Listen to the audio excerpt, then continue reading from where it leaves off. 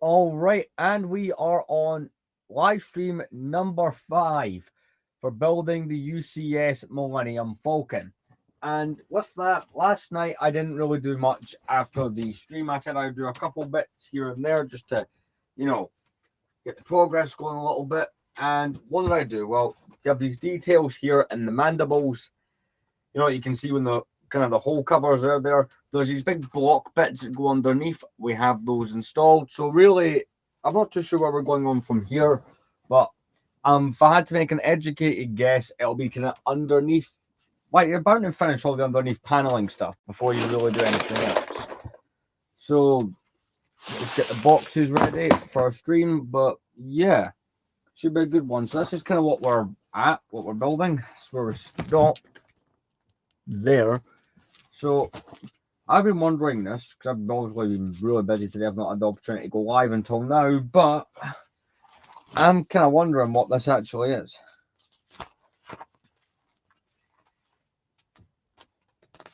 Just from what I'm seeing, is if I had to guess, it's an underside panel of some sort.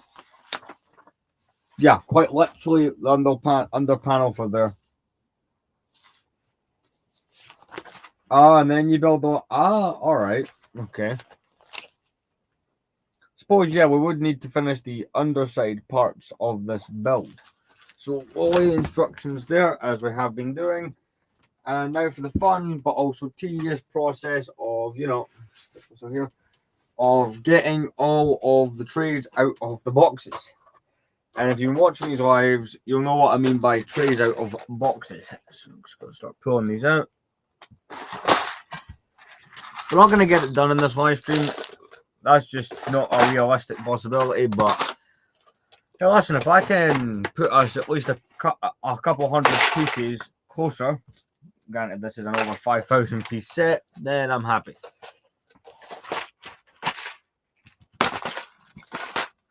Put both these bigger bits up here for now. But yeah, I'm quite happy with what the progress I've made. It now looks, granted there's no cockpit and no paneling, but it just about has the shape and profile of a Millennium Falcon, and it's a big boy. There's some Lego Star Wars sets, right, that you have to own to or see in person rather to understand the scale. I remember when I was 9 back in 2012 getting the 2011 Falcon and thinking that is like the biggest thing in the world, and then it's something like this. Like, try to understand how big, hard to explain. Like, I knew it was going to be big, but it has more than meet my expectations for that. So that's one case emptied. Let's do what we've done before, where I was putting them under the table. Because I even had to adjust for where the table's positioning because of how long this is. It was bumping into shelving. But, I've got a solid place for it to go. All that stuff's kind of figured out, so I'm happy. One bit of bad news is one of the streams got copyrighted, so part 2 cannot be viewed by any of you guys. I'm unable to fix that. I got an email from YouTube going, oh, hey, by the way, there's like severe copyright issues because in stream number 2, because I used A New Hope, I had A New Hope on in the background, I got copyrighted for the Tantive 4 boarding scene. Apparently the music used in that scene got me copyrighted by Disney because, well, I mean, I'm not earning off the live streams, so what gives Disney? Like, that's just pathetic, to be honest. Like, of all the things, really, that's what's going on. I don't know, I just thought that was ridiculous, but yeah. How long am I going to be live today? It's currently 6:45. So let's say 10 at the 10:30 at the latest. Something around that number is what feels good to me. So yeah, feel like in that amount of time I can get some good progress done.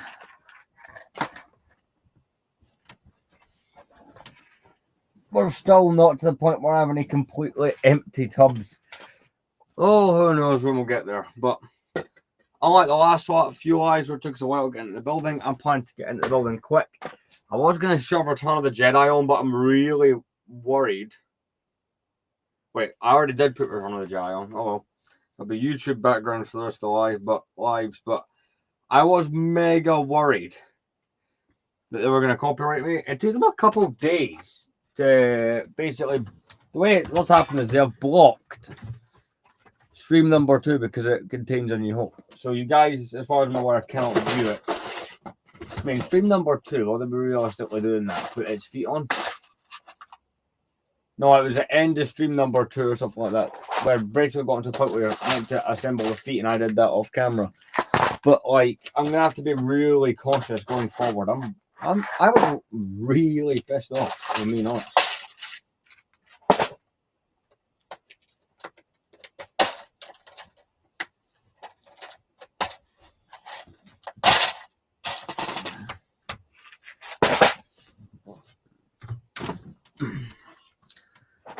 Got to let these laid out, but I'm planning to get those 2 underside parts done and go from there. But I mean, look, these are relatively basic Lego components, so it shouldn't be a problem.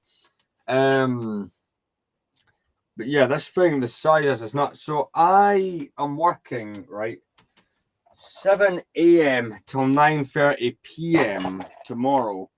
So the chances of a live they're not impossible, but they're slim. Like, and that's just unfortunate, but you know, I gotta work them hours if I'm paying for, you know, in order to buy things like this. So I always fund other things, but it'll all be worth it. Plus, it comes a series. I'll get a little breather as well. Because as cool as it would be to have that like super long live stream, I could not build something like this within the space of a day. Right, all of the building stuff is out. So I'll give it a minute or two, put something on in the background, and we will get started on the building.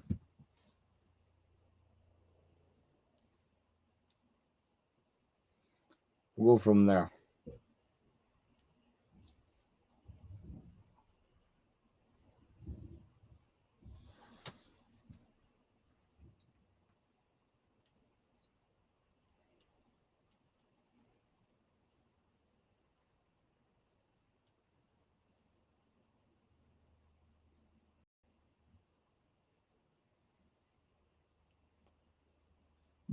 So yeah, so it's underside. I'm curious, right? So here's what's a goal for this one. So the 2 underside panels. Then what do you build? Right, so that's what will be 1 underside panel on.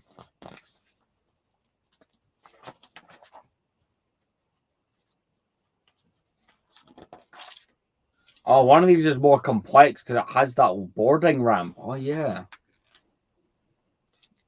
Right, okay, that one will take a little longer to build. Oh, right, so after that, is it the top and bottoms of the gun turret? You build that twice, right? I'm just curious.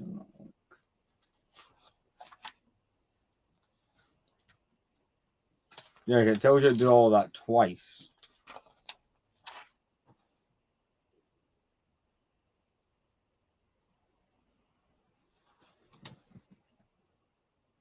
So you tell me I build it twice, but I only attach one of them.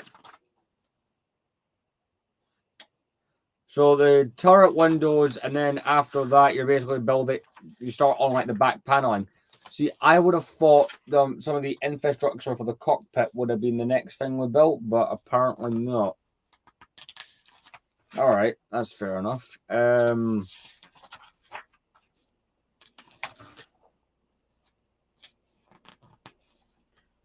to find some images here.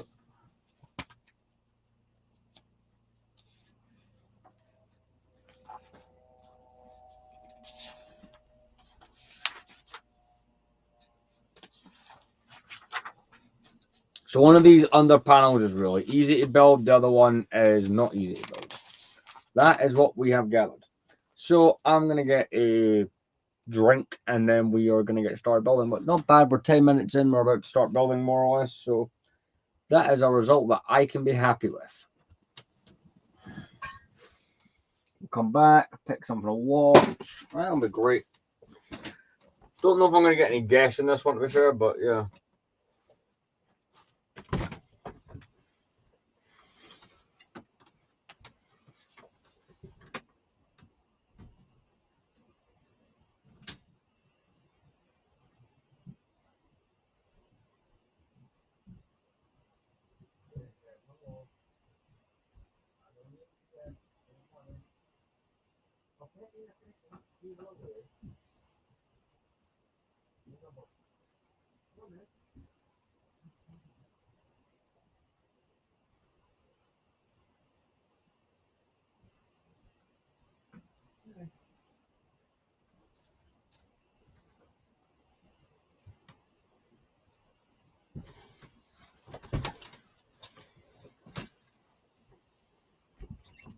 But yeah, as I was saying at the start, there's some Lego sets you just don't, even pictures and videos, and it's hard to understand the size of some things till you see them in person. There's some sets, right, that I kind of figured out what the size would be like. So it's like the Jango Fett Slave 1 from 2002. I kind of figured that would be similar size to that 2019 Slave 1. Something like Cloud City was kind of roughly the size I thought it would be, right? But then there's the sets that you got, the sets end up being bigger than anticipated. So, like, another example is that 2018 Cloud City was roughly what I thought it would be like. But some sets I was never ready for the scale, like size of them. The UCSB line, the Republic with dropship ATOT, that 2006 Star Destroyer, which was the last live build, by the way, not in here on another platform, was way bigger than I imagined that set would be. Right. It's time to get some building done. Just gonna throw some background noise on.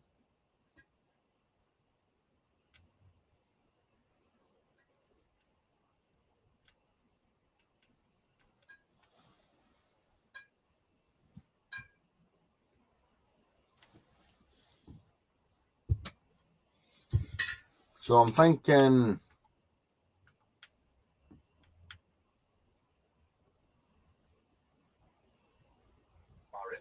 And we're gonna put some World War stuff on because I don't watch my YouTube sessions. There's all these history YouTube channels. Because what's right for some might not be right for others. Find exactly what you're booking for. Booking.com. Booking.com. Yeah. There's a glass and a half in everyone. Are any Nazi leaders still alive or living on through hidden networks and inherited ideologies? Long after the Third Reich's fall, fugitives disappeared. Old guards resurfaced in courtrooms, and extremist shadows found new forms. Right, let's go. So, underneath paneling. See how much fun this section ends up being. Adolf Hitler, Heinrich Himmler, Joseph Goebbels, and Hermann Goering died by 1945. I don't need some of these.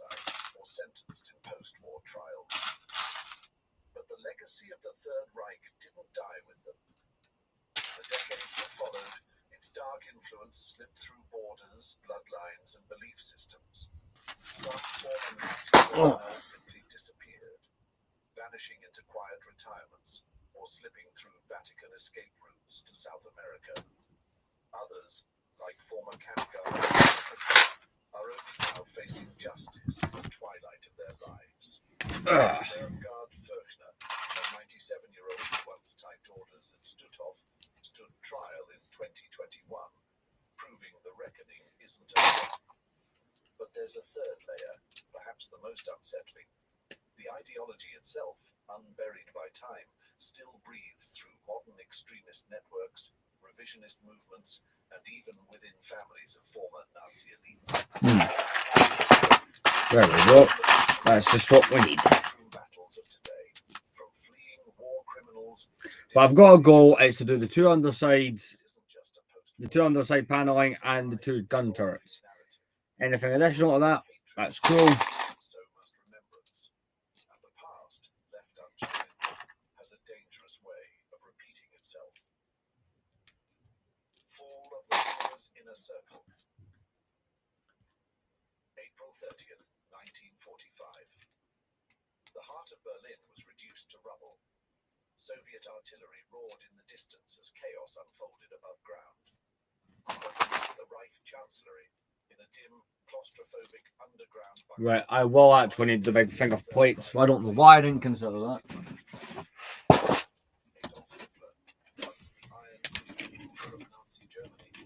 Yeah, I'm gonna have to turn that the other angle, otherwise I will hit that throughout the stream, and that is not something I feel like doing. His dreams of a 1,000-year empire were reduced to a matter of hours. The Red Army had encircled Berlin.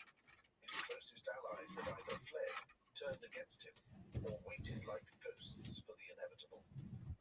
On April 29th, in a quiet, absurd ceremony, Hitler married his longtime companion, Eva Braun. Less than 40 hours later, he would be dead. He swallowed cyanide, pulled the trigger, and had his body burned per his final instructions. Drinking poison without protest. Just meters away, their aides waited to cremate the bodies, pouring gasoline in a desperate effort to deny the Soviets the prize. The Führer was dead, but his inner circle lived on, scattering like embers from a dying fire. Joseph Goebbels, Hitler's propaganda minister and one of his most fanatical devotees, refused to escape. His wife Magda and their 6 children. Convinced that life without National Socialism was not worth living, the Goebbels family made a chilling choice. On May 1st, Magda drugged the children, aged 4 to 12, and crushed cyanide capsules between them. Later that day, she and Joseph ascended to the surface, where they too took poison and were shot by an SS orderly. Their bodies were burned in the garden above the bunker. Grotesque royalty play, one of the like fanaticism still gripping some of Hitler's closest lieutenants, even as the regime crumbled around them. Hermann Goering, once commander of the Luftwaffe. So this one I should be able to get together relatively quick. The one that will take time is the other one because it has the landing gear inside it. Not landing gear, sorry. It has the docking ramp. So that one will take some time to get built. But instead of seizing power, his ambition backfired. Furious, Hitler stripped him of all titles and ordered his arrest. Goering was detained by the SS and narrowly avoided execution. Captured by Allied forces shortly thereafter, Goering stood trial at Nuremberg, where he displayed intelligence, arrogance, and chilling indifference. He was sentenced to death, but committed suicide before his scheduled execution. Even in death, Goering defied the system, robbing the world of closure. If any figure symbolized the cold machinery of the Holocaust, it was Heinrich Himmler, Reichsführer SS and architect of the final solution. In April 1945, Himmler attempted to negotiate a surrender to the Western Allies behind Hitler's back. When Hitler discovered the betrayal, he was livid. Himmler was stripped of power, declared a traitor, and expelled from the party. After fleeing to Berlin, Himmler disguised himself in a Wehrmacht uniform and attempted to vanish into the chaos. But British forces captured him in May. During interrogation, he lay down on a cyanide capsule hidden in his mouth and died almost instantly. Like Hitler and Goering, Himmler escaped the courtroom and public record. Justice, in his case, was stolen by a single bitter pill. Martin Bormann, Hitler's private secretary, was perhaps the most Oh no, so I don't know which box had a certain part in it. rarely appeared in public. He wielded immense power behind closed doors, controlling access to Hitler, directing internal policies, and shaping party strategy. Bormann was last seen fleeing the Führer bunker on May 2nd, 1945, with SS Dr. Ludwig Stumpfegger. For decades, he was rumored to have escaped to South America, like many former Nazis. Nazi hunters chased leads across the globe. Then, in 1972, construction workers unearthed 2 skeletons near Berlin's Werther train station. Dental records confirmed the remains belonged to Bormann and Stumpfegger. The autopsy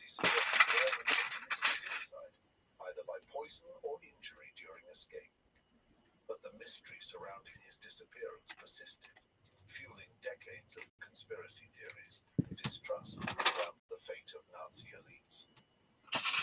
Albert Speer, Hitler's architect and Minister of Armaments, was among the few who survived and served time. At Nuremberg, he admitted moral guilt, accepted responsibility for the Nazi regime's crimes, though he denied knowledge of the Holocaust's scope. Many historians dispute his claims. As the head of Germany's war production, Speer used force and was deeply embedded in the Nazi power structure.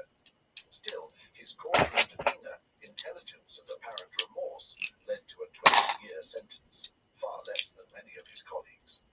Upon his release in 1966, Speer published best-selling memoirs and became a controversial figure in post-war Germany. Some saw him as a man haunted by regret, others as a manipulator who reinvented himself to evade full accountability.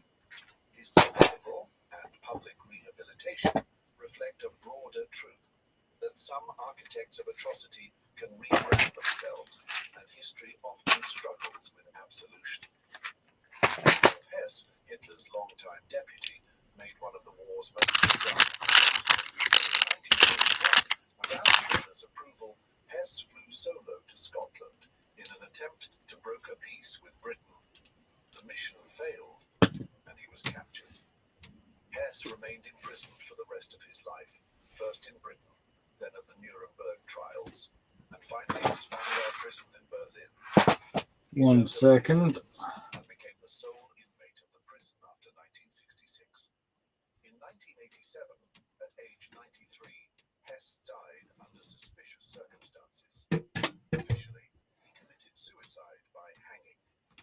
But conspiracy theories emerged, alleging murder by Western intelligence or covert Nazi sympathizers seeking to silence him. To this day, debates over his death remain I think I dropped unresolved. something. Was it suicide, or the final chapter of a conspiracy too long in the making?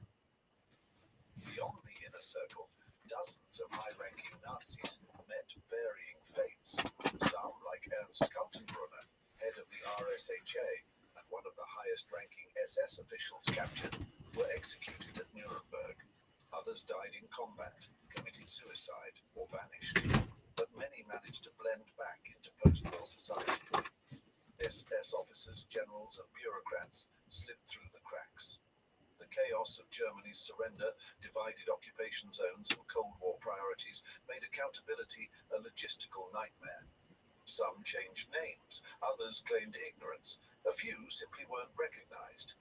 It's estimated that over 10,000 former Nazis fled Europe using escape routes known as rat lines, organized with the help of sympathetic clergy, Red Cross passports, and loopholes in Allied bureaucracy.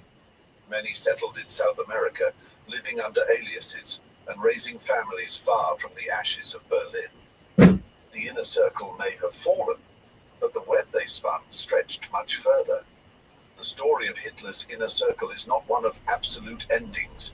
It's a story of suicides without trials, escapes without names, and guilt without full confession. Bunkers didn't just bury bodies, it buried truths. The leaders of the Third Reich left behind more than destruction. They left unanswered questions, institutional damage, and ideological poison that would take decades to confront, and still lingers today. In the end, only Right. traced true justice. So we've kind of just about done the main section of this side. Because also this side doesn't have a boarding ramp, so it takes barely any time at all to build. Emerged from the wreckage not as villains, but as narrators of their own sanitized history. The fall of the Führer's inner circle marked the end of Nazi Germany, but it did not end there. Justice served, Nuremberg and beyond. As a barber,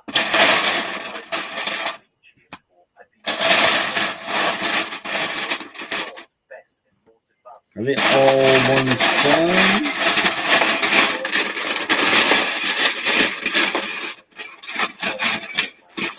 Yeah, they are one size.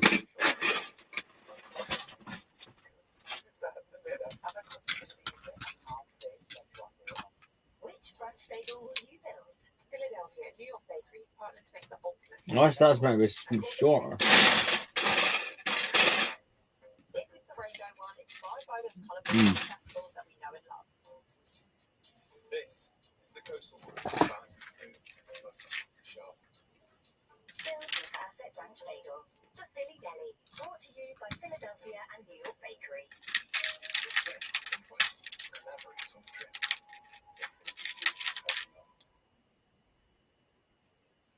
The war had ended, but justice had only just begun. In 1945, as Allied forces uncovered the horrors of concentration camps, mass graves, and execution sites, the world faced a question unlike any before. How do you bring justice to men responsible for crimes so vast, so evil, that they seem beyond definition? The answer was historic. A courtroom. A city still scarred by war. A global stage would make Nazi leaders answer not just for war, but for the darkest chapter in modern humanity. On November 20th, 1945, in the city of Nuremberg, the International Military Tribunal opened its doors. This wasn't just a trial, it was a global reckoning. For the first time in history, world leaders were being held individually accountable for aggression, genocide, and crimes against humanity. In the dock sat 24 of the highest possible figures of the Third Reich, men like Hermann Goering, Rudolf Hess, Alfred Rosenberg, Joachim von Ribbentrop, and Albert Speer. Low-level soldiers, these were the architects of terror, the masterminds behind the Nazi regime. The prosecution presented overwhelming evidence. Wheels captured by Allied forces showed skeletal survivors in death camps. Paper trails detailed the logistics of extermination. Eyewitnesses gave harrowing testimony, recounting gas chambers, forced labor, and systematic murder. There was no room for denial anymore. The evidence spoke with a voice the world could not ignore. And for the Nazi elite, the old excuse, "I was just following orders," was no longer enough. On October 1st, 1946, the sentences were handed down. 12 of the men were sentenced to death by hanging. These included Goering, Ribbentrop, Keitel, Rosenberg, and Hans Frank. 7 others received lengthy prison terms from 10 years to life. 3 were acquitted. But even in the face of justice, some found a way to escape it. Hermann Goering, once Hitler's chosen successor, cheated the noose. Hours before his scheduled execution, he bit down on a hidden cyanide capsule, dying in his cell. To this day, no one knows exactly how he smuggled the poison past Allied. So now it'll sit up like that. Yeah, that's the panel. Deprived the world of closure. The rest were hanged at Nuremberg prison in the early hours of October 16th. Their bodies were cremated and scattered, so no grave could become a shrine. Death was misunderstood. Weaponized. Despite its imperfections,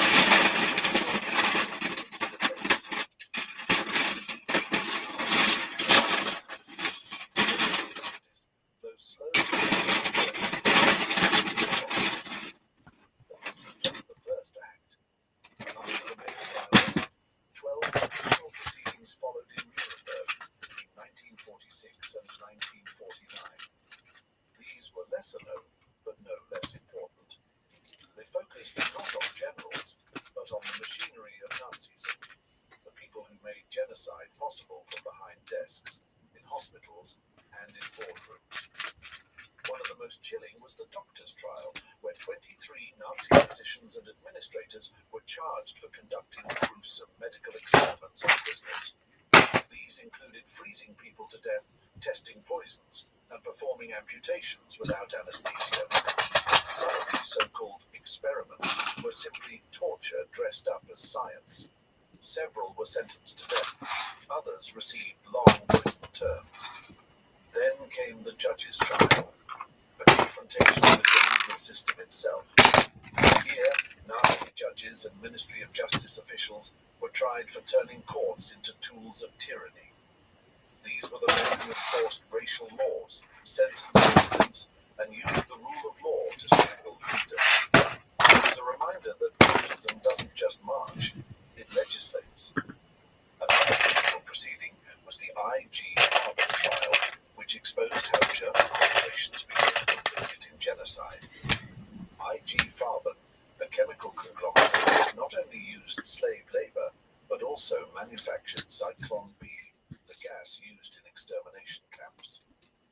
Right, we're just about done number one, which I feel like within the space of 30 minutes is not too bad because we didn't start right away. They showed how ordinary professions, medicine, law, business, could become instruments of evil when ethics are abandoned. And yet, not all were punished. Despite these trials, the truth remained grim. Thousands of perpetrators were never prosecuted. Mid-level SS officers, bureaucrats, camp guards, many simply vanished into the post-war chaos. Some hid in plain sight. Others used forged documents instead of orders. Organized escapes, known as red lines, helped Nazis flee Europe. Operated by sympathetic clergy and exploiting Red Cross paperwork, these routes funneled fugitives into South America, the Middle East, and even North America. One of the most infamous escapees was Adolf Eichmann, the logistical mastermind behind the Holocaust's deportation trains. He disappeared after the war, living under a false identity in Argentina, until Israeli agents kidnapped him in 1960. His televised trial and execution There we go. reignited public awareness. So that's one, but again, like I said, this is the easy one because this one's just the points and the pence, right? Looks like that. Now the other one can move. He died in Brazil in 1979, never answering for his crimes. The cold reality, the majority of Nazis who committed crimes at all levels. Now turn it round to fit this. Just as the pursuit of justice began to gain momentum, a new global conflict emerged, the Cold War. And with it came compromises. In the West, former Nazis were seen less as war criminals and more as assets. The US launched Operation Paperclip, secretly recruiting over 1,600 German scientists and engineers to work on weapons, rockets, and intelligence. One of the most prominent was Werner von Braun, who helped develop the V-2 rocket used to bomb London, and later helped America land on the moon. The Soviet Union did the same. Former Nazis were absorbed into East Germany's security services or sent to the USSR to work on military There we go. projects. That's one end. Both East and West, justice became And yep, I can already see why the other one's so complicated. backseat to missiles. Inside Germany, the story was even more complicated. After the war, the Allies imposed a denazification program requiring Germans to fill out forms, attend hearings, and publicly declare their level of involvement. But as years passed, this process lost steam. Many Germans grew weary of being judged. Others saw former Nazis as necessary for rebuilding. By the early 1950s, Chancellor Konrad Adenauer allowed many ex-Nazis to return to public life. Judges, police officers, and bureaucrats who had enforced the Third Reich's laws now enforced democracy. It was a bitter pill for survivors and a sign that pragmatism had overtaken principle. Still, things began to shift in the 1960s. Young Germans, raised in silence about the war, started asking questions.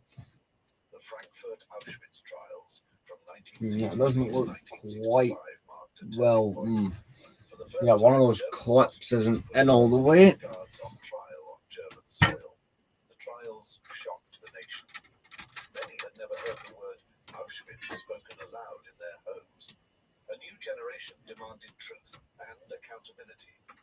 Not everyone who deserved punishment received it. Many died free. Many were never found. But the trials left behind something even more powerful than sentences. They left a blueprint. The Nuremberg trials defined crimes against humanity and introduced individual accountability into international law. These legal principles influenced the formation of the International Criminal Court, inspired tribunals for Rwanda and the Balkans, and remain the foundation of human rights law today. But perhaps more importantly, they forced the world to look evil in the eye and not look away. Germany's path toward atonement wasn't fast or easy, but through trials, remembrance, and education, it carved a space where truth could live. Laws were passed against Holocaust denial. Memorials were built. History was taught without euphemism or evasion. The fight for justice didn't end in a courtroom. It continues in classrooms, museums, and memorials across the world. Late Justice, Camp Staff. Try another method for getting this on better. Time doesn't heal all wounds, and for many Holocaust survivors, justice didn't come swiftly, if it came at all. As the decades passed, the world assumed the book on Nazi trials was closing. Most of the top commanders were long dead. Middle-tier figures had blended into society or vanished altogether. Prosecutors, worn down by bureaucracy, Cold War distractions, and public fatigue, let countless perpetrators slip by unnoticed. But then something changed. In the 2010s and 2020s, courtrooms in Germany began reopening files once thought forgotten. So the clip's already in, so I'm not going to Download Revolut for free and create an account. attempt to get those parts in. I can just kind of slide it and click it in without having to guide pins. Wash. This is the freshness that lasts and lasts. The new unstoppables, too fresh to resist. Ah, dropped the thing.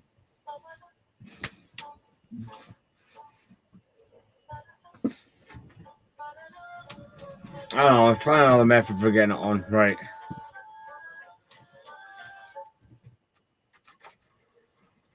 Don't move slowly. Try fast rolling swirls. 12. 0 to chocolatey milliseconds. Everyone's come out for you today, Mum. You love getting us all together. I'll never forget our holidays to the seaside. In the pouring rain, you'd say, I think the sun's trying to poke through, and that was who you were. Always looking for the good, but dementia slowly stole you from us, piece by piece. And then you were gone. But I know you want us to find the good, so that's why we're walking today. Join thousands of others walking to help fund vital support and research. It will take a society to dementia, Alzheimer's Society. Search memory walk. I think that's in. The defendants, not generals or ministers, but frail elderly individuals in their 90s, secretaries, bookkeepers, guards, men and women who had served quietly at concentration camps and death facilities far from the spotlight. Suddenly, the world was watching again. The most famous of these late trials began in 2015, when 94-year-old Oscar Groening, a former SS officer known as the Accountant of Auschwitz, stood before a judge in Lüneburg, Germany. Groening had worked at Auschwitz in the 1940s, not as a killer, but as a desk clerk. His job was to count money taken from prisoners and send it to SS headquarters. He also helped log stolen valuables, rings, watches, gold teeth, meticulously cataloguing the spoils of genocide. For decades, Groening had lived quietly in northern Germany, raising a family and working as a bank clerk. His past caught up to him only after he publicly acknowledged his role in a 2005 interview, insisting he felt moral guilt, but didn't consider himself legally responsible. The court disagreed. In a landmark ruling, Groening was found guilty of being an accessory to the murder of 300,000 people. The decision set a powerful precedent. Direct participation in killing was no longer required for conviction. Simply working at a death camp, knowingly facilitating its function, was enough. Groening died in 2018 before serving his sentence, but his case sent shockwaves through the German legal system and beyond. In 2021, another stunning trial made headlines.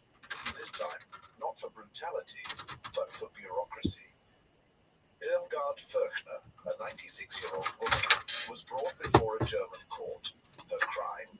Serving as a secretary to the commandant of the Stutthof concentration camp near modern-day Gdansk, Poland.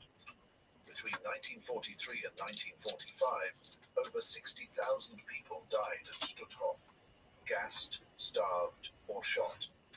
Fürchner's role wasn't physical. She typed orders, handled correspondence, and organized the commandant's schedule. Yet prosecutors argued she was an integral part of the machinery of death.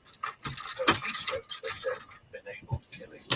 Fürchner became the first woman tried in decades for Nazi-era crimes. When her trial began, she made a brief attempt to escape, fleeing her retirement home just hours before proceedings were scheduled to start. She was later found, taken into custody, and eventually convicted. Though her sentence was suspended due to age and health, the symbolism was massive. It marked a definitive break from the old thinking that only direct killers deserved prosecution. Now, even administrative assistants could be held to account. The wave of late prosecutions largely began with one pivotal figure, John Demjanjuk. Demjanjuk, a Ukrainian-born former auto worker living in Ohio, was first accused in the 1980s of being Ivan the Terrible, a notorious gas chamber operator at Treblinka. He was extradited to Israel, tried and sentenced to death. That is not going on too well. Proving mistaken identity. He returned to the US, stripped of his citizenship, and faded from the headlines. But in 2009, Germany reopened the case, this time on new grounds. They charged Demjanjuk not as a monstrous killer, but as a guard at the Sobibor extermination camp. The argument? His mere presence made him complicit. In 2011, at age 91, he was convicted of being an accessory to 28,000 murders. He died before his appeal could be heard, but the legal precedent stood. For the first time, German courts embraced the idea of functional guilt, that serving in any role at a death camp made one accountable. That ruling opened the floodgates. Hundreds of old files were dusted. I do apologise. It's just I want to make sure this is incorrectly. Anyone still alive who had played a part. These trials sparked fierce public debate. Was it right to prosecute people who were now frail, wheelchair-bound, sometimes suffering from dementia? Some argued no. These individuals, they said, were just cogs in a larger machine. They had lived quiet lives for decades, caused no modern harm, and were unlikely to pose a threat. Pursuing them, critics claimed, was nothing more than symbolic vengeance. But others, especially survivors, felt differently. For them, the passage of time didn't lessen guilt. It magnified silence. Many had waited their entire lives for accountability. Their parents... Maybe not put a couple of plates on this or something, because it doesn't... Their communities were erased. As Holocaust survivor Eva Moses-Kor famously said after testifying against a former guard, "Forgiveness does not mean justice cannot be pursued. We can forgive, but we cannot forget, and we must never stop demanding the truth." Justice, even delayed by 70 years, still mattered. It validated memory. It named the unnamed. It reminded the world that complicity is not a footnote, it's a crime. Germany's willingness to prosecute these elderly individuals says as much about the present as it does about the past. For decades after World War II, the country struggled with its memory.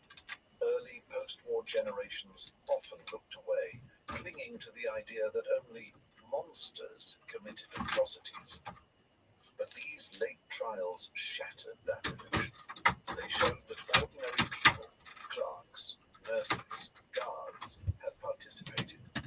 That silence was never innocence. And that history isn't something that lives only in books. It breathes in families, in courtrooms, in the quiet shame that travels through generations.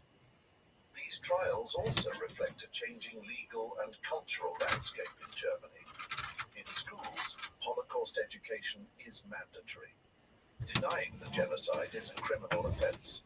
Memorials and museums dot the landscape, reminding citizens that justice isn't just about punishment, it's about remembrance. And as the survivor generation fades, the urgency to cement the truth becomes even more vital. Today, That's falling apart again. Holocaust survivors remain alive. Fewer still can testify in court. Every new trial risks being the last. But what these late prosecutions prove is profound. The pursuit of justice has no expiration date. The human conscience doesn't forget. And history, though often buried, has a way of resurfacing, sometimes in the most unexpected ways. Whether it's a nonagenarian secretary, an accountant with ink-stained hands, or a long-retired camp guard, these individuals remind us that evil doesn't always arrive with a gun. Sometimes it comes with paperwork, or silence, or complicity disguised as obedience. And when those who enabled horror are finally named, no matter how late, the past takes one step closer to being truly understood. What's going on with this? This is just weird. Rumors and realities. The Third Reich collapsed in May 1945, but not everyone who built it vanished in the fire. In the final days of World War II, as Berlin fell and Allied troops swept through Europe, a select group of Nazi officials quietly slipped through the cracks. They didn't surrender. They didn't stand trial. Instead, they disappeared into forests, across borders, and eventually into new lives. For decades, whispers followed them. Nazi under false Try not to swear there. of SS officers spotted in Chilean mountain towns, of secret compounds in Paraguay, protected by local authorities and foreign sympathizers. Some of these stories were fantasy, but many were real. This is the story of the fugitives, those who didn't fall with the bunker, but escaped into history's shadow. As the Allies advanced from the west and the Soviets closed in from the east, the remaining Nazi elite faced a terrible choice: face trial, commit suicide, or run. Many chose the third. They moved quickly and strategically. Some posed as refugees or wounded soldiers. Others relied on loyal networks, clergy members, business partners, or foreign allies. There we go. Now it's on better. Identities. Many used forged Red In Cross fact, from this one plate. benefited from bureaucratic chaos that allowed them to slip past border checks. This wasn't random. It was systemic. A vast web of escape routes began to take shape. Historians now refer Can I get that on without removing that part? Can I manage to get that on there properly? safe houses and sympathizers that funneled Nazis out of Europe. The most notorious rat lines stretched from Austria and southern Germany into Italy, where ports in Genoa and Rome became exit points to South America and the Middle East. Key figures in the Catholic Church, especially in post-war Italy, have been credibly linked to helping these fugitives, sometimes knowingly, sometimes under the guise of aiding refugees from communism. With the Cold War looming, Western intelligence agencies also played a murky role, prioritizing the fight against communism over justice for war crimes. The result? Thousands of Nazis fled Europe, some vanishing forever. No region became more associated with Nazi fugitives than South America. Countries like Argentina, Brazil, Paraguay, and Chile opened their doors, officially or unofficially, to waves of former Nazis and collaborators. Argentina, under President Juan Perón, became a key destination. A nationalist with authoritarian leanings, Perón admired fascist efficiency and viewed ex-Nazis as potential assets. He welcomed them with open arms, offering passports, jobs, and even land. It worked. High-ranking Nazis began arriving by ship and plane. They used aliases, adjusted their accents, and started new lives. Among them was Adolf Eichmann, one of the architects of the Holocaust. Eichmann had escaped U.S. custody in 1946, posing as a low-level soldier. After hiding in Europe for several years, he fled to Argentina under the name Ricardo Clement. There, he lived a quiet, suburban life, working at a Mercedes-Benz factory and raising 4 children. But justice hadn't forgotten him. In May 1960, Israeli Mossad agents, tipped off by a survivor's son, tracked Eichmann down to a modest house in San Fernando, a suburb of Buenos Aires. Under the cover of night, they snatched him off the street and smuggled him onto an El Al train, drugged, disguised as a flight attendant, and strapped to a seat. It was a dramatic operation, risky, illegal under Argentine law, but for Israel, it was a moral imperative. There we go, it's in. Something needed to be pushed back a brick. It was preventing it, but let's turn the falcon around. Day after day, in vivid detail. Millions watched or listened as Eichmann, expressionless in a glass booth, defended his actions by saying, "I was just following orders." He was found guilty and hanged in 1962. The trial marked a turning point. Perfect. First time since Nuremberg, Nazi crimes were front and center, and the world realized the hunt wasn't over. If Eichmann was the most infamous Nazi captured, Josef Mengele was the most infamous not. Known as the Angel of Death, Mengele was a physician at Auschwitz who performed horrific medical experiments on twins, children, and pregnant women. He was never Right, this is the more complicated one we need to build, but this is the one that Bavaria before obviously includes a boarding ramp.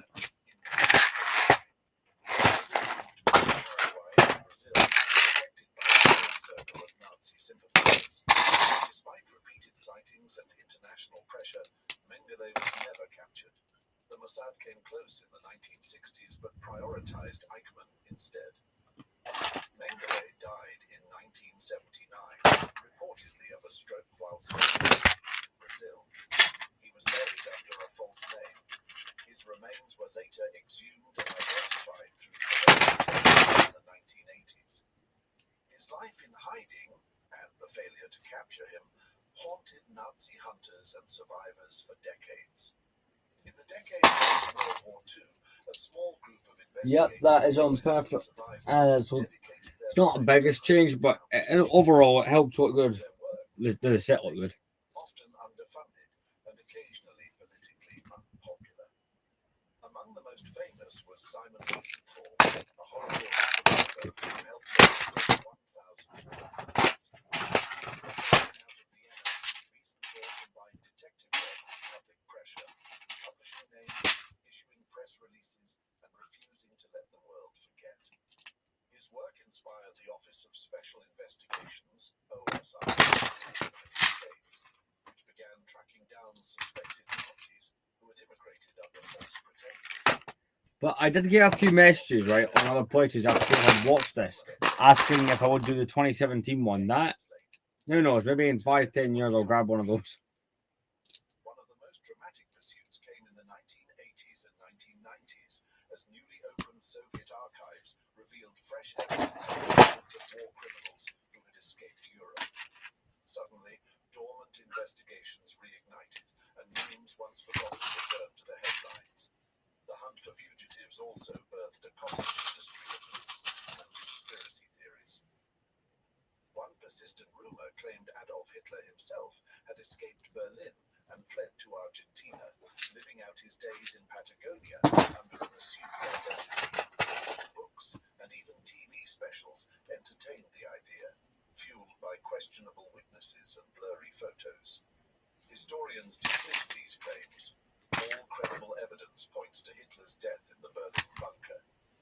But the persistence of the rumor reveals something deeper. The public's fear that evil, if not fully confronted, might continue in secret. Other theories suggest Nazi Got those white parts in. So I was looking over the parts when I first unboxed this and questioning some of the part uses, but now it seems you have to go through a lot of it does make sense. Some of these weren't entirely untrue. exist, and in places like Colonia Dignidad in Chile, Nazi fugitives lived undisturbed for years. The boundaries between truth and legend blurred, but the emotional resonance remained. The fugitives hadn't just escaped justice, they had evaded memory. In recent years, as archives opened and interest in World War II surged once again, new names began to surface. Some fugitives were found hiding in plain sight, living in the US, Canada, or Germany under their real names. In 2019, Jakub Palij, a former camp guard living in New York City since the 1940s, was deported to Germany at age 95. He died shortly afterward, but his case reignited calls for full transparency and accountability. Today, Germany maintains a dedicated unit of investigators focused exclusively on Nazi war crimes. Their goal isn't just to prosecute, but to document, to ensure no life, however long-lived, ends without truth being named. The pursuit of Nazi fugitives is about more than punishment. It's about memory. It's about drawing a line between history and denial, between justice and forgetting. Every fugitive captured told the world that evil doesn't always wear a uniform. Sometimes One of the streams is missing. or a passport or a new name. And it doesn't always die with the war. It lingers until someone forces it into the light. The hunt was, and still is, about ensuring that the darkest chapter of the 20th century isn't rewritten by silence. We're uploading a video to the account. Families and institutions. When the last shots of World War II were fired, the world thought it had defeated an evil regime. But what it didn't realize, at least not immediately, was that while the architects of the Reich were dead or in hiding, their ideas weren't. Nazism, after all, wasn't just a set of uniforms or a dictator's speeches. It was a belief system, a toxic mix of racial supremacy, authoritarianism, anti-Semitism, and nationalist mythology. And belief systems don't die with surrender documents. They live on in silence, in stories told at kitchen tables, in children who inherit not only surnames, but legacies. This chapter is not about the fugitives or the war criminals. It's about those who came after, the children, the students, the institutions that bore There we go. legacy many watch. Right, so we have to do a panel now that attaches to that. Genocide. Orders that sent thousands of their high-ranking Nazis. Some rejected it outright. Others carried it like a secret. And a few, disturbingly, embraced it. Gudrun Himmler, daughter of SS Chief Heinrich Himmler, remained fiercely loyal to her father's memory long after the war. She joined far-right movements, helped Nazi fugitives escape justice, and never denounced the ideology that made her family infamous. To her, her father was a misunderstood patriot, not the architect of the final solution. But not all descendants followed that path. Nicholas Frank, the son of Hans Frank, the butcher of Poland, became one of the most outspoken critics of his father's crimes. In interviews and books, he has publicly denounced his family legacy, calling his father a mass murderer and a disgrace. He believes silence is a second crime. Then there's Rainer Hess, grandson of Rudolf Hess. So you have the end of the panel, right, that clicks up into the frame. But then you have, you'll have that whole section in the middle is able to drop down. So I was wondering how that would work. Extremism in Europe. These individuals represent a broader question. What does it mean to inherit guilt? And can it ever be redeemed? For the average German child born in the 1950s or 60s, the war was rarely discussed at home. Schools, staffed by teachers who had worked under the Nazis, tiptoed around the subject. Textbooks omitted key facts. History lessons skipped from World War I straight to the Cold War. This wasn't accidental. It was strategic silence. In the This is what I mean. So you have the two bits rather than the middle section like the other one did. As destabilizing. The economy needed rebuilding.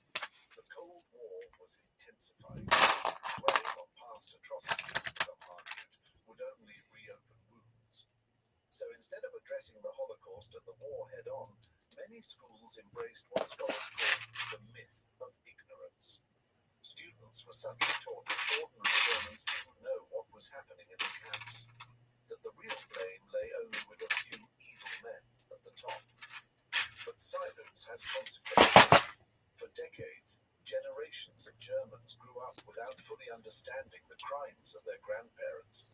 And in that vacuum, extremist ideas, never entirely extinguished, continued to flicker. It wasn't just families and schools that struggled with the Nazi past. Entire institutions, government offices, departments, intelligence agencies, quietly absorbed former Nazis back into their ranks. In Germany, the military and administrative expertise after the war led to a controversial decision: reintegrate. So you've got the two. Basically, there's a giant gap in it. Is the difference. The Justice Ministry staff had once been members of the Nazi Party.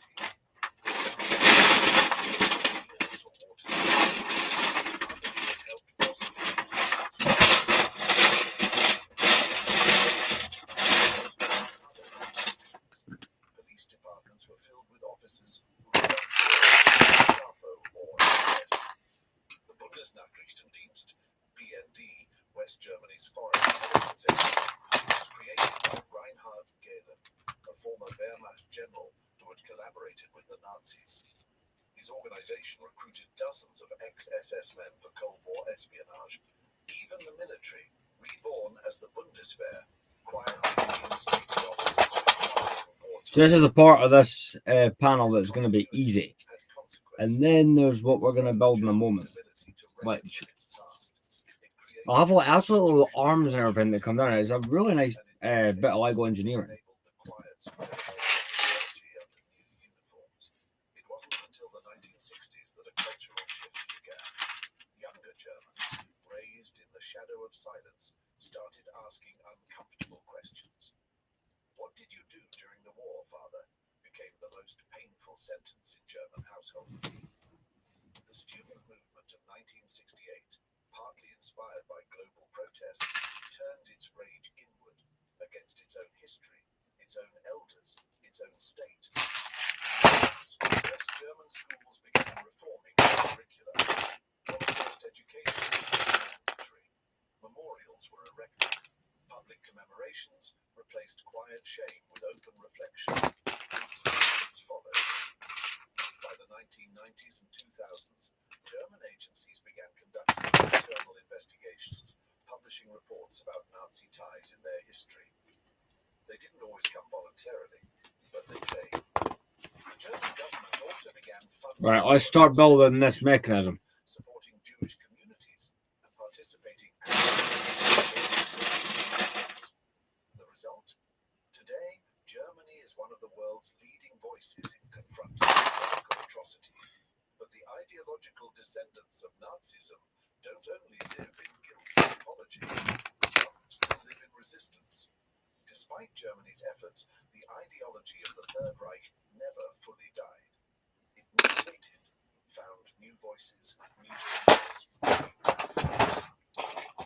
In the 21st century, Nazi movements began to emerge. At first, they were fringe, shaved heads, swastikas, legal marches, but over time their language became more coded, their ideas more clear. In recent years, Germany and Eastern Europe are seeing the rise of far-right populist movements, some of which openly echo nationalist or xenophobic ideas that would have sounded familiar in 1930s Germany. And this isn't limited to Europe. In the US, Latin America, and parts of Asia, white supremacist and authoritarian movements have adopted Nazi symbolism, denied the Holocaust, or invoked purity language reminiscent of Hitler's ideology. What seems alarming is that many of these groups are populated not by old men reminiscent of the past, but by young conspiracy theories spread like wildfire. Nazism today doesn't always come in the form of two-step soldiers. Sometimes it comes as revisionist YouTube videos, as ironic swastikas posted online. And that's what makes it dangerous. The truth is, Nazism's legacy isn't just something you read in history books. It lives in courtrooms still prosecuting old crimes, in grandchildren asking hard questions, in classrooms teaching difficult truths, and yes, in dark corners of the internet where hatred finds a home.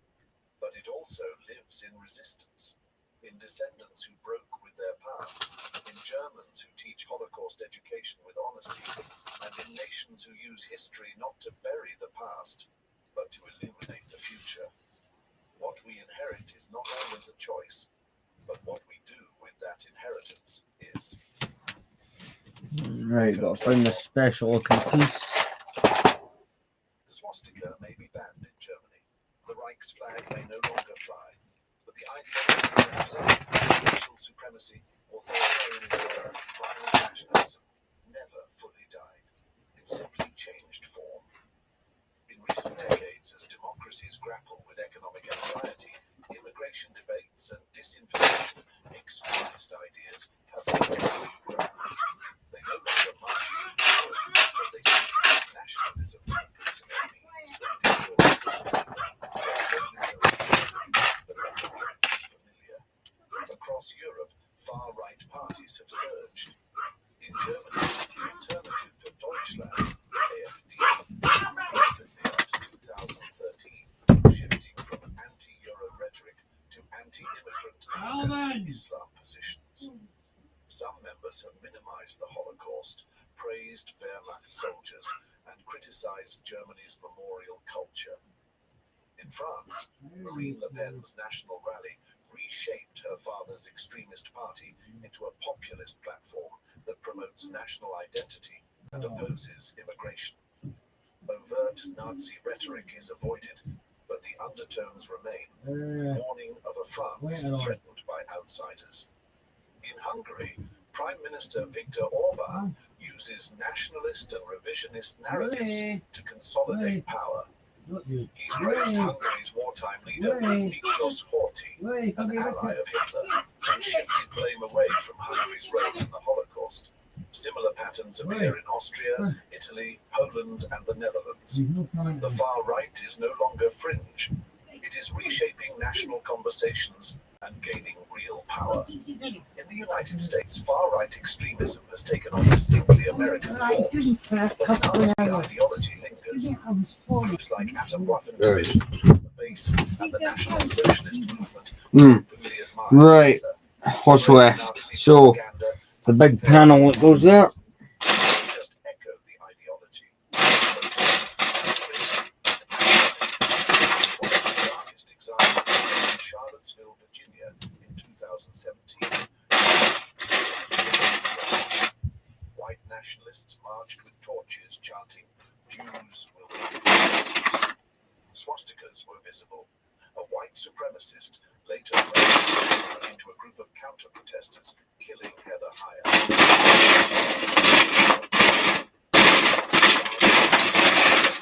The weird side of plate.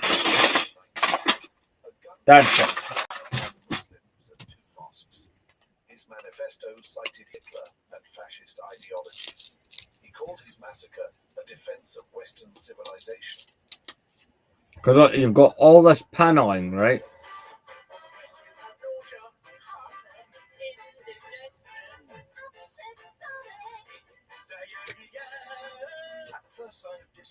So also some of the panel that goes up and it'll come down like that.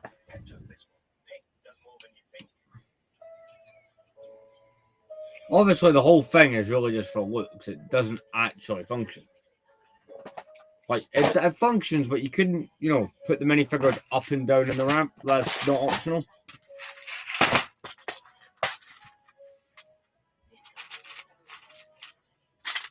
I accidentally dropped this one and had to pick all the parts, so they're just randomized again. But it's not so bad.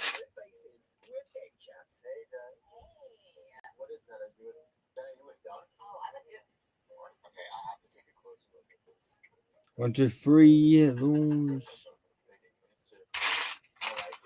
Chat on Nintendo Switch 2. Also available, get a Nintendo Switch 2 with the Mario Kart World download code in this special bundle. Available now. Months later in El Paso, Texas, another shooter killed 23 people at a Walmart, claiming he was stopping a Hispanic invasion. His manifesto echoed Nazi-style racial theories. In Norway, Anders Breivik murdered 77 people, mostly teenagers, at a political youth camp in 2011. His writings praised white nationalism and referenced Nazi racial ideas. Right. Isolation. They were radicalized through online platforms where neo-Nazi ideology thrived. Places like 4chan and Telegram groups where hate speech and extremist memes circulated. Oh, gotta be careful. For extremism. Nazi propaganda that once required a printing press is now shared through memes, GIFs, and ironic humor. It's designed to seem harmless until it isn't. Teenagers often encounter this content casually. It starts with edgy jokes, moves to historical revisionism, and eventually into full-fledged anti-Semitism or white supremacy. The gradual exposure dulls their ability to spot danger, and once inside these communities, leaving becomes difficult. Modern far-right movements also understand the power of aesthetics. They use high-quality videos, slick design, and humor to disguise their radical messages. What used Right, to be I'll find these racism brackets. is now dressed as patriotism or free speech. But the message hasn't changed, only the method of delivery. Major platforms struggle to keep up. Even when accounts are banned, users reappear with new names. Algorithms often promote divisive content, pushing viewers toward more extreme views. Radicalization can happen quickly and silently. Another deeply disturbing echo of Nazi ideology is Holocaust denial. While it is illegal in Germany and several European countries, denial flourishes online.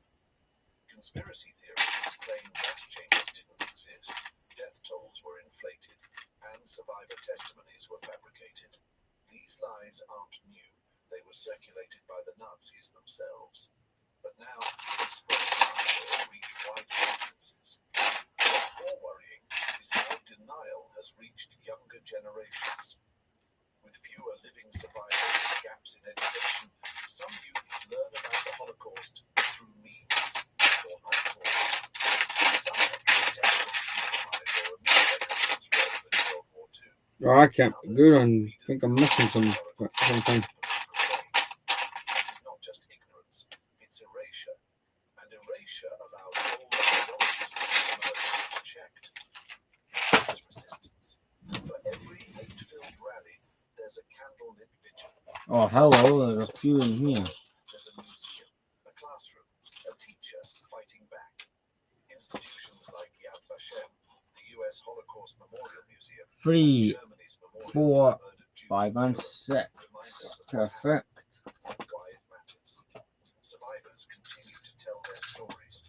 New projects like Eva. Stories bring Holocaust history to Instagram, reaching audiences where they already are. Right, I need one more type of part, and then we're good to go on constructing these.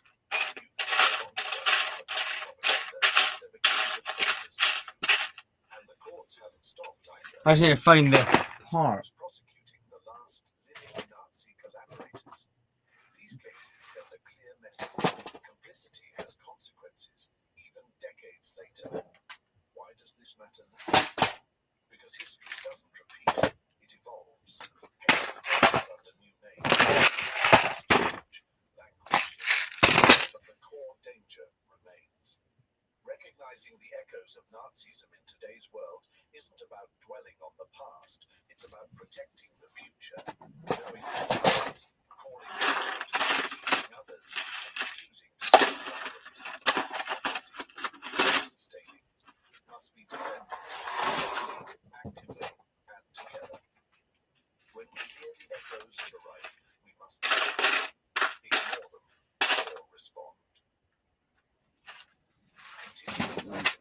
Trials, memorials, and lessons. The Third Reich fell in 1945. Memory and responsibility have carried on far beyond the war's end. In Germany and beyond, efforts to confront the crimes of the Nazi regime didn't stop with Nuremberg. Trials, memorials, education, and cultural reckoning became an ongoing process, a national and global duty. Because history doesn't stay buried, and neither should the truth. Trying to find something is a bit difficult. In recent years, Germany has prosecuted several elderly former Nazis, many in their 90s or even over 100. In 2022, a 101-year-old former SS guard at Sachsenhausen was convicted for his role in over 3,500 deaths. He wasn't sentenced for what he did personally, but for his participation in a system of extermination. These late trials aren't about retribution, they're about record, about making sure no perpetrator, however aged, dies unaccountable. The Zentrale Stelle in Ludwigsburg, the Central Office for Investigating Nazi Crimes, still operates today. Its mandate is to create viable work, no matter how much time has passed. Modern Germany doesn't avoid its past, it embeds it into everyday life. You can't walk far in Berlin without encountering a monument to Nazi victims. The most haunting are the stone or stumbling stones, small glass plaques embedded in sidewalks outside homes, listing names and fates of those deported or murdered. Then there's the memorial to the murdered Jews of Europe, located just steps from the Reichstag. Its field of 2,711 concrete slabs doesn't explain, it confronts. The design invites reflection, not discussion. Other memorials commemorate Roma and Sinti victims, LGBTQ+ people, disabled political prisoners, more. Germany ensures that remembrance is public, visual, and unavoidable. German students are required to study the Holocaust. Most visit former camps like Dachau or before graduation.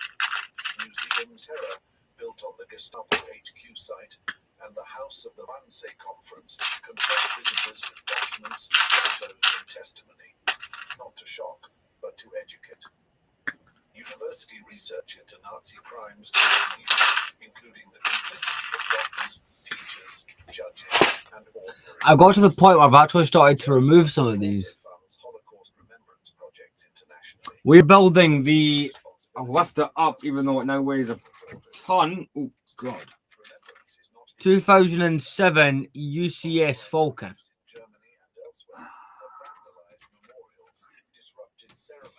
And it's now to that point, all the weight in the front is now making it hard to hold.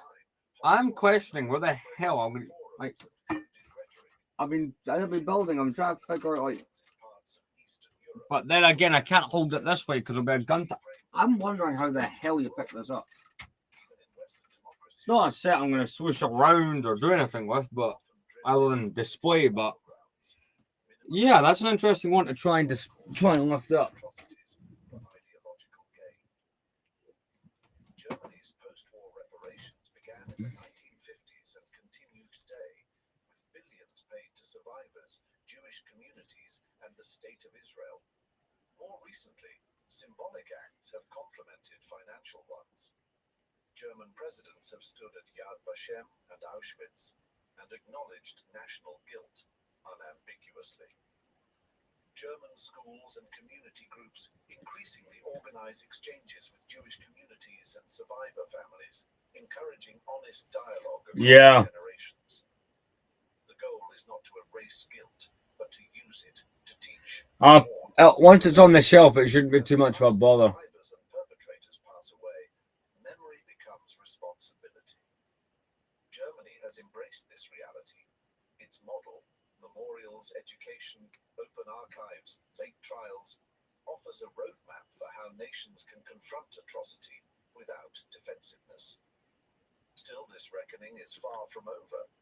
As authoritarian ideologies re-emerge and historical amnesia grows, the lessons of the Third Reich. But it's a really good model, like, Yeah, you've got that one from 2017 that's quite good, but I don't know, I kind of had to go get the original. But that's just the kind of collector I am. Aging camp staff still face belated justice. Fugitives may still be hidden. Ideological currents persist through institutions, families, and extremism. Germany's enduring But legal yeah, it'll be great when it's on the shelf. Won't be finished it in this live stream, but we're certainly getting there. We're like past the half. We've just passed the halfway point of the build. And I've been at it for a few days here, just whenever I'm not at work. It's more or less I've just been building it. isn't mere history. It's a survival guide. Their echoes demand we remain vigilant, because democracy's strength lies not in burying the past, but in confronting its enduring shadows. It's a very interesting set to build, I will say that.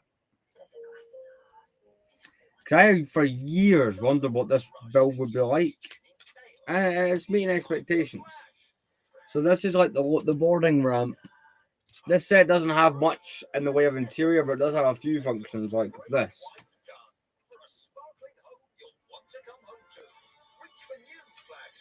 And that's not like there's a whole bunch of technic that has to go in there as well. It's very interesting to say the least.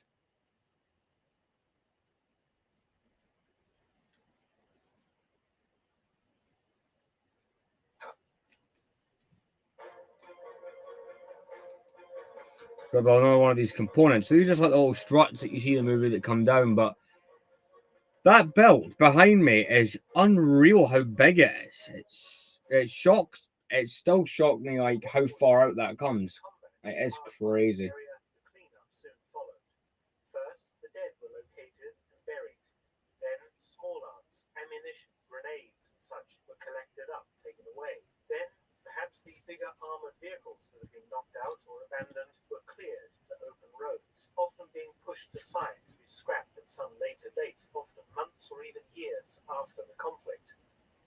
So under what's on in the background, I watched this guy called Mark Felton, or War Soldiers of Mark Felton. The whole process of clearing a battlefield completely might take months or even years, with particularly big and awkward vehicles often left where they were destroyed, and local scrap merchants later able to purchase tanks and other armored vehicles to scrap themselves in the post-war period. But on here, there will be a review of this set eventually.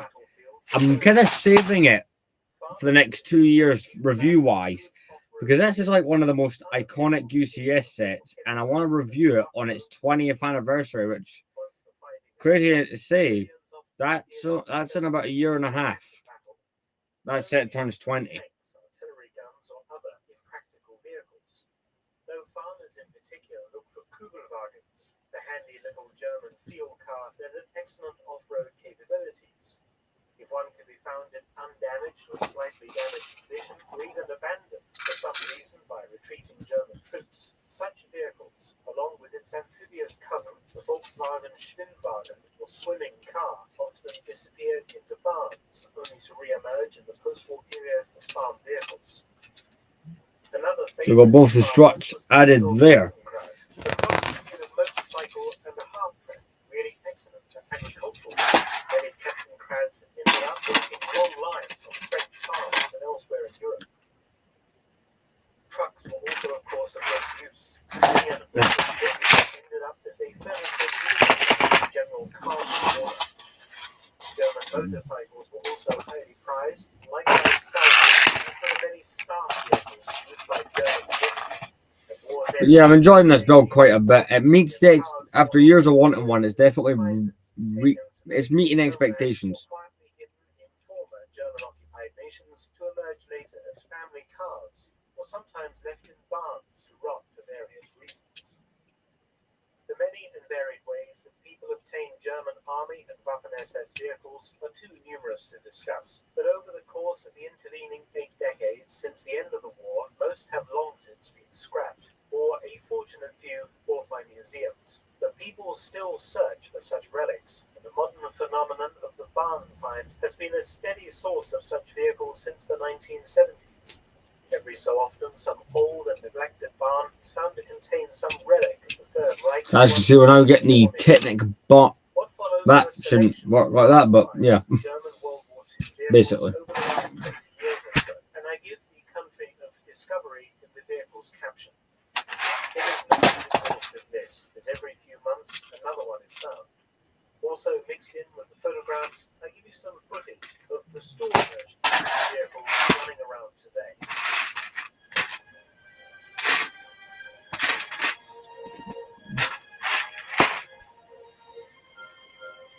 So after we construct that, it's the top and bottom gun turrets we need to do. That'll be interesting.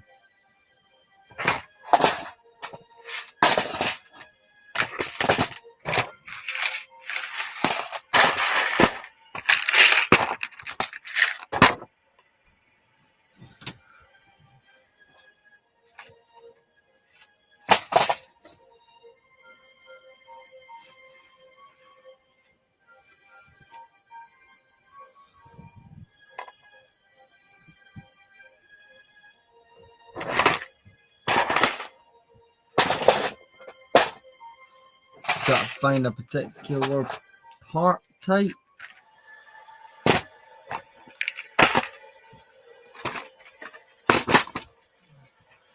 Yep, they're in here.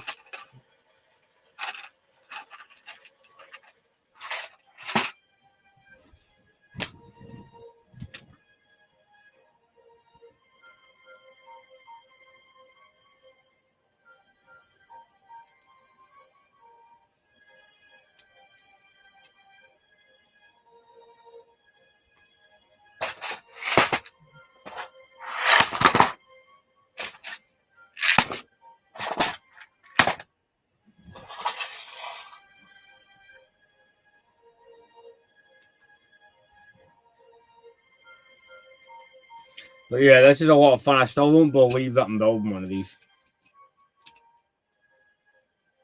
It's one of those, like, I'd looked at them occasionally and I just got such a good deal on this, I couldn't not buy it. It's kind of how it happened.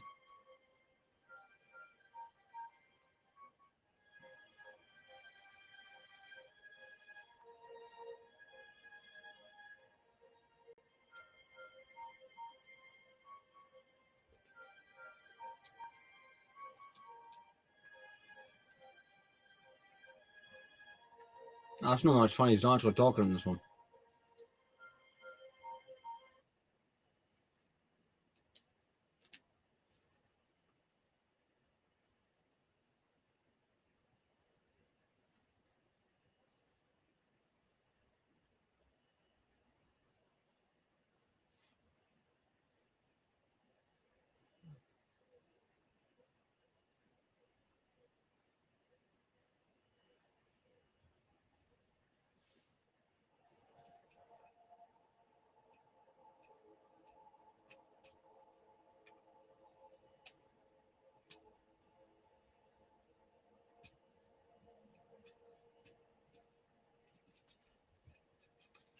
There we go. We're progressing brilliantly, right? Because I was worried this would take a while. Like, there's a good amount of I think yesterday, the 2 live streams I did, one of which has been copyrighted. A couple of these live streams, unfortunately, keep getting screwed around, which is beginning to really annoy me. So some of them are more viewable. As long as like the end ones are kind of able to watch, that'd be great.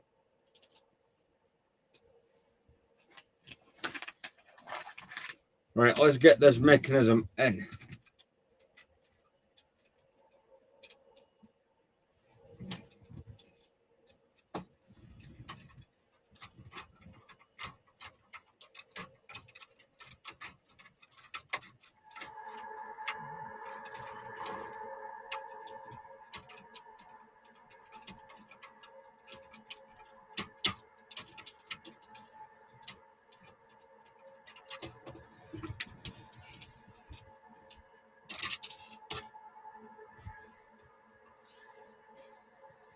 And of course I knocked that out.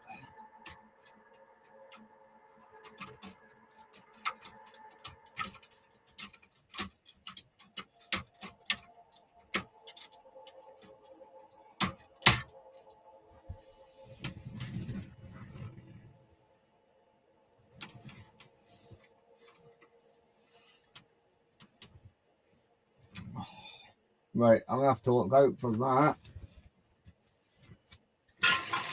There's all prongs on the landing gear. They fall off real easily.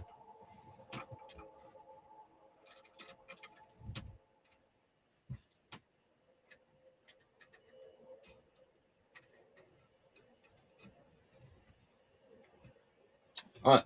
Ah.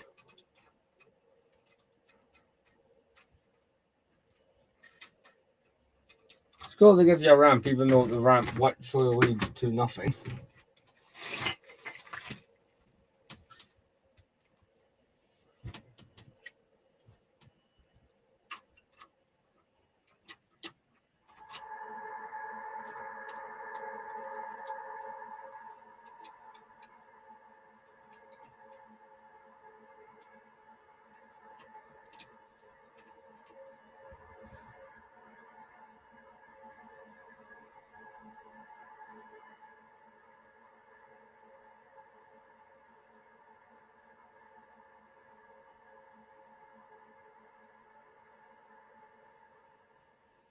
There we go, the iconic boarding ramp is now installed.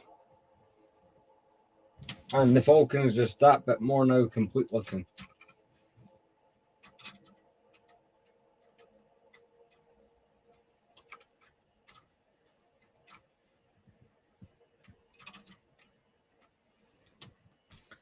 Right, get a drink and we'll continue with the gun turret. So I'm building, I'm just going to build it twice because it gives you the option to do it that way. That I'll just look at the steps and do each step twice.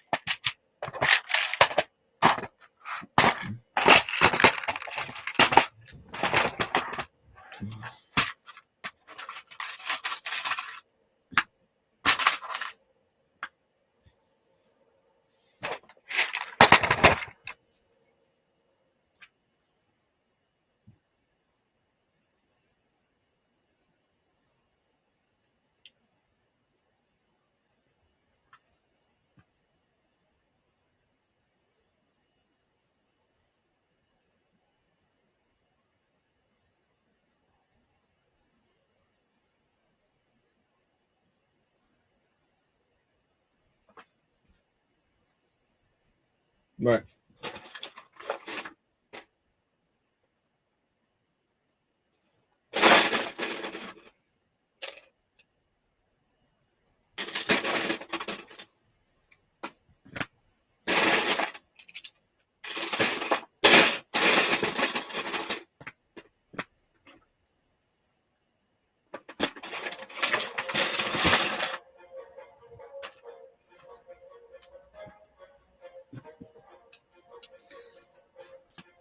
So as far as I did flick ahead with this, it only tells you to install one of these.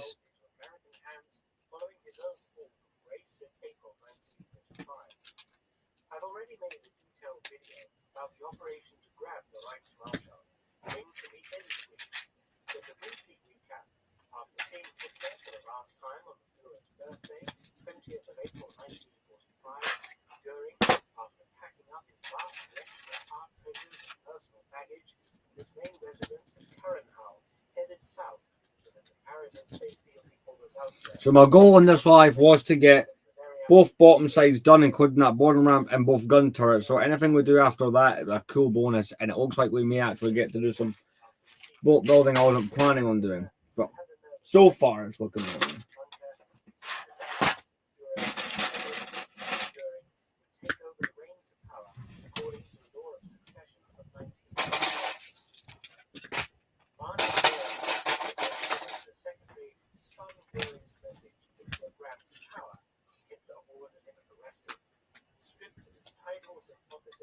Goering was held at the house arrest by the SS for the Obersalzberg until an RAF air attack leveled the houses, then Bankendorf Castle in Austria.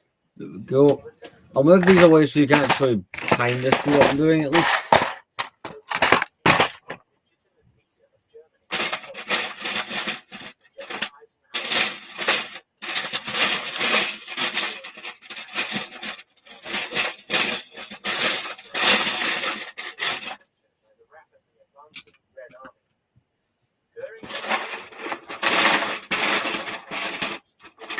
But yeah, the parts in this are basically like brand new for an 18-year-old set. I could not be happier. As a war criminal and not as a soldier. He was flown to a special holding camp for high-level war criminals named Camp Ashcan, situated inside the Palace Hotel, Waldorf Domain, Luxembourg. Crap, I was holding the box a minute ago.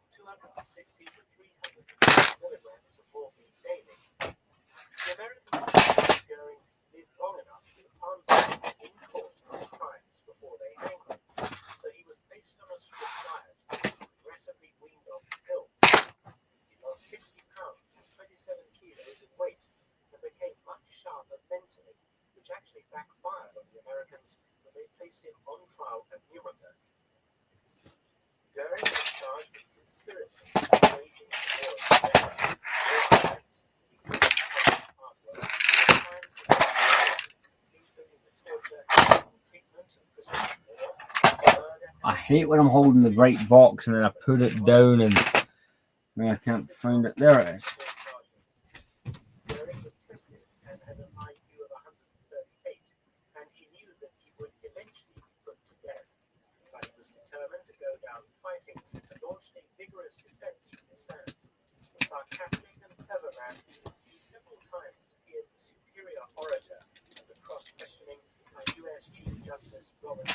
So there'll be a couple. There will be a couple of days with no lives guaranteed. That's either going to start tomorrow or the day after. So either tonight or tomorrow night will be the last live. Like I will be here tomorrow night, so I suppose there is a chance of a live.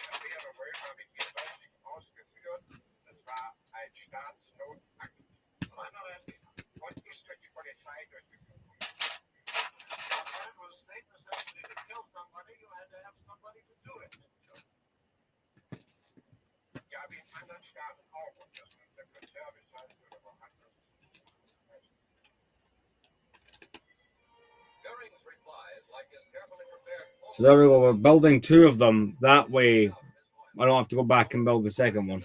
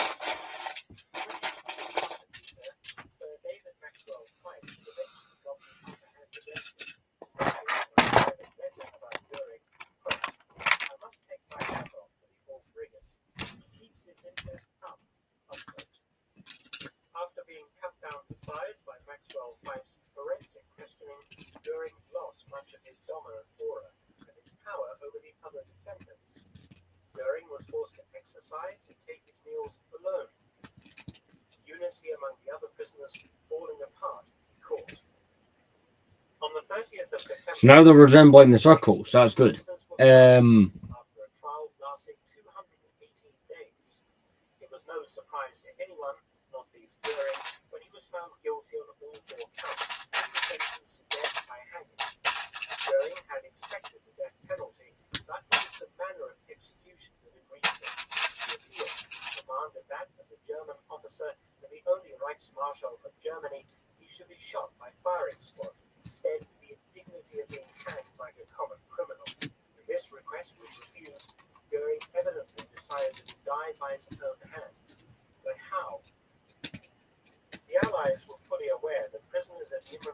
might escape justice by killing themselves. Measures have been taken to prevent this from happening. Prisoner trials held inside Nuremberg Palace of Justice with a in cell, prison behind the court. Commanding the prison was Colonel Burton Anderson, state disciplinarian. The U.S. Army prisoners with civility and objectivity at all times. It was believed that during the trial, prisoners were to be considered innocent until judged by the court. The prison was dark, extremely cold in the winter, and dank. Outside were 3 tanks manned by military police, positioned at the front, side, rear entrances, to prevent any attacks by soldiers who might try and free the prisoners. U.S. infantry soldiers in the 1st Infantry Division were specially assigned to the trials as guards. They watched the courtroom. They also watched the prisoners. Suddenly, as I've revealed in another video, highlights assisting with prison guarding and wider duties was a special unit of former Estonian Waffen-SS men. Each cell had a single window set into its 3-foot thick concrete wall, affording virtually no view of the outside world. The heavy oak cell doors had no lid, through which aluminium food trays could be passed. Every prisoner had a set menu, delivered to German prisoners from the adjacent civil prison under American guards. Food was prepared by U.S. Army cooks. Sorry if the lack of commentary. I'm just trying to count something here. Inside the cell, the prisoners had a bench-like bed, a simple lavatory, and a wooden table and chair. The latter 2 objects were deliberately designed to collapse under a man's weight to prevent. However, one of the defendants, former Nazi, he hanged himself using a torn-up towel from a drain pipe. After this, prisoners were constantly under suicide watch, guards looking through the peephole in the cell door day and night. The prisoners were housed. So there we go. We've got both of these assembled. That's great. Lower tier of cells held Goering and the other major Nazi defendants in 32 corridors, dividing them into 2 groups of 16. The guards were restricted by passing. The next tier of cells held high-ranking SS, including doctors. The second floor, or the 3rd in American speak, including Ilsa Koch, the patient camp. Guarding was undertaken to avoid accusations of rape, abuse, or misconduct, although these SS women made constant allegations against the guards. So, did the guards fraternize with the prisoners? Yes, constantly, according to former guards. Each month, the nationality of guards was rotated between the 4 allies: American, British, French, and Soviet. Each had their own rules. The guards lived at the prison with the accused. U.S. guards slept 6 to a room and had their own mess halls. Each guard worked 3 days on and 3 days off. Shifts of 4 hours on, 4 hours off. Each watch was 2 hours duration, standing stock still, peering into a cell. Guards were randomly assigned to prisoners according to a duty roster posted each morning. In the courtroom, the guards had to stand still for hours on end behind their assigned prisoners, a difficult and tiring duty. The guards also rotated to patrol the cell block and courtyard on 50-foot tall parapet walls to watch prisoners during their daily 20-minute exercise time. They also manned one of 4 watchtowers at the corner angles of the walls. Some of the prisoners became friendly with certain guards.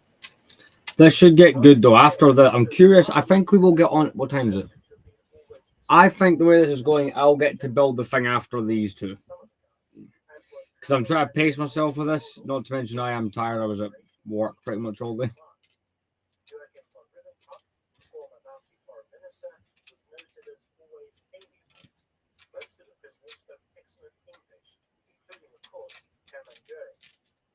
Goering enjoyed baiting his guards, trying to get a rise out of them. He also became friendly with some of them, signing autographs and so on. A manipulative character, Goering's increasing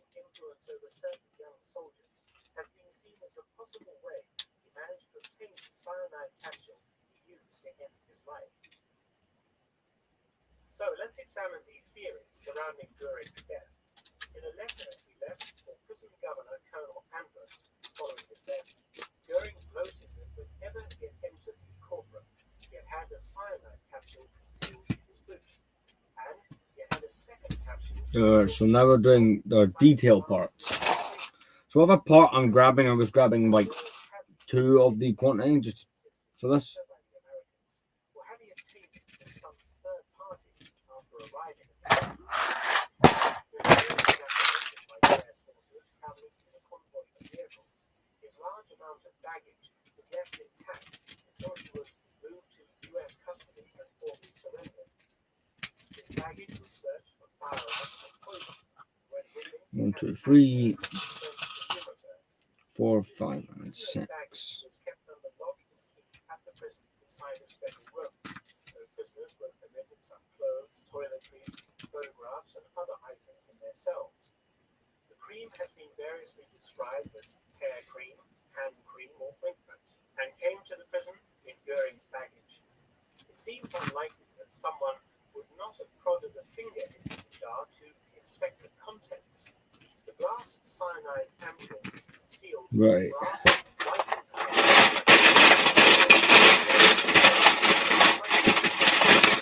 So this is theory 1. Goering had the capsule with him at all times since arriving in it. The jar of cream was simply overlooked by the normally thorough guards.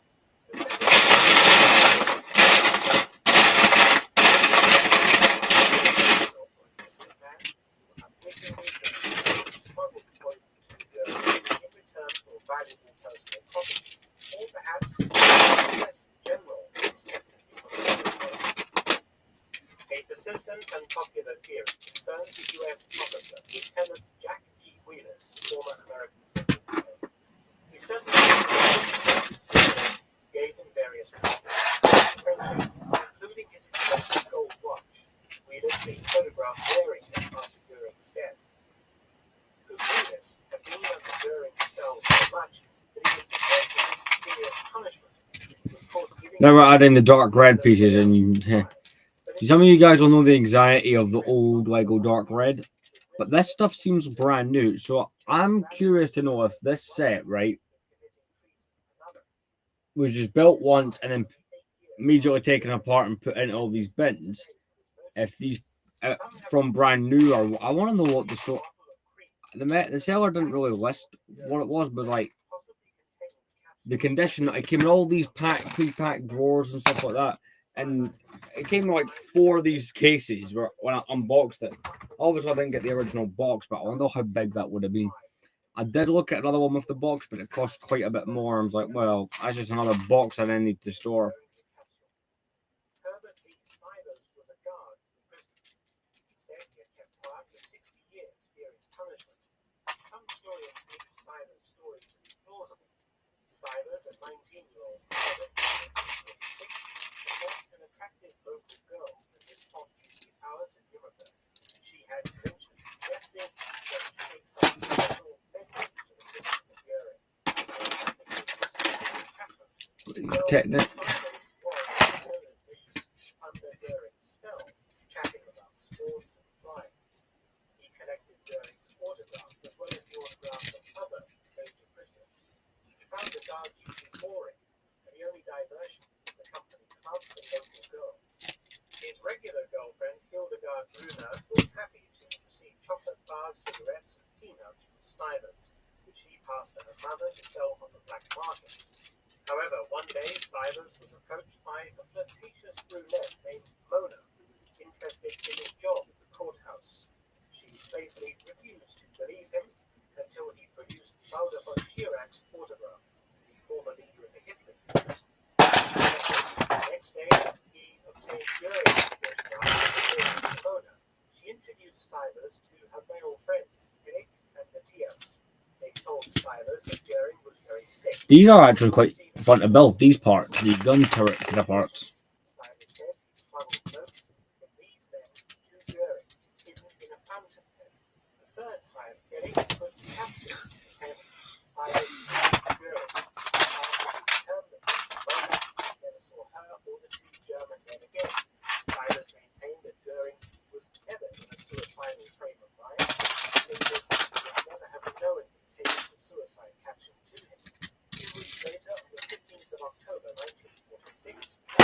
Right, time for them big radar dish pieces.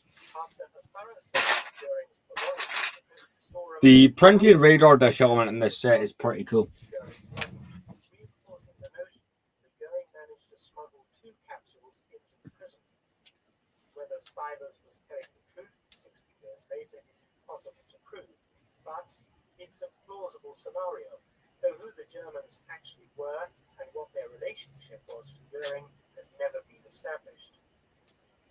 However, in 1951, the former SS general... These are like the windows for... who was German commander of forces with the suppression of the Warsaw Uprising, claimed partial responsibility for getting the capsule to Goering. He had in his possession another identical suicide capsule, its serial number came from the same batch as the one Goering took.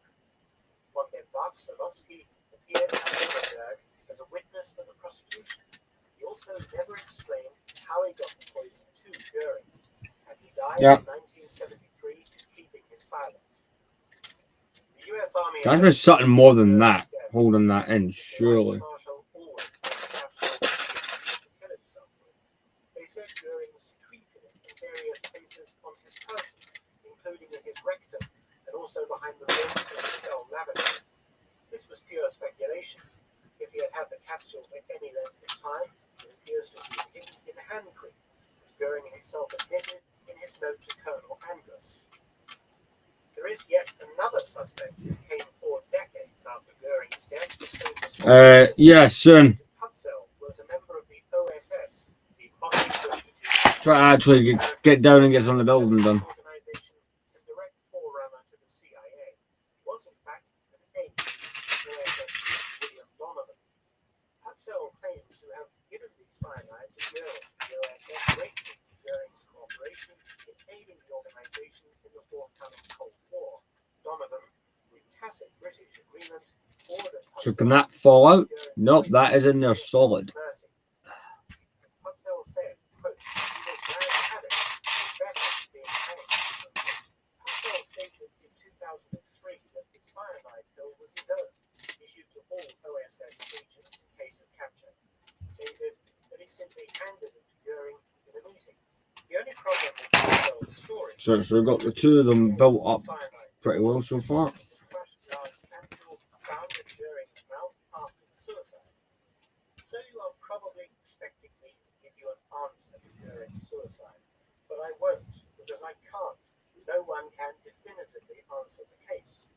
But we can settle upon a most likely scenario. If I had to put my money on any of the stories I've outlined in this program, I would pick Jack Wheeler's instead.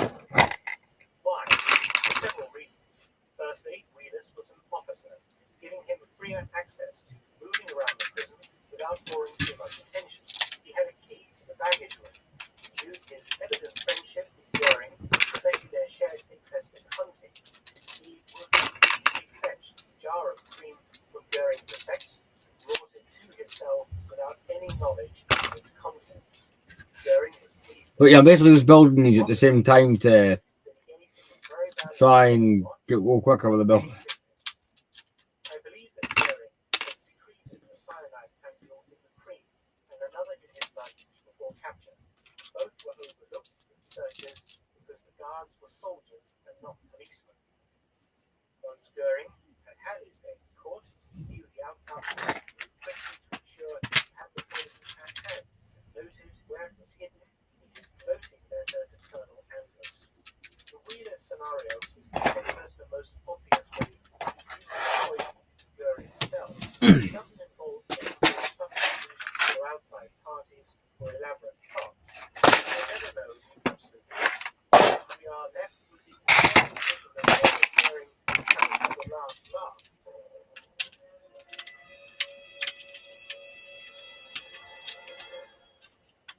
A vision that haunted Colonel Andrus to his death in 1977. Thanks for watching. Please subscribe and share. And also visit my audiobook channel, War Stories with Mark Felton. You can also help to support both of my channels at PayPal and Patreon. Details in the description box below.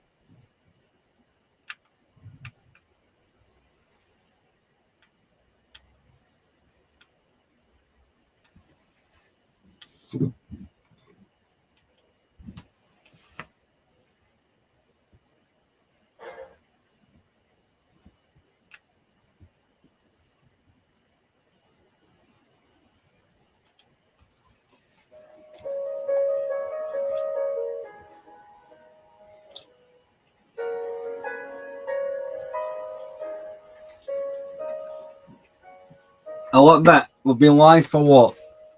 Almost 2 hours. There's not, like, see when you look at this, there's not very much visual change. Are you managing your money with Revolut? I pay for my Canadian loves at Revolut. I do love how that works with that feature. Download Revolut free and create an account now. That is too much fun to do. Right. Why am I finding that so fun? Anyway.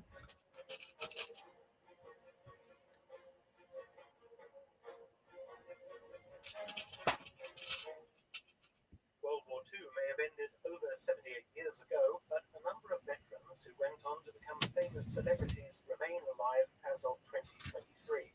They include actors, directors, producers, comedians, and screenwriters whose movies and television series have formed part of post-war culture for over 7 decades. From youngest to oldest, we begin with William Daniels, Emmy award-winning actor and best. So I'm just doing like the top details of canon and stuff. Got working on. Series Knight Rider.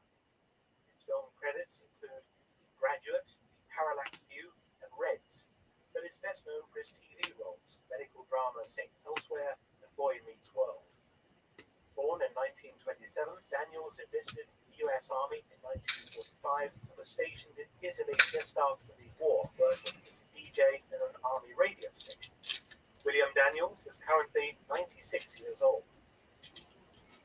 Next on our list is legendary director Roger Corman, the king of cult. Famous for his low-budget films, including It Conquered the World and Not on This Earth, as well as certain Vincent Price movies, including Pit and the Pendulum and The Raven, as well as the war movie Von Richthofen and Brown. Born in 1926, he enlisted in the V-12 Navy College training program, served in the U.S. Navy between 1944 and 1946. But once we get the cannon on, these are held on by 2 Technic pins, really. These are nice. These pieces are absolutely huge. Stanley Baxter Picture Show that ran between 1963 and 1981 on British television. He was well known also to children for playing the title role of Mr. Majika between 1988 and 1990. The winner of several British Comedy Awards and 2 BAFTA Awards, he was born in Glasgow, Scotland, and began as a child actor on BBC Radio's Children's Hour. Initially recruited as a bed-in boy, that is, a conscripted mine worker, towards the end of the war he was recruited into the Seaforth Highlanders, and with this unit he engaged in the war in Burma, being promoted to corporal and acting as the headquarters commander. He then wrangled a transfer to the British Army's Combined Services into England, serving alongside others the British stars such as Kenneth Williams, actor Peter Vaughan, and director John Slezer. For his war services, Baxter received the 1939-45 Star, Burma Star, and the usual war medals. He is currently 97 years old. Mel Brooks is an American actor, comedian, filmmaker, songwriter, and playwright, which has earned him an Oscar, an Emmy, Grammy, and a Tony Award, and honorary Academy Award as well. He was one of the most successful directors from the 60s through to the early 80s, with movies like The Producers. Here's where we're at with these. So one goes on the top, one goes on the bottom. His son Max Brooks, the author of World War Z, itself turned into a movie. Born Melvin Kaminsky in 1926, the son of Jewish immigrants in New York City, he started out as a drummer and comedy act with Sid Caesar before the war. In 1944, while in college, Brooks was sent to the U.S. Army's Specialist Training Program at the Virginia Military Institute and later inducted into the U.S. Army. He received basic training as a radio operator and was sent to Europe in February 1945. He served in the campaigns following the Battle of the Bulge as a combat engineer in the 1104th Combat Engineer Battalion and was part of teams clearing German booby traps and abandoned ordnance in towns in West Like, Germany. even though this one doesn't go as far as 2017 does in terms of detail, it's still really well detailed. It's a bit more simple in its detail. There's a lot more studs, but I like its more Lego look. It's brilliant.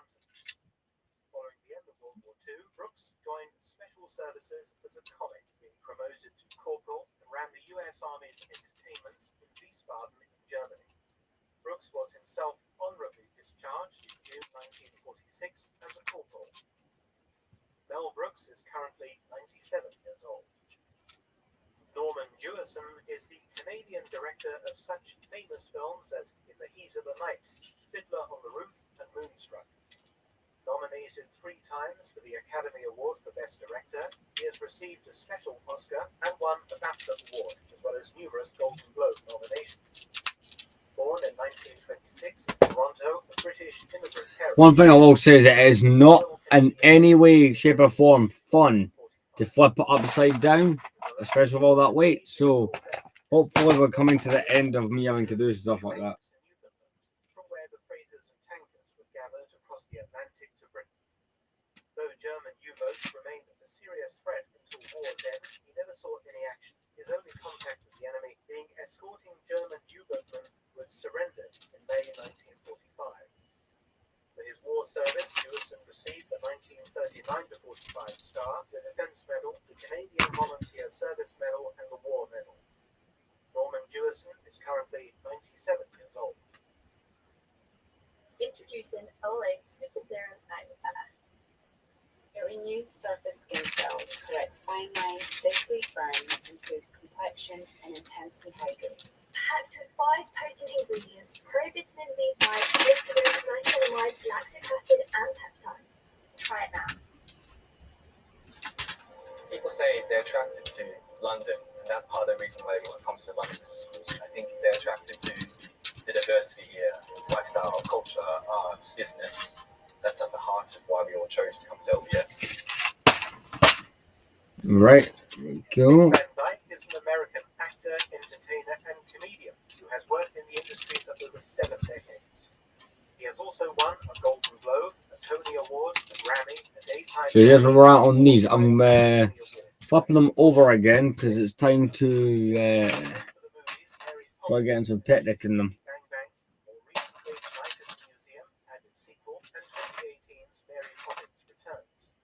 Born in 1925 in West Plains, Missouri, he left school in his senior year on the list of the United States Army Air Force. 2, 3, 4, 5, Pilot being underweight, Van Dyke 6, instead 7, became a radio announcer, then 8, transferred like Mel Brooks 9, to the special 10. services as a troop entertainer.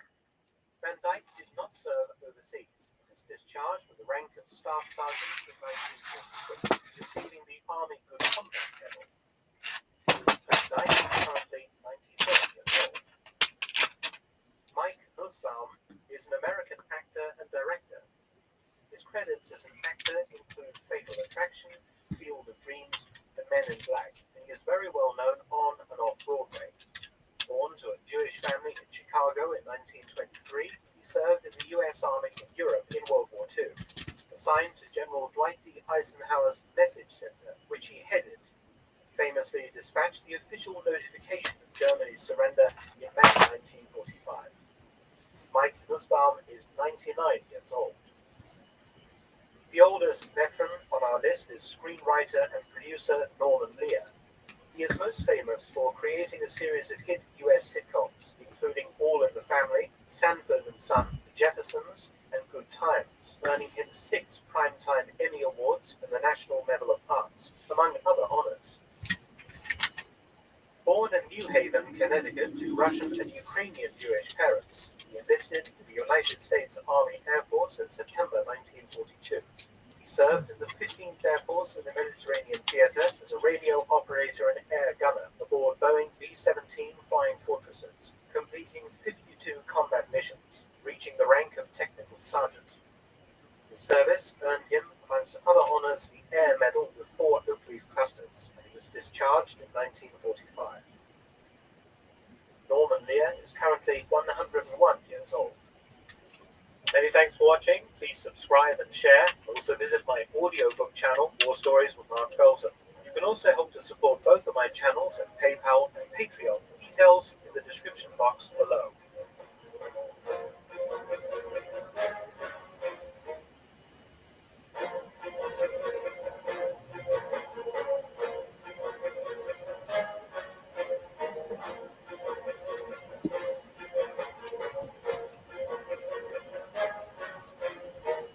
Marlene Dietrich was one of the 20th century's most famous icons. An actress and singer, her glamorous persona and striking looks made her one of the top stars of Golden Era Hollywood. Born in Berlin in 1901, she had first risen to fame in early German talkies, her most famous role being that of Lola Lola in Josef von Sternberg's classic 1930 movie Der Blaue Engel, Blue Angel. In Hollywood, Dietrich starred in many hit films, including Morocco, Shanghai Express, and Destry Rides Again. I'll get a snack after these are on. For her recording career, including hits derived from films such as See What the Boys in the Back Room Will Have, Falling in Love Again, and the most famous wartime hit, Billy Marley, a favorite of both Allied and German soldiers. Outside the barracks, by the corner light, I'll always wait and wait for you at night. We will create a world for two. Ah! Right, I think we got off lightly there.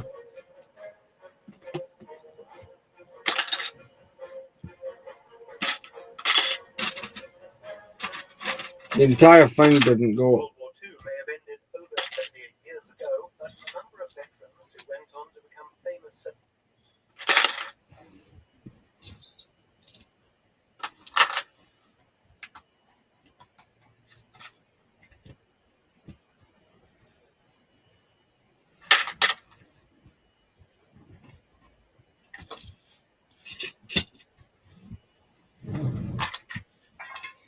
The fact that that's only happened twice, and I'm trying not to jinx myself when saying it's only happened twice, isn't terrible.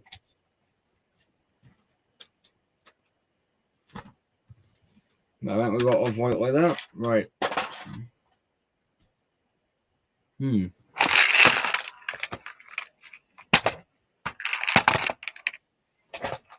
now on a hunt for a specific tub with Technic rods in it.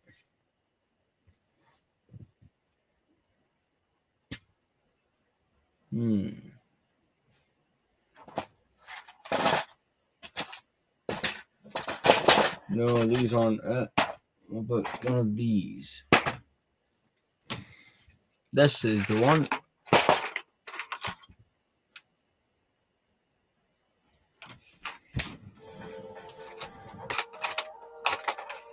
This is where the designs start to differ. It's more so how they're anchored or are going to be anchored on.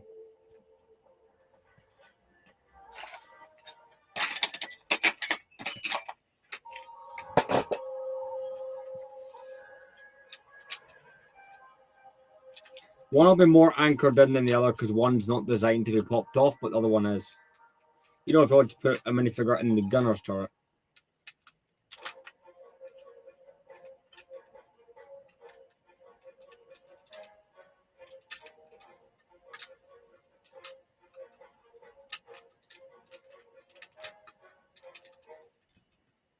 One of my favorite books is Jack Higgins' 1975 thriller The Eagle Has Landed, which is largely set in Northern England, where I currently live, along the county's lonely and sparsely populated northern coast. In the novel, the story begins with Higgins, while researching a local history project, stumbling upon the mass grave of 13 German paratroopers in a quiet churchyard in the fictional village of Studley Constable. The Fallschirmjäger having been killed in action after attempting to kidnap British Prime Minister Winston Churchill in 1943 while he was spending a quiet weekend at a lonely country house. Well, of course, Studley Constable may be fictional, but hidden away in a quiet churchyard at the edge of the royal estate at Sandringham, Norfolk's northern coast, is indeed a group of dead German Luftwaffe personnel, 11 in all, who were all killed in the war, buried together in one place. When I arrived at the tiny village of Great Birmingham, Now a snack. I'll come back to you. I'll do these rings and then, of course, the actual touch. But here's where we're making good progress. arrives at Studley Constable Church. It was overcast and raining, and cold, deadly quiet. Apart from an occasional car passing through the village, no one was about. The church of St. Mary the Virgin is fairly substantial, surrounded by a large graveyard with tombs and memorials dating back some centuries, tall trees full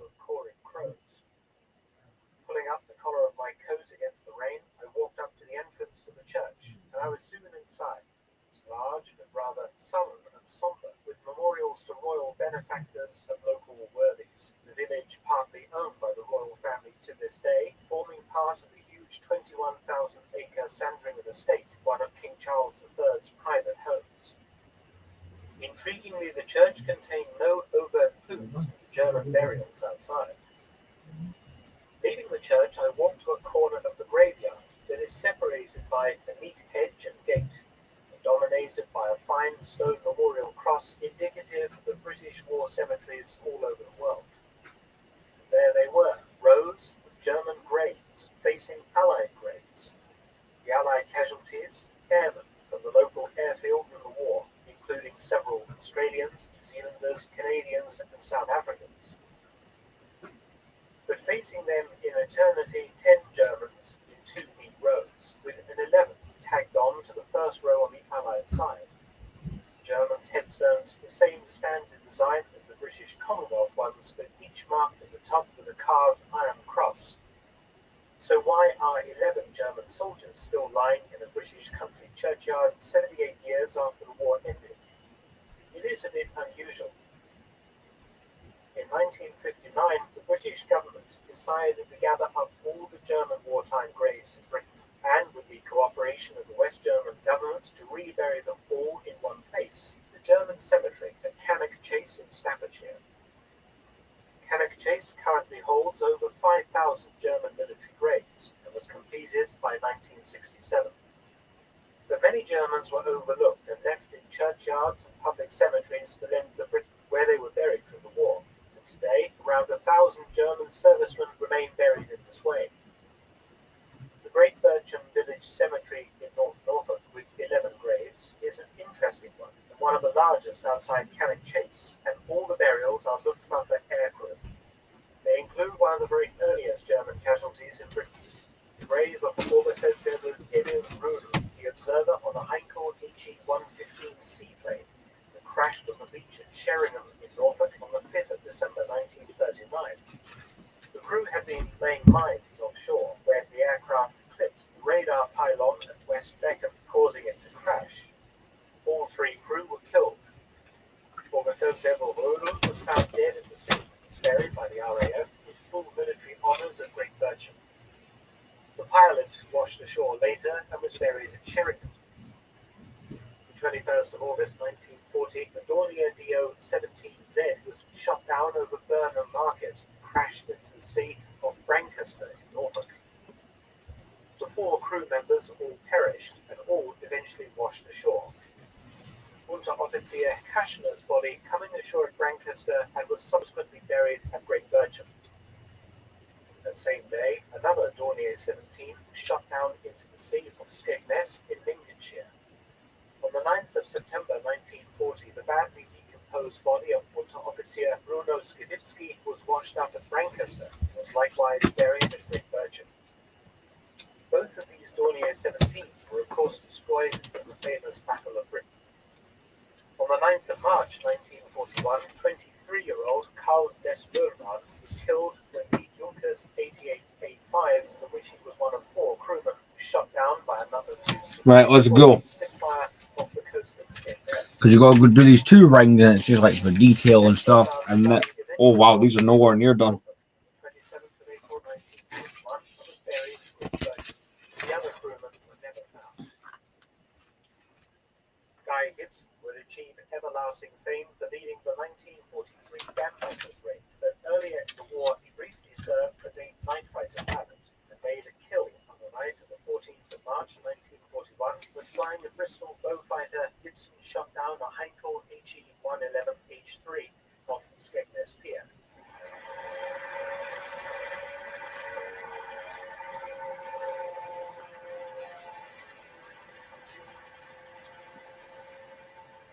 The Heinkel crashed into the sea, and one of the crew's bodies, the fighter Helmut Seidel, washed ashore in Norfolk 3 months later and was buried at Great Bircham. Interestingly, one of the propellers from Seidel's Heinkel was netted by a local fishing boat in September 2007 and brought ashore. It was sold at auction in December 2020 for £9,000. Seidel's headstone shows the date 2nd of June 1941, the date his body was washed ashore. One product has given me the glossiest hair of my entire life. This is Right. the new All My Gloss Leave-In Serum from Aussie. It literally gives your hair an instant hydration boost. And seconds to apply, just look at that shine. It's super lightweight conditioner. So we're just going to try and hammer out these at least. Shouldn't be too long.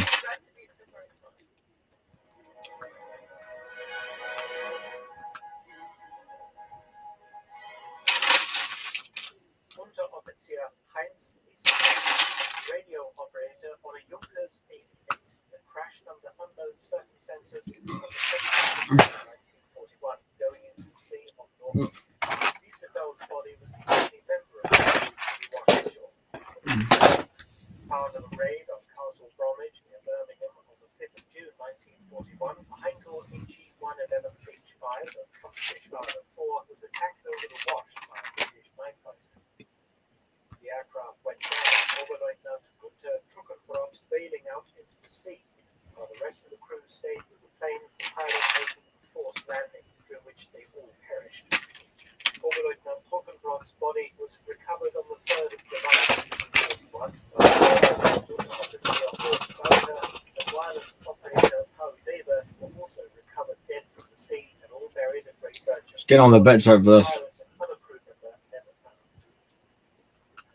Jakob Reed, a 25-year-old wireless operator on the Junkers 88 night fighter, died following his aircraft being attacked by 7 and 8. He managed to bail out on the 14th of June 1941, but was killed when his parachute failed to open. His body washed up in Norfolk on the 7th of July 1941, hence his date of death on his headstone recorded at Great Bircham. One of the other two crewmen was also later found and is buried at Sutton Bridge in Lincolnshire. The last Luftwaffe burial at Great Bircham was from Heinkel HE-111H5, blasted out of the sky by RAF night fighter ace John Cat's Eyes Cunningham, 22nd of August 1941. 1, 2, 3, 4, 5, 6, Body of crewman Rudolf Barth washed ashore at Birmingham 7, on the 31st of August 1941. 8, The other three crewmen 9, the Heinkel 10, Cat's Eyes Cunningham's 14th aerial 11, 12, It is a little strange to see the German headstones facing those of the Allied dead.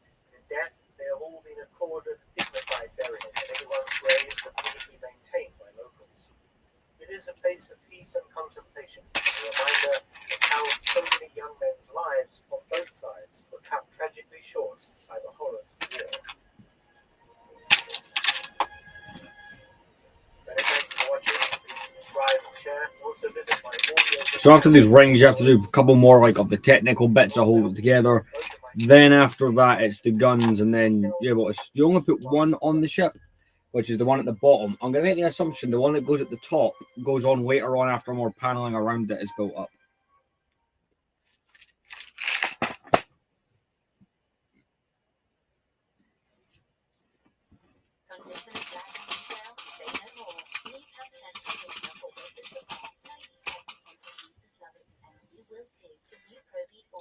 One, 2, 3, 4, 5, 6, 7, 8, 9, 10, 11, 12, 13, 14.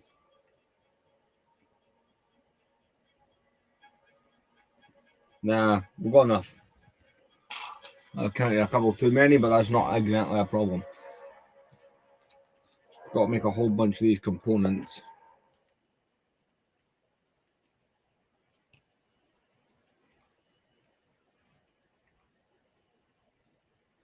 This week's video is good.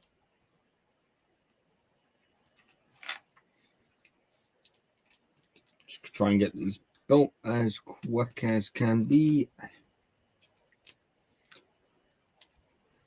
So we're doing quite well progress-wise. I mean, yeah, those 200 bits don't really change much of the look, but at the same time, it's like, well, that's a couple more bricks placed. Usually I talk about strange locomotives or interesting railway-related trivia. For over a century, steam was the most dominant form of motive power on railways around the world. But the invention of the internal combustion engine was starting to change the status quo. Diesel engines could theoretically produce... Yeah, like I said before, I need to make 8 of these components, 8 of the other ones, and then we're good to go. Getting that power to the locomotive's wheels. Many different methods were tried, including mashing a steam locomotive and a diesel engine together. Nowadays, the most ideal way of utilizing a diesel engine in a locomotive is with diesel-electric transmission, where, long story short, the engine powers a dynamo which generates electrical energy, which is then sent to the motors driving the engine's wheels. In the 1920s, however, when diesel engines were first emerging, the dynamos and electrical equipment needed to generate the power weren't quite compact enough to fit snugly in a locomotive, and were very difficult to build and maintain. As such, if I had to make a rough estimate, this set will be done like a week from now. Like, that's the craziness of how big this set is. If you're just joining, we're building the UCS Millennium Falcon.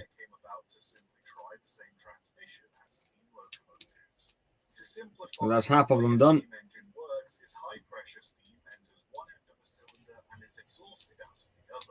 This is then reversed, so steam enters the other side while being exhausted out of the opposite end, creating a backwards and forwards motion. The cylinder can then be connected to a wheel to rotate it, and boom, you have propulsion. Because the cylinder works with pressure, it's entirely possible to propel a steam engine using compressed air in place of steam. And that's exactly what Germany tried to do. In 1924, the Deutsche Reichsbahn ordered a diesel locomotive from Maschinenfabrik Esslingen to test on passenger services. The Class 78s have proven to be ideal express passengers. 1, 2, 3, 4, 5, 6. Right, 2 more need to get built. Locomotive would be based on them. After 2 years of development, a prototype engine was finally put together, essentially using the frames and motion of a Class 78, but fitted with an MAN 2-cylinder double-acting single-stage air compressor powered by a 6-cylinder LO6 VU45. Right, we need. There's a few of these that aren't quite there, so I'm going to quickly check these other bins. Sent to the 2 cylinders at the front of the engine and powered the wheels in the same way steam from a boiler would, making it possibly the first diesel pneumatic locomotive. Measuring it at 15.8 meters long, the 4-6 weighed 111 tons, had 1,600 millimeter driving wheels, 710 and 650 millimeter cylinders, and a cabin of 10. It was numbered V3201, and testing began in 1929 around Stuttgart, where it was found the locomotive was capable of reaching 80 kilometers an hour while pulling a heavy train. Not only that, but it was capable of starting a 233-ton train at a rate of 1 in 4, faster than most other steam engines of a similar size. Further testing seemed to yield positive results, but despite the exceptional performance, it seems that it wasn't enough to justify how complex the machine was to operate and maintain. The compressor cylinders needed cooling, and this was achieved by injecting minute amounts of heated water into them as they worked. Water that was heated by the engine's exhaust to help make injection easier and to prevent buildup of scale in the system. This also, however, meant that steam could condense into water in the system. Cooling valves had to be installed to prevent any kind of water damage. In order to work properly, the air used to drive the wheel needed to also be compressed but heated to expand too. As such, once it was compressed, the air would also be warmed up using waste heat in the engine's gears, arriving in the cylinders. On top of that, No, you find 3 of those. produces a lot of heat, resulting in a significant amount of energy being wasted, making the process very inefficient, especially as you not only have to cool it, but then also need to heat it again. Compare that to a steam locomotive that simply needs to heat the water in its boiler before sending it to the cylinders in order to achieve its performance. Eventually, the renumbered V120001, testing of the locomotive continued until 1930.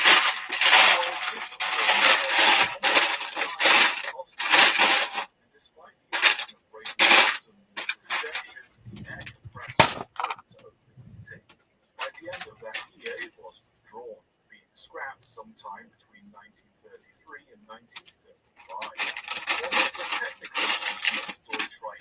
home form, the experiment paved the way for DRV 140001 and other diesel hydraulic locomotives. Italy also experimented with diesel pneumatic locomotives, but that's another story for another day. As technology improved, diesel-electric transmission eventually became the standard for diesel locomotives, with diesel pneumatic thinking into obscurity. Diesel and steam locomotives are often viewed as chalk and cheese, one being the antithesis of the other. But the DRV-4201 is a unique example of two seeming opposites coming together and creating something amazing. It might not have been a perfect locomotive, but it certainly shows us that even things we normally view as incompatible still have the potential to work in harmony. The one thing I can't figure out, however, is since it's both diesel and pneumatic, would it have had a horn or a whistle? I think I'll leave that one up to the comments.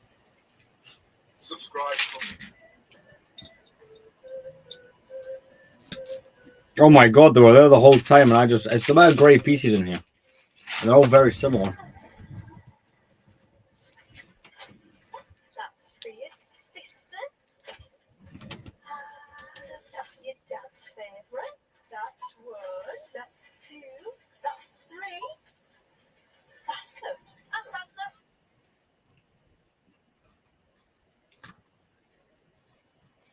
Everyone's curious, the YouTuber in the background is called Train of Thought. Methods of powering locomotives: steam, diesel, and electricity. Naturally, engineers experimented and combined some of these locomotive types in attempts to produce better and more efficient machines, resulting in semi-successful steam-diesel hybrid locomotives and the current most popular locomotive type, diesel-electric. That leaves us then with the question, what does a steam-electric hybrid look like? The answer is something like this. By the late 1800s, steam was the dominant means of locomotive power on pretty much every railway around the world. However, electricity was slowly becoming more refined, and as such, many railway companies saw the benefits of electrification as something worth pursuing. Right, so I have all 8 of those made, and I now need to do the opposite ones.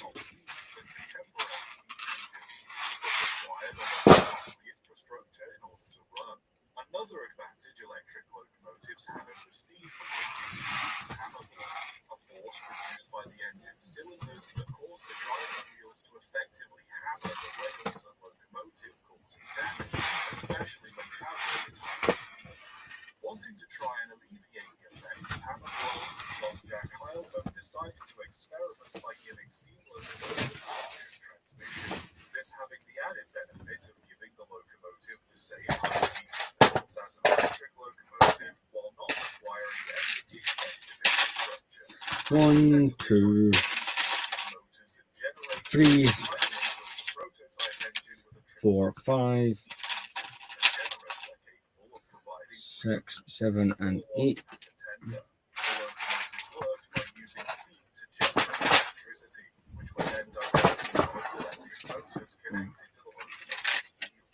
Seemingly pleased with the results, he patented Change 16 of these.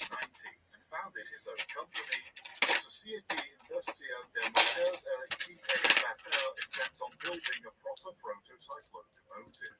Construction of his new project began in 1892, and by 1893, this unique locomotive was completed. Coming in at 16.5 meters long and weighing 100 tons, the engine featured a boiler from French shipbuilding company, the New Society of Forges and Shipyard of the Mediterranean. The frames came from the French Railway Equipment Company, the engine came from the Swiss Locomotive and Machine Works, and the electrical equipment came from Brown Bavarian Sea in Switzerland.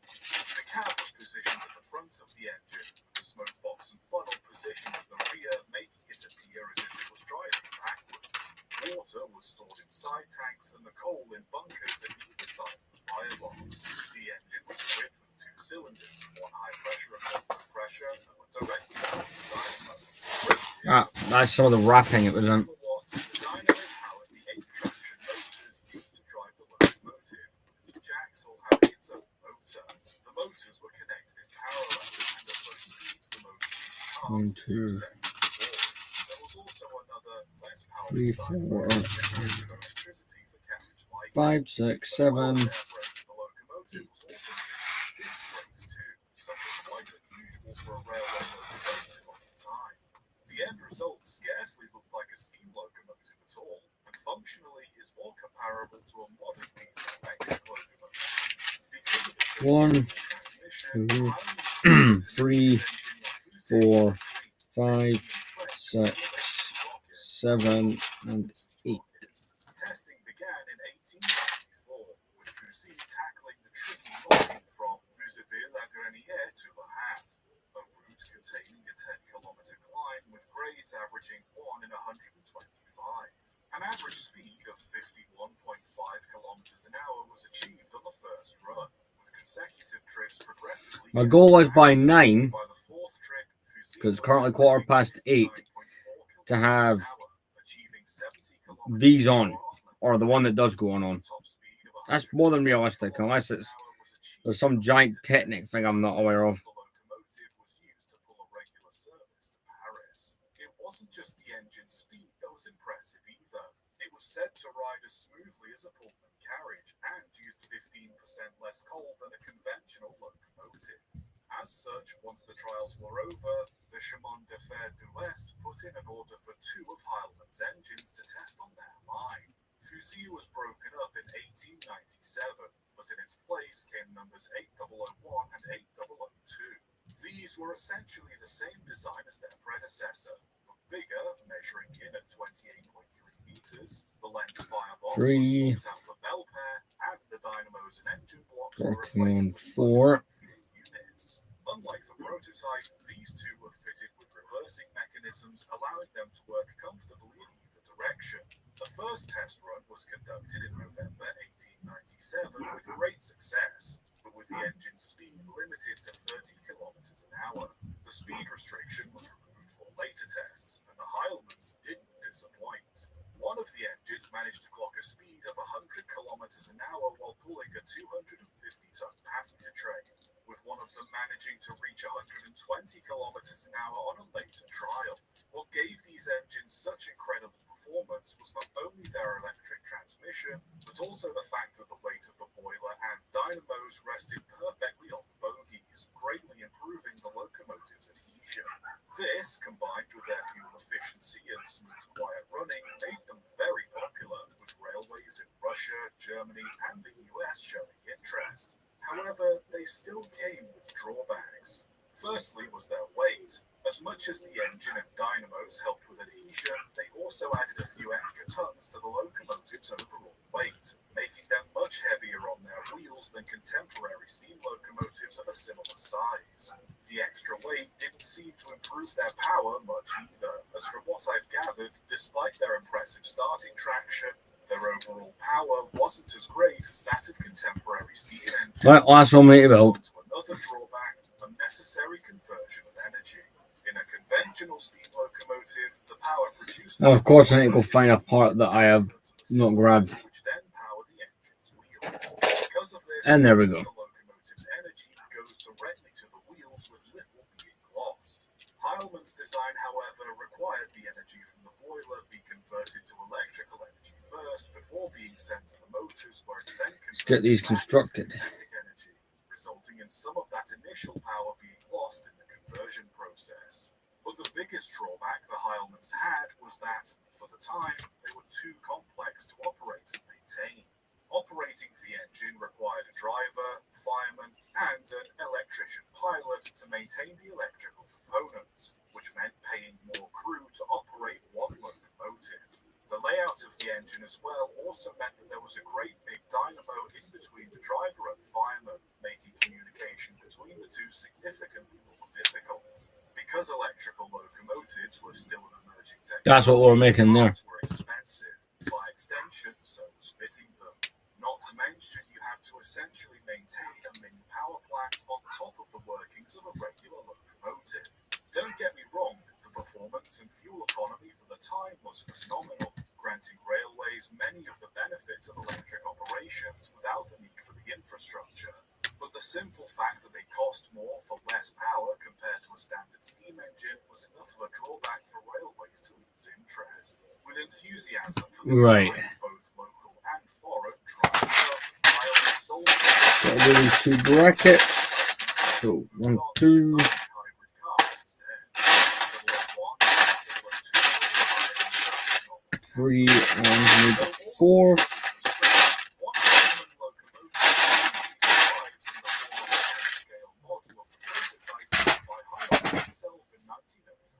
Currently on display at the National Conservatory of Arts and Crafts in Paris.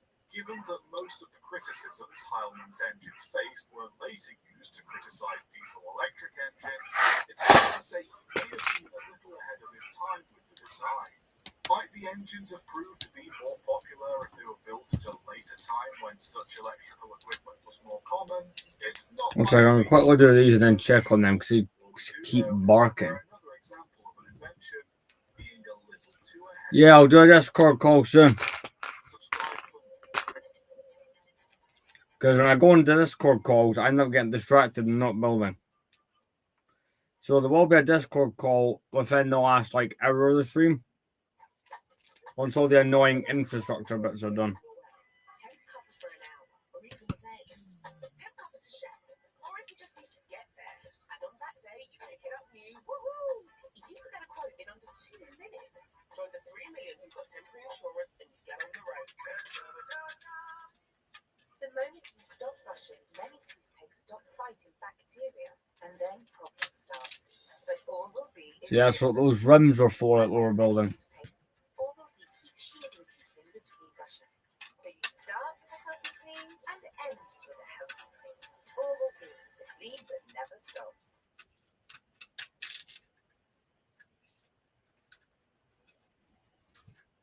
Logging railways around the world were dangerous and hard-going for both the men and equipment that worked on them. The poorly laid rails, tight bends, and heavy loads meant that locomotives needed to be specially designed to work on them, as normal engines would be too heavy or struggle to Right. traverse the rails. I'm curious. So once you you build the guns, but then they build pins in. After that, it's it's the very back panel. We might build that. It would be nice to, because that would be like the most visually changed part of the build. In 1865, a man by the name of Charles D. Scott ran a successful logging railway in Spartansburg, Pennsylvania.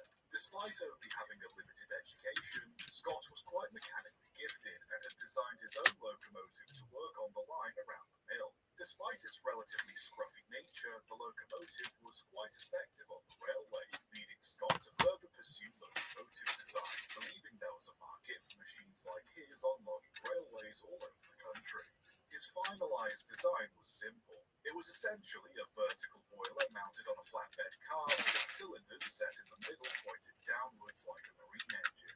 The cylinders connected to a drive shaft and 2-speed gearbox, which in turn connected to both sets of bogies and powered them through a series of gears. For extra traction, the boiler was mounted above the front set of bogies and the water tank was mounted over the rear. The frames of the engine were made of wood and a simple open... Bottom one has more attachments, as I was saying, because it's not. You're not meant to lift that off the way you're the top one.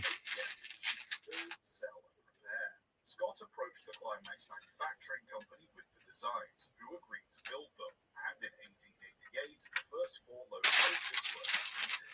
Because of his limited education, Scott had sought the aid of his brother-in-law George D. Gilbert to help draw the designs of the locomotives and file the patent for it, as Gilbert had worked with steam engines before. Gilbert, however, filed the patent in his own name, with no mention of Scott, causing considerable legal trouble later on. His patent, however, came with its own issues. The wheels of the engine were driven with differential gears, the idea being that wheels on one side of the axle would be able to rotate freely to help the engine negotiate tighter turns. In reality, this left half the wheels on the locomotive unpowered, which significantly reduced its tractive effort. An engineer at the Climax Company, Rush S. Battles, then patented an improved design that used beveled gears to drive the wheels. Later drawings had the boiler be much bigger and mounted horizontally along with its cylinders, making it look more like a conventional steam locomotive. Once again, this patent was filed without a single mention of Scott. Scott, fed up with the disrespect, filed a lawsuit against celebrating 4. battles before submitting his own patent. Scott's new patent combined the basic design and two-speed gearbox of Gilbert's engine with the beveled gearing of Battle's, but this time with casing around the gears for protection and to contain lubrication for said gears. Scott won the lawsuit and rights to the patent, but was left 1, penniless as a result, 2, 3, hardly 4. making any kind of profit from his engine. The Climax company continued to build these engines regardless, with them eventually being known as Class A types. On average, they had a tractive effort of 13,200 pounds in first gear, 6,600 in second, and a top speed of 10 miles an hour. You only need 12 of those. Negotiating type That's engines, and 4, their motors were sprung, allowing them to traverse bumpy and poorly 5, paved trails 6, without 7, derailment. The cabs were initially opened by 8, design, 9, later changed to be and closed, providing 10, crews with much better protection 11, from the weather. They were also quite 12. spacious, which made them popular with both engine crews and loggers, as there was more than enough room for passengers to ride in the cab on rainy days. The Class A's were easy to modify too. Many were built to different gauges, from 2 foot narrow to 9 foot broad, and their wheels could be changed out accordingly to the rails they were running on. Smooth standard wheels for regular rails, grooved or cleated wheels for wooden rails, and concave wheels for pole roads. As the years went on, the design was improved. Steel frames were used in place of wood, metal cabs replaced wooden boards, and the vertical boilers were swapped for T-shaped and later regular horizontal boilers.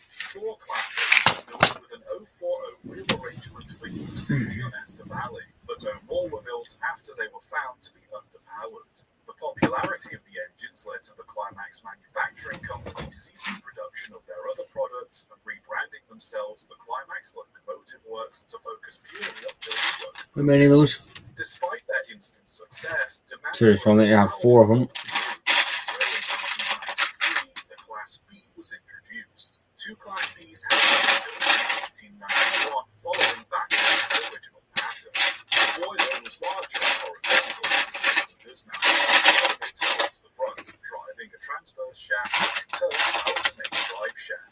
These engines, however, were unsuccessful, as the multiple gear system present in the Class A's were very difficult to incorporate into the Class B's. As a result, the engine's gearing was overly complicated and problematic. When the new version of the Class B's was put into production in 1893, they had the gearing removed and their cylinders were angled 25 degrees downwards. This made them considerably more reliable, and just like the Class A's, they were a massive success. These two came in all shapes and sizes, initially using round firebox T-shaped boilers before switching to regular square fireboxes, then changing the boilers to tapered designs instead of parallel. Further improvements included strengthening the frames and changing the steps and valve gears wall shafts. In 1897, the last variant of these engines was produced in the form of the Class C. These were essentially the same as the Class B, but with an extra bogie for additional traction and power. The easily modifiable nature of the engine, power and reliability of the B's and C's made the locomotive some of the most popular engines on logging railroads all across the US and Canada. But despite Scott fighting for the patent to be in his name, the A's, B's and C's were more commonly known as Climax locomotives. It noted that even though way more Shea locomotives were sold compared to Climax engines, the gearing and drive mechanisms of the Shays meant they had poorer suspension and often derailed on track. The Climaxes traversed with ease. The Whitmere Steel Company started logging operations in 1912 with a 16-year-old Class B Climax. But as the old engine was showing signs of wear and tear, the company splashed out for a new Shay to help with the work. Not only did the Shay continuously derail, but could only pull half the load the old Climax could. Eventually, the Shay was put to one side and the Climax was pressed back to regular service. Climax Locomotive Works produced just over 1,000 locomotives of all shapes and sizes. The locomotive not only working on logging railroads, but 4 of them then. plantations, brickyards, short lines, and as shunting engines on heavy freight yards. They even found themselves working in Australia, New Zealand, and many other countries around the world. Unfortunately, the Climax craze couldn't last forever, and by the late 1920s, demand for logging locomotives greatly decreased. Production of locomotives ceased altogether once the company was sold to the General Parts Corporation in 1928. I'm just getting out all the parts for building this, so I can just build both cans at once without having to stretch around and do all that stuff. Replaced by petrol and diesel power, some climaxes found themselves refitted with internal combustion engines as their design made it relatively straightforward to swap out 5, 6, 7, eventually 8. most simply vanished along with login roads they worked on. Fortunately, a few of these engines have been preserved, and a handful are still in working order. While not the most well-known or numerous logging locomotives, the Climaxes certainly made their mark in railroad history. Their power, reliability, and general ease to repair combined with their made them the perfect 1 and 2, like the tails. Just goes to show them that sometimes all it takes to get the job done is a Climax. Subscribe for more.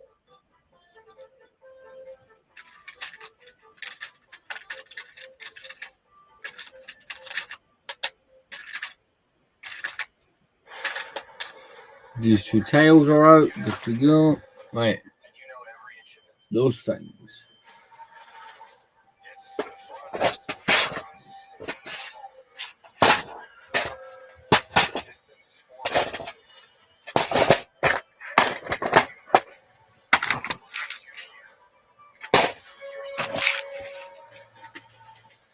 Four. A lot of parts going to this. Or get cash in the bank with WeBank Express at $2 an hour. I built a couple UCS sets, but I've got the Ultimate Collectors. I have the Ultimate Collectors. I've got the Ultimate Collectors series, Sail Barge, B-Wing, and Slave 1, but this one is definitely like the biggest thing I've ever made on here. Or just in general. Right, let's get 4 of those pins. 1, 2, 3, and 4. Right. We're not looking too bad. Only a couple more parts I need to find. Shouldn't take it too long to build these either. After that, we're going to work on a giant panel that kind of wraps around the back. So, yeah.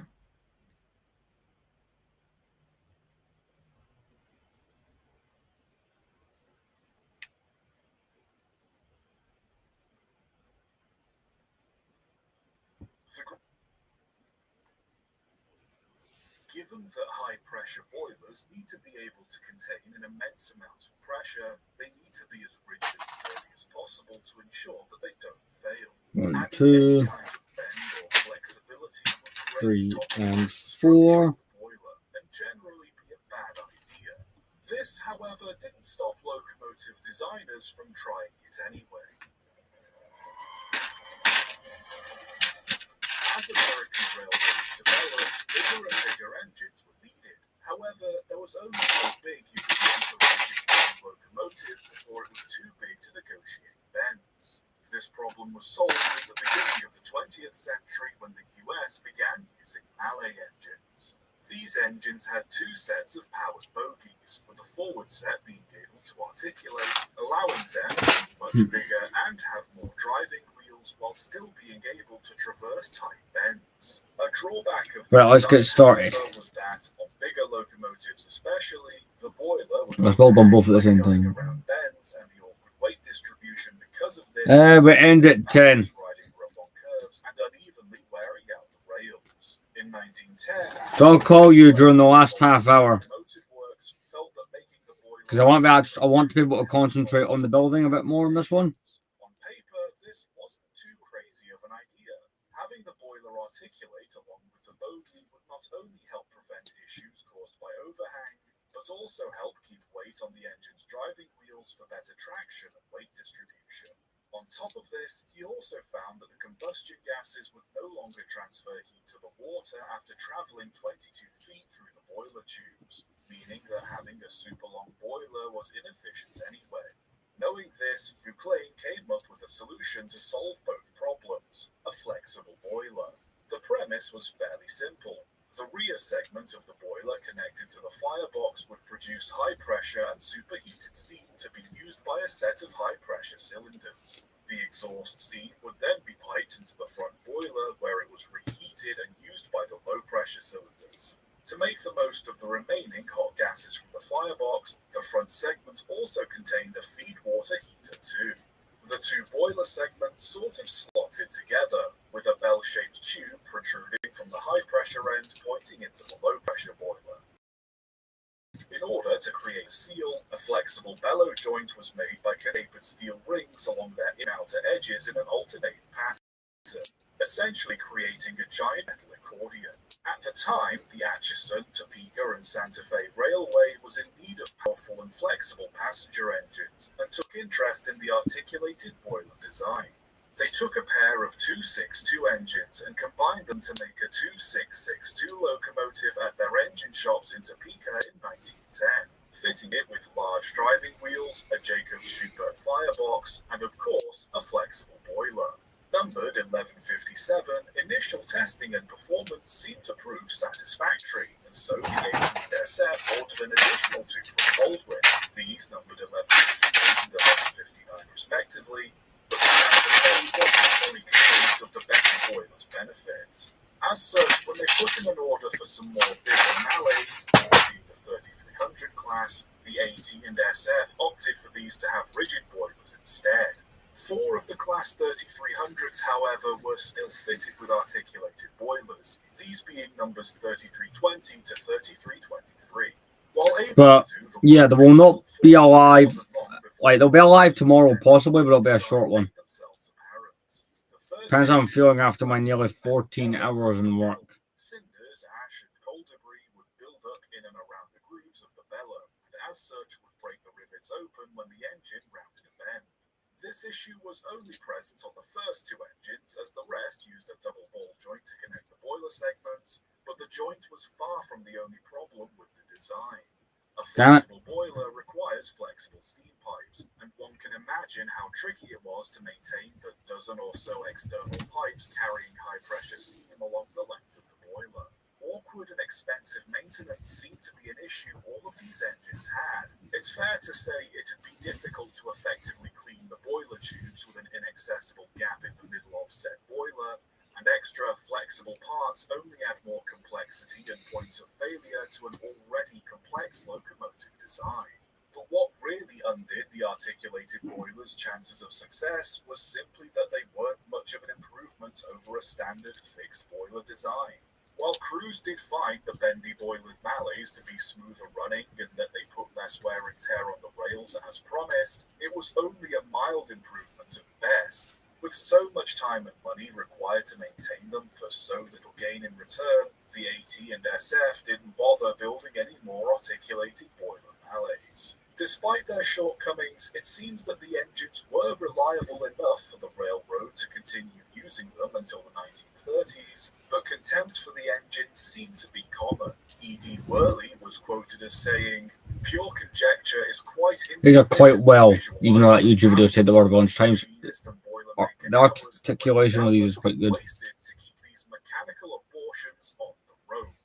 Interestingly, despite their flaws, the Baldwin locomotive works seemed to cling on to the idea, incorporating an articulated boiler into their patented quadruplex and quintuplex locomotives, but these engines remained as just schematics. Articulated boiler locomotives, then, are an interesting footnote in railway history.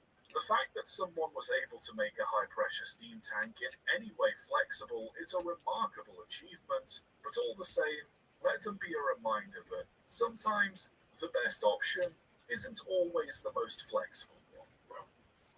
Subscribe for more.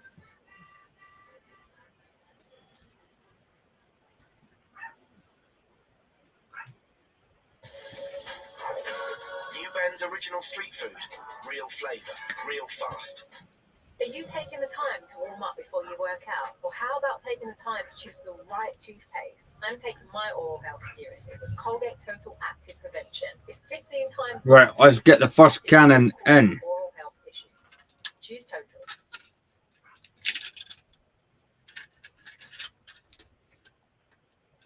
Steam locomotives have taken on all shapes and sizes over the years, from small, practical shunters to large, elegant streamliners. It's undeniable that steam locomotives have See, always had those bits do break off, I outside suppose. appearance, UCS set not designed to be played with, but I did it anyway. engines that can only be described as sheds on wheels. In 1883, the Great Eastern Railway opened a tramway connecting Upwell to the market town of Wisbech to transport both goods and passengers. The original proposed plans for the railway were expensive, so to save money, the Great Eastern Railway built it as a tramway in line with the Tramways Act of 1870. This meant the line could follow the public road without the need to put up fences or any similar protection that a standard railway required, making it much cheaper to build. However, it also meant that the locomotives that were to operate on the line needed a significant amount of safe-proofing. When tasked with designing the engines that were to run on the line, locomotive superintendent Thomas Worsdale came up with an unusual 040 tank engine. The water was stored in a large flat tank mounted above the wheels but below the boiler, the tank doubling as the footplate for both the driver and the fireman. The locomotive could also be driven from both ends, allowing the driver to stand at the front of the engine for a much clearer view. And it had a short 6'6" wheelbase, allowing it to negotiate the tight curves of the line. Along with this, it was fitted with a bell to warn pedestrians, cow catchers. So I've still got like another hour and 20 minutes that I plan to be live, so I believe we can build that back panel. So even if I don't do a live stream or if I don't do any live streams for the next couple of days, it means I'm still ahead. I'm still on a bit where I want to be. A wooden body was built on top of the engine to protect the footplate crew from the elements, leaving enough space for the driver to move from one end to the other without having to leave the locomotive. The end result looked less like a railway engine and more like a guard's van. Classified as G15s, 3 were built and put to work on the Wisbech and Upwell tramway in 1883, running with little issue on the line. Finding them to be ideal for running on public roads, 2 more were built for the Yarmouth Union Tramway in 1885, with a further 5 being built for the Wisbech and Upwell Tramway between 1890. Right, so I was right. I did need to get 4 more parts.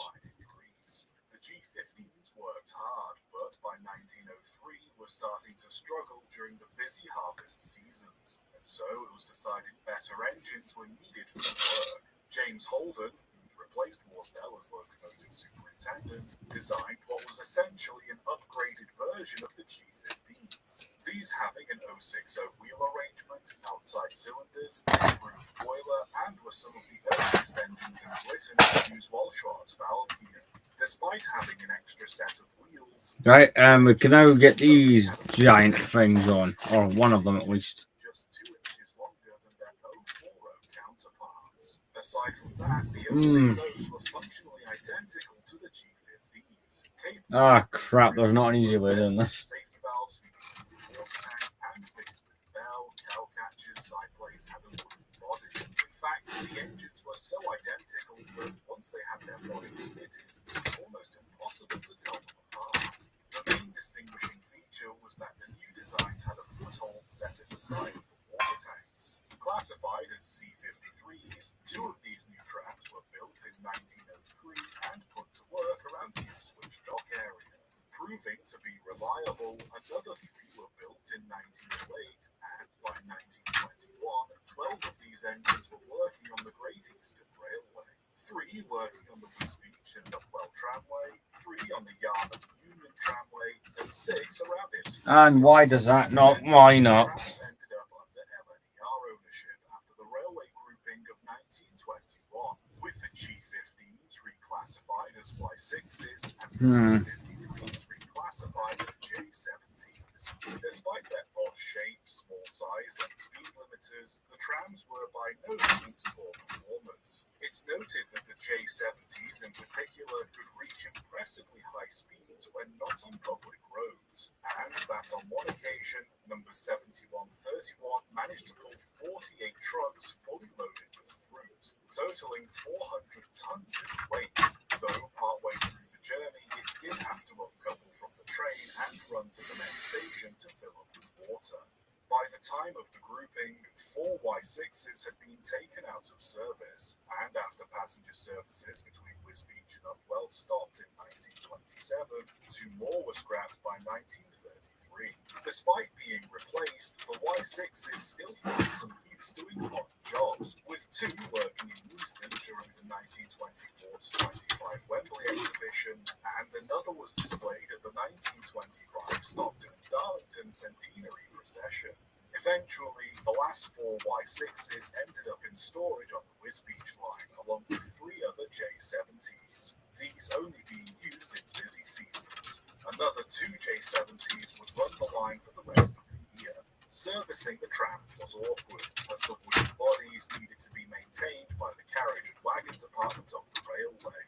Initially, the wood was just varnished, but smoke and gases from the engines that built up in the running sheds would have quickly ruined the finish, and so they were painted teak brown instead, later changing to their more well-known darker crimson brown by 1921. Their tanks and metal skirting, meanwhile, were painted wartime grey, blue, and later black, as regulations for street trams required them to avoid being painted bright colours. Should the engine itself require extensive servicing, the wooden body would have to be removed entirely, along with the cowcatcher and side plates, further complicating what was a straightforward process for many other engines. But their shortcomings weren't just limited to maintenance. Water tanks were also an issue. Though big enough for the work they did on longer journeys or when pulling heavier loads, they often found themselves needing to refill frequently. Not to mention the wooden body made the footplate. There we go. Let's get in now. I do have to adjust a thing or two, but With all their extra safety features, we're they getting were there. still relatively dangerous when travelling along highways. Horses were often scared of the trams, despite the efforts taken to reduce the amount of noise they made. And on the Wisbech and Upwell line especially, the trams were frequently involved in accidents. Low-speed collisions with people not paying attention or slow-moving carts were expected, but the main problem was how trams initially would pick up and drop off passengers anywhere on the line, with many people climbing on and off as the carriages were still in motion. It even became somewhat of a game for young boys to try and hop aboard moving trams to get a free ride, but this often resulted in people falling from the train and getting caught in the wheels of the carriage. After many injuries and multiple fatalities, the line eventually only let people on and off at designated stations or requested stops. By 1941, only 2 Y6s remained, both being moved to the Wissington Light Railway to help move sugar beet during the war. The poor condition of the tracks caused them to derail, and so they were once again replaced by 2 J70s. Y6 number 7134 ended up working for the US Army Transportation Corps at Burton-on-Trent before being transferred to the Silver Lake. The Falcon now has its lower cannon. Well, I can't imagine there's any more really underneath stuff that this is going to need. Along with the last 2 Y6s. They continued to work for several years, but the Y6's lack of power was becoming a problem, and so both were withdrawn by 1952. The J70s, meanwhile, were still able to run their tramways, but were soon replaced by Class 04 shunting diesels, with the last 4 being withdrawn in 1955. Tragically, 1 Y6 and 1 J70 were marked for preservation, but through complications, both were scrapped. The Y6 was kept at the Stratford paint shop for a year before being cut up in 1953. The J70, on the other hand, was stored at Stratford Works in 1955 while awaiting preservation, but through error was cut up. A silver lining to the story is that this mistake led to the formation of the Consultative Panel for the Preservation of Historical Transport Relics, which in turn have gone on to preserve many other locomotives that might have otherwise faced the cutter's torch. Though they weren't the fastest nor the most powerful engines built in Britain, the fact they had such a long working life despite their unusual design just goes to show that looks aren't what makes the engine, and that sometimes it can be hip to be square. Subscribe for more. At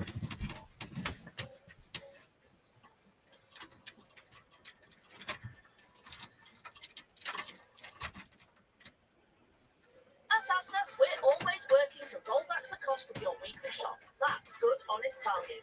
That's Asda price. My skin, she gets irritated. Venus Pro Smooth Sensitive takes care of it. With 5 layers and a strip with a touch of amber for extra protection. For shaving downstairs, I choose Venus Vivo with an irritation defense pump that helps to prevent ingrown hairs and bugs. Something rolled off there. My skin, my way, Venus.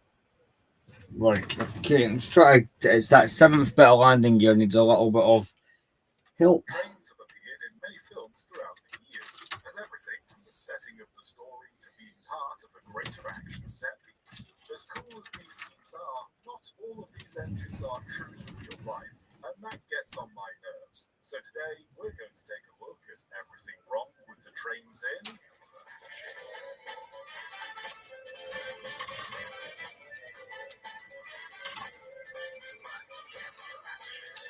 Before we know the trains, let's first know the context. The story features Armie Hammer, a good-natured, by-the-book lawyer returning to his hometown in Texas to visit his brother. Also arriving in town is crazy Native American Tonto, as played by Johnny Depp, wearing controversial amounts of makeup, and notorious cannibal outlaw Butch Cavendish, as played by William Fichtner. Cavendish escapes capture, derails a train, and goes on the run. And so MC Hammer joins his brother and a team of Texas Rangers to recapture the menace. And no, the irony of Armie Hammer facing off against a cannibal is not lost on you. After an ambush by the bandits and watching Cavendish eat his brother's heart, Hammer is left for dead. Upon being rescued by Tonto, Hammer... Right, it's making sure that's no longer being crushed under the... bring the outlaw to justice for not saving him any leftovers. This happens 50 minutes into the film, by the way, in case you were worried the pacing was going to be an issue. Anyway, after a series of going to places and talking to people, it's revealed that years ago, Cavendish and the guy in charge of the local railroad discovered silver in a nearby mountain. Having killed Tonto's tribe to keep the location of the silver safe, they've returned all these years later to dig it up and sell it in San Francisco. Because the silver is on native land, and because I guess a new tribe moved in, Cavendish frames them by raiding nearby settlements in Native American attire, so the railroad could justify killing the tribe, allowing them to build a line to the silver mine through native land. That's right. Let me do a little bit of work on this. Manifest destiny is one hell of a drug. After coming to this revelation, nearly 2 hours into the film, the plot culminates on a full-on, balls-to-the-wall train chase with Hans Zimmer's rendition of the William Tell Overture blasting in the background. The entire sequence is completely unearned and so tonally out of place with the rest of the movie, but damn, it goes hard.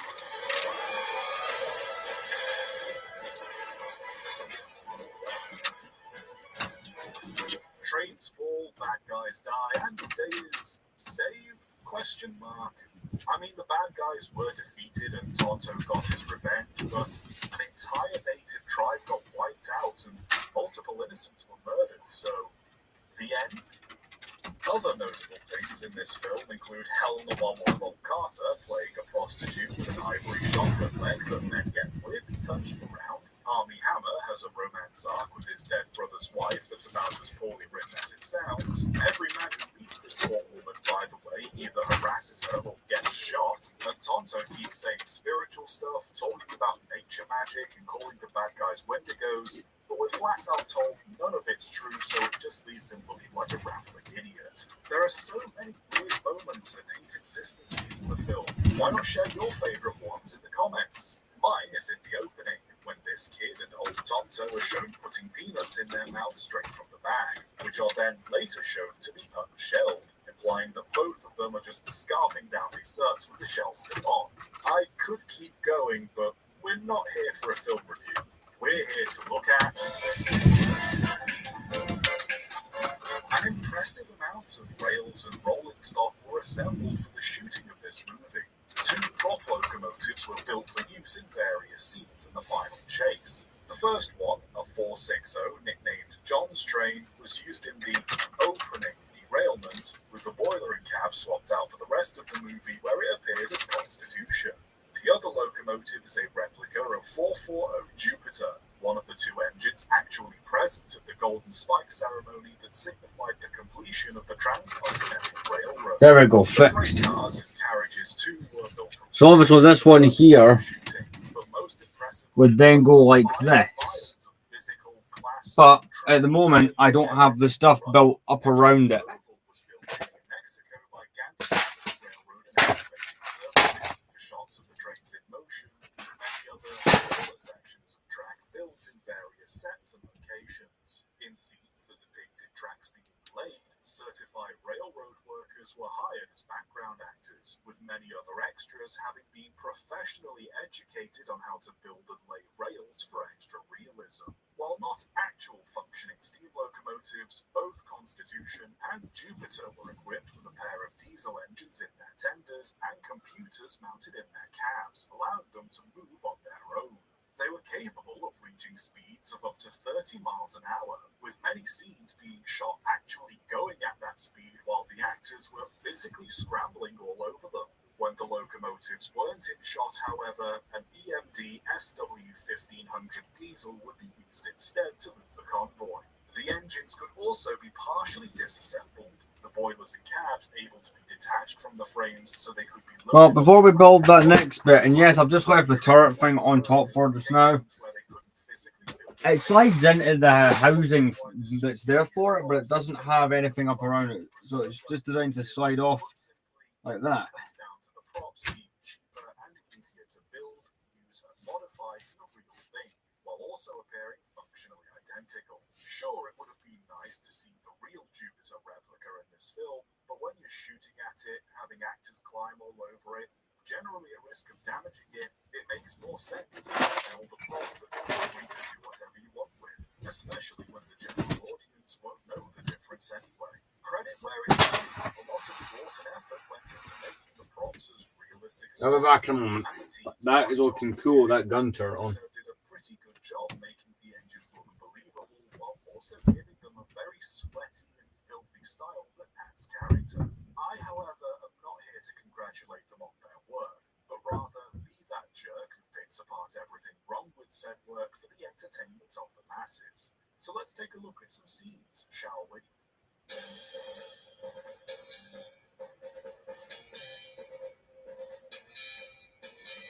The first locomotive we see in the film is a 460 pulling a passenger service to the town of Colby, Texas. I couldn't find any clear shots of the engine in the film itself, but looking at the behind-the-scenes footage, it seems the engine isn't directly styled on one locomotive in particular, but is more of a hodgepodge of various 460 designs, with the main basis being Illinois Central 382.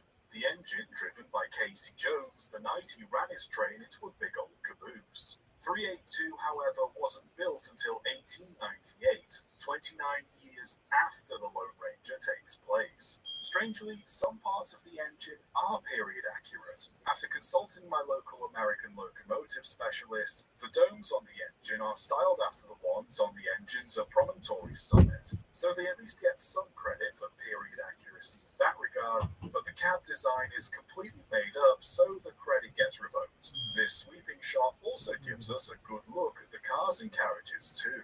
At first I felt they were too square and boxy in design compared to most American passenger cars, but after doing a little digging into post-Civil War era rolling stock, it seems that design was common at the time. Part of me feels the proportions might be a little off on the balcony, but otherwise, solid effort. It's in this same scene we're introduced to our soon-to-be protagonist, where he accidentally throws a child's toy out of the window. Now, I'm no physicist. If I was, I'd be out doing something meaningful with my life. But in order to produce a vacuum strong enough to pull that toy out of the window, either the train would have to be going way faster than it is, or it's apocalyptically windy outside. Later, a bunch of bandits show up, giving us a better look at the carriages, which seem to be a mix of all sorts of styles and designs, with one or two luggage and way cars thrown in. For some reason, a few few of them have their brake wheels mounted on the roof of the cars as opposed to the balcony area,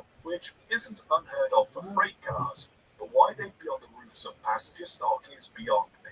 Also, the passenger cars having ladders on them is an interesting choice. I can't think of a situation in which a person would need access to the roof of a passenger car frequently enough to justify installing a ladder.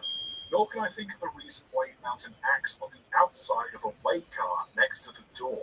In the shots where the driver and fireman get murked, we get a better view of the engine's footplate, not only showing us the inside of the cab, but also the radical discrimination autistic people have suffered throughout the years while simply trying to enjoy a hobby.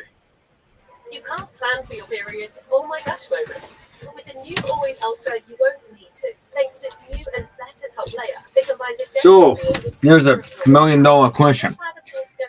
Can we build so you can feel clean and dry. that panel in the last hour, have it all done? Better top layer. Always. It's the start of the top panel. Well, unless you want to count that turret.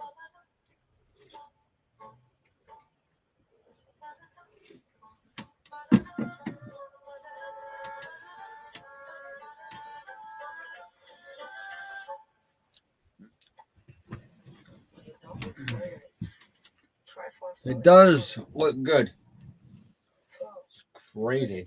It doesn't. It's obviously still missing where the cockpit goes, but I'm gonna. How long till we build the cockpit? So we're on page 171, and the cockpit starts.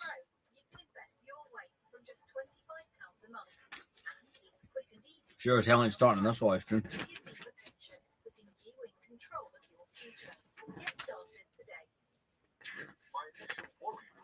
Is the firebox and its concerning lack of fire. The inside of a real locomotive firebox would be bright orange from the intense heat needed to power the engine. So unless that dinky flame is somehow putting out over 2000 degrees Kelvin, that's another ding.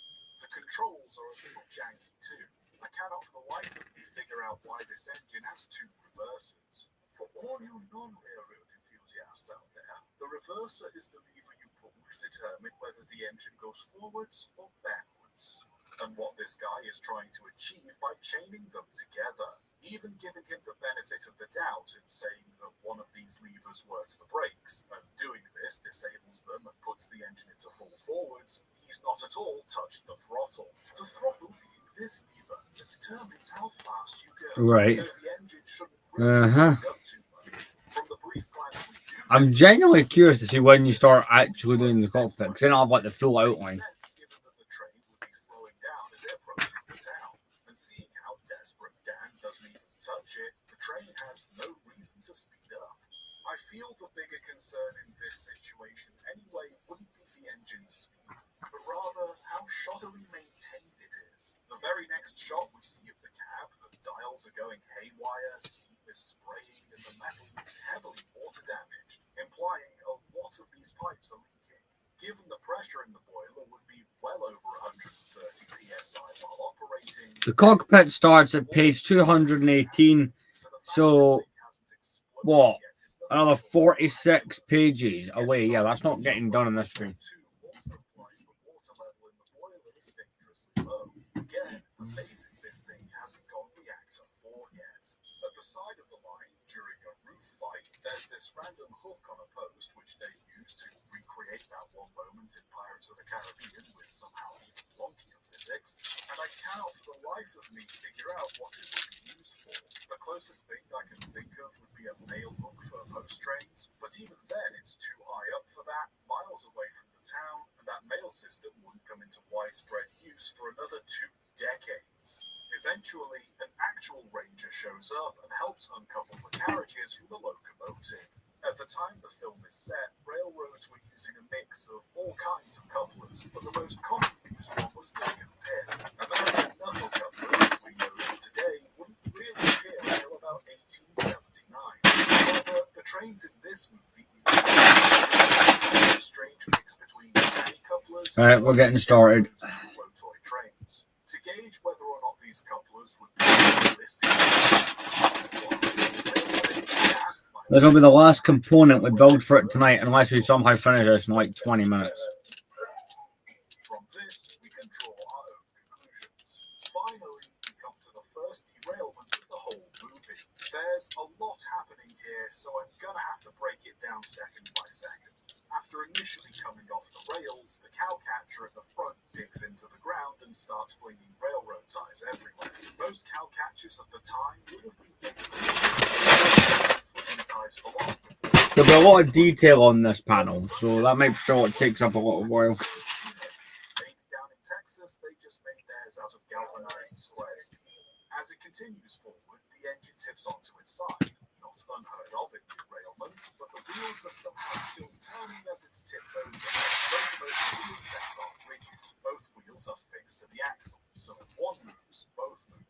And if one cannot move, neither can the other. Because of this, the wheels that are burying themselves in the ground shouldn't be turning, so by extension, neither should these. The biggest offense in this scene, however, is this boxcar, which somehow goes absolutely flying over everything in front of it. Trains carry a lot of momentum, and cars can end up pushing each other off the rails or even upwards when an engine suddenly stops. But to launch a 20-ton boxcar through the air like a scout brick as Oswald Mosley would take forces beyond human comprehension, or a very big trebuchet. Also being launched is this connecting rod, which on a real locomotive shouldn't flex at all. It's nearly powerful enough to push against the rod with that much force. The connecting rod itself shouldn't flex or bend. They need to safely so no energy is lost when turning the wheels. Otherwise, it'd be like trying to row a boat with a giant spring. Somehow, even on its side, the locomotive still has enough momentum to keep sliding an absurd distance. But finally, it does come to a stop. So I'm assuming I'm looking at the, yeah, I'm building the exact center, then building out from it. So it's the back panel that goes along, kind of curves along the back. That's what we're building. Filled with water, with several smaller copper tubes running through them. The copper tubes carry heat from the firebox, which boils the water, generating steam to make the thing go. An awful lot of pressure builds up in these boilers, so punching a hole in the side would not only spray out a huge jet of steam instead of fire, but also probably cause the boiler to burst like the world's most violent gender reveal balloon. For fire to be coming out of the boiler like that means there is something seriously wrong with this engine's plumbing. And with that, we're finally done with this film. News opening. Boy, it took us a long time to get here, and I'm afraid we still have a long way to go. Luckily, there isn't too much railroady stuff between here and the ending, so I'll just brush over the few errors that pop up. Firstly, these tracks, which were apparently built in native territory and somehow buried in the sand. This is more of a plot issue than anything, but what I want to know is how the railroad company built the tracks in the first place without anyone knowing about it. Railway construction is hard to do discreetly. Speaking of discrete tracks, sometimes you can see the rest of the table they built if you look carefully in some scenes. Later, we get a shot of Constitution in all its glory and the construction of a nice trestle bridge. Nothing particularly wrong with this scene either, but I think it's awful brave of them to park the engine so close to a cliff. Not nearly as brave as these boys here who just take a face full of scalding steam straight from the engine cylinders. I'll save a bit of time and say that everything that was wrong with that 460 earlier also applies to Constitution. Also, Constitution doesn't have any sort of coupling at the front, which isn't a massive issue as the engine would be running pilot forwards most of the time anyway, but the inability to connect anything to the front of the locomotive would certainly make shunting a pain. All you die-hard modelers out there might get a kick out of this train set the railroad guy has aboard his personal carriage. Not only is it seemingly an electric train set in 1869, but also it's double O gauge too, a scale that wasn't invented until 1921. Also, I'm going to put a point on the wrong counter just for this kid's abysmal engine driving skills. Though if the driver of the actual engine is anything to go by, then I should really blame his mentors. The shot here of the train disco from some cars, these two hoses here swing down, which are connectors for air brakes. And a later shot of Constitution's cab confirms this is the case. Though air brakes were invented around this time, they wouldn't really come into use on many railroads for a few more years. Also, the engine has no throttle lever, is horribly maintained, and all the dials are at zero. My guess is all that leaking steam probably has something to do with it. Again, boiler explosion just waiting to happen. There's a few other I know we're close to the end and you want to get to the big train chase, so I'll try and hurry this bit along. Throughout the movie, the railway company the bad guy works for is the Transcontinental Railway Corporation, which is entirely made up of the two railroads behind completing the Transcontinental Line for the Central Pacific and the Union Pacific. At no point did the main route of the Transcontinental Railroad pass through Texas, so why the Transcontinental Company would be in Texas is a mystery. Plus, it was the Southern Pacific Railroad that were the ones building lines between San Francisco and New Orleans through Texas at the time.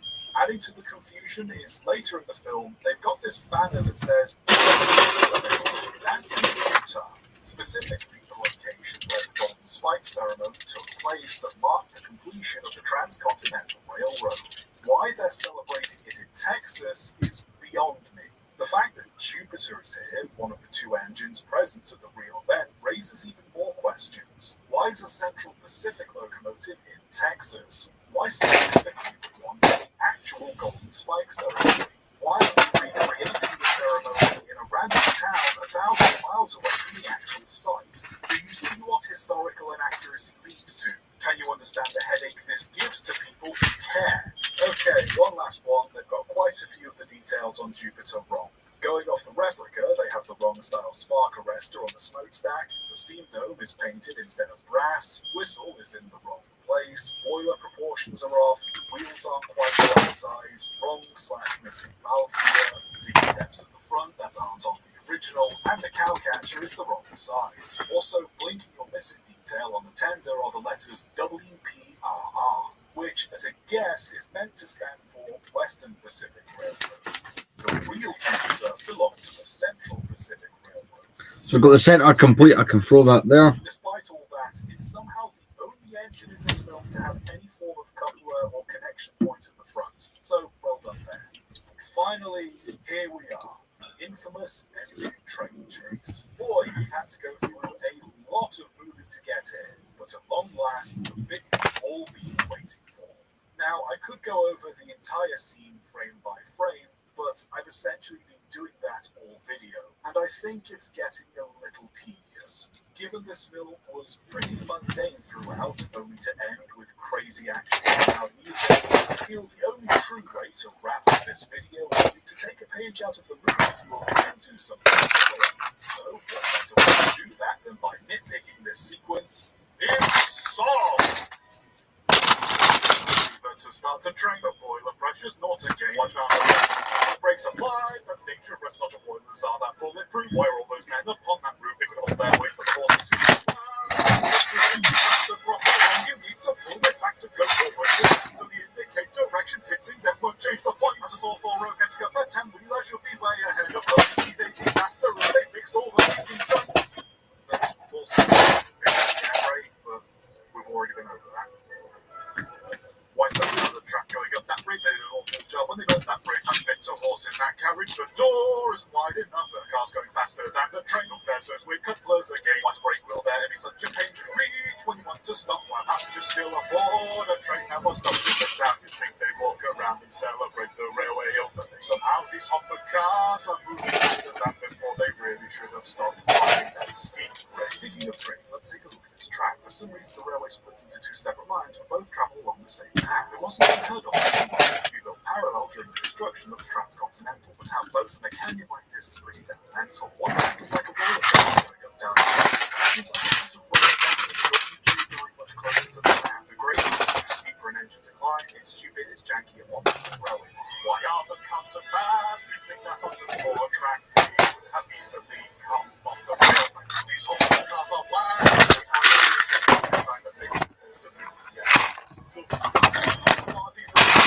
The lines too steep and bends too shallow. Way that car will keep that much momentum moving on its side. That crash would flip that van and throw off at least one of the car. The metal frame would break when hit, so the van would slide. Or, also derail the carriages that collide with it. Somehow the throttle applies the brake. That reverse is wrong form, not the wrong detail. I swear we'll take a year off my lifespan. Shooting and cover would break it. The car goes this movie is the biggest pile of shit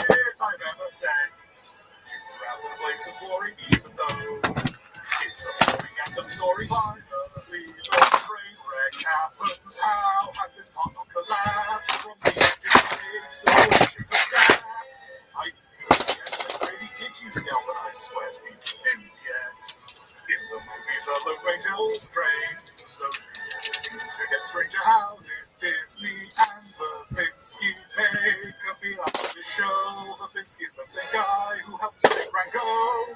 God, this movie annoys me, and I hope I never have to watch it ever again.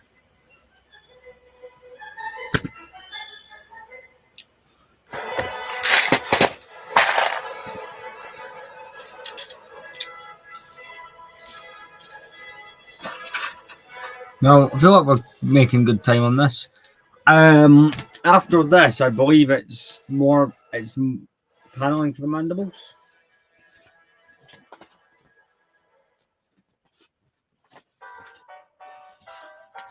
I'm not suggesting we'll do the thing after though. In conclusion, then, there's quite a few things wrong with the trains in this movie.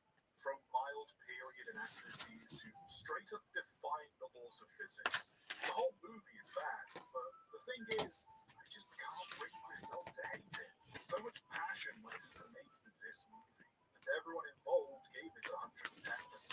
Like I said, they built real A random trains, panel. real railroad engineers, and they gave every engine, car, and location so much personality, despite not being entirely historically accurate. Even when production went over budget, Depp, Hammer, producer Jerry Bruckheimer, and director Gore Verbinski all agreed to drop 20% of their salaries just so the film could get made. The film had a troubled production, so it's hard to know who exactly is to blame for the inconsistent writing and awful pacing. But with all the references to so many classical westerns, it's clear this movie genuinely wanted to pay homage to the genre. In terms of train accuracy, I'd say the movie got it right. Real tracks and actual props are nice and all, but the finer details like controls, couplers, and overall period accuracy really bring the score down. Honestly, if they just gave all the engines a throttle lever and knuckle couplers, I don't think I would have minded so much. Heck, Jupiter had a throttle. I don't get why the other two engines didn't have one either. If you know nothing about trains, you probably won't care, but if you're pedantic like me, all the weird inconsistencies really get on your nerves. For anyone who wants to actually go see the props in real life, they have been preserved. Constitution is on display at the Fillmore and Western Railway, and Jupiter resides at the Volvo Auto Museum in Illinois. As for the rest of the movie, I'd give it a 3 out of 10. It's drawn out, cliche, and just a total mess. It's a shame, really. The original pitch for this movie was a Western, Pirates of the Caribbean-esque fantasy twist, which, to me, sounds awesome. Apparently the plot would have involved the Lone Ranger and Tonto facing off against werewolves and using cursed silver to make bullets to fight them. Hold on, what?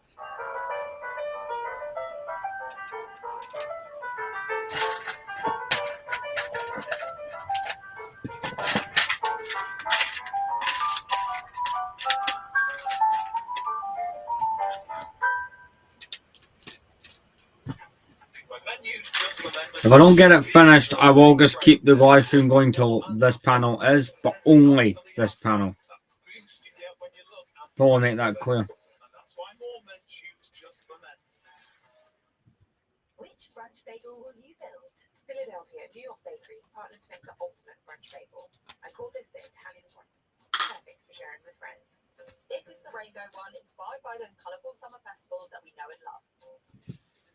This is the coastal one, about as sharp. Build your perfect brunch bagel. The Philly Deli, brought to you by Philadelphia and New York Bakery.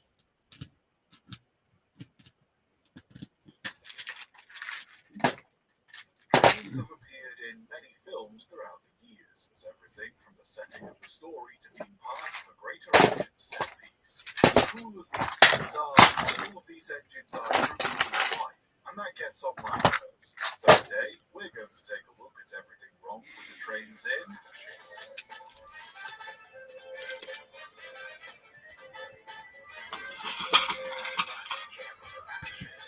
Before we look at the trains, let's first look at the context. Sometime in the late 1950s, child Tom Hanks, or some kind of alien entity that has taken the form of child Tom Hanks, is struggling to go to sleep on Christmas Eve. He's starting to have doubts that Santa really exists, and the existential terror that something he's believed in his whole life isn't real is keeping him awake. Just as he's dozing off, he's rudely awakened by a literal express train pulling up outside his house. Upon investigation, Tom Hanks steps off and informs him that this train is bound for the North Pole, and that child Tom Hanks should probably get on board if he wants to keep his Christmas spirit. Child Tom Hanks hesitantly hops on and the train sets off. While finding his seat, we meet unnamed female protagonist who mostly just stares at people, and the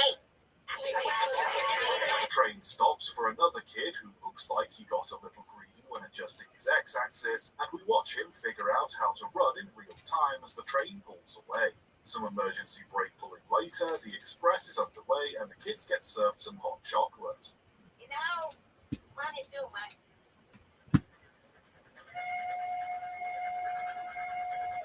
Stare Girl takes up to the white kid but leaves her ticket on her seat, and rather than wait for her to get back, child Tom Hanks grabs it and tries to give it to her, losing it in the process. Some shenanigans later, the ticket ends up back on the express just as Stare Girl is getting dragged away by the conductor.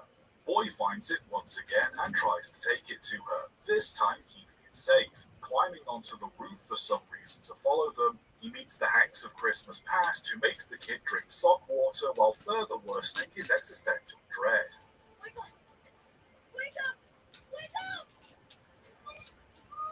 The hobo helps child Tom Hanks to the front of the train, where he meets Stare Girl once again. Some piddling about with brakes, reindeer, and tracks laid so questionably that it makes the Penn Central look like an engineering marvel by comparison later, the express skids across a frozen lake.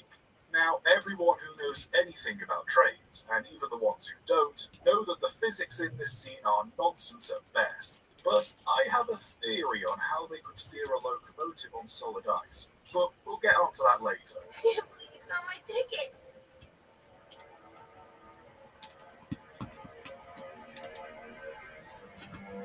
Once they're back on track, they bend around a mountain, and Hanks of Christmas Past uses some toys to harass child Tom Hanks. Boy eventually meets up with Stare Girl and have a little sing-song with the white kid just as they reach the North Pole. The rest of the kids give us a musical number as the express pulls into town, and conductor Hanks is overjoyed they made it on time. Can I also say I'm a massive fan of this visual gag where a character who wears a hat has some hair on their head but is completely bald where the hat sits? Just a solid visual punchline. Hey, what gives? It was 5 minutes till midnight 4 minutes ago. Exactly. Arriving among a sea of elves, the train comes to 1, a stop 2, and the 3, kids 4, decide 5, to go 6, to the 7. center, with White Kid deciding to stay on the train.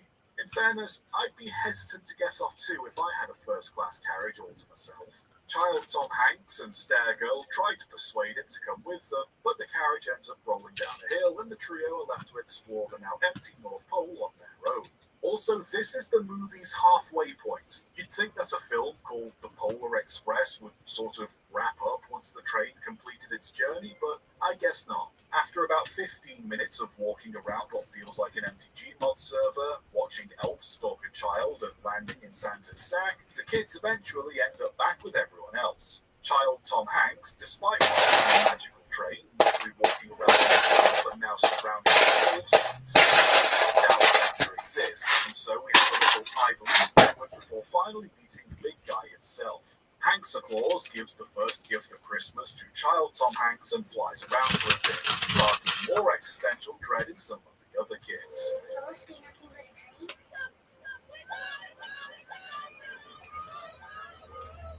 Oh, just like in Gmod, Santa messes around for a bit before accidentally undoing the sled and disappearing. With that, Christmas is over and everyone gets a life lesson underneath their ticket. Turns out child Tom Hanks put the sleigh bell he was given in a ripped pocket and lost it, so he goes home still somehow doubtful about Christmas. The next day, he finds the bell under the tree and his Christmas spirit / belief in Santa or whatever his character arc was is restored.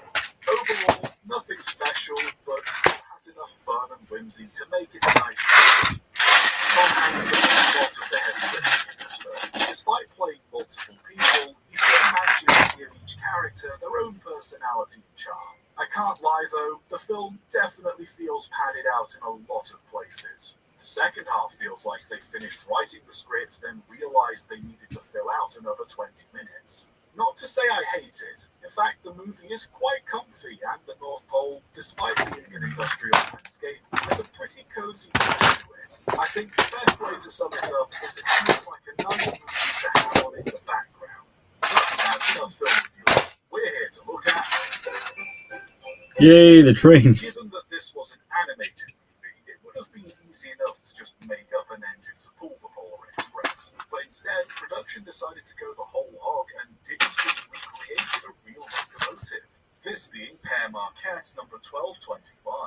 The story of how 1225 ended up in the film is quite an interesting one. After being withdrawn from service, the engine was donated to Michigan State University in 1957 as something for engineering students to study. It was put on display outside Spartan Stadium until 1970, when the Michigan State University Railroad Club decided to try and restore it. It wasn't easy, but by 1985, 1225 was working again and has since enjoyed an easy life in preservation. That same year, author Chris Van Allsburg published his book The Polar Express, which he had both written and illustrated himself.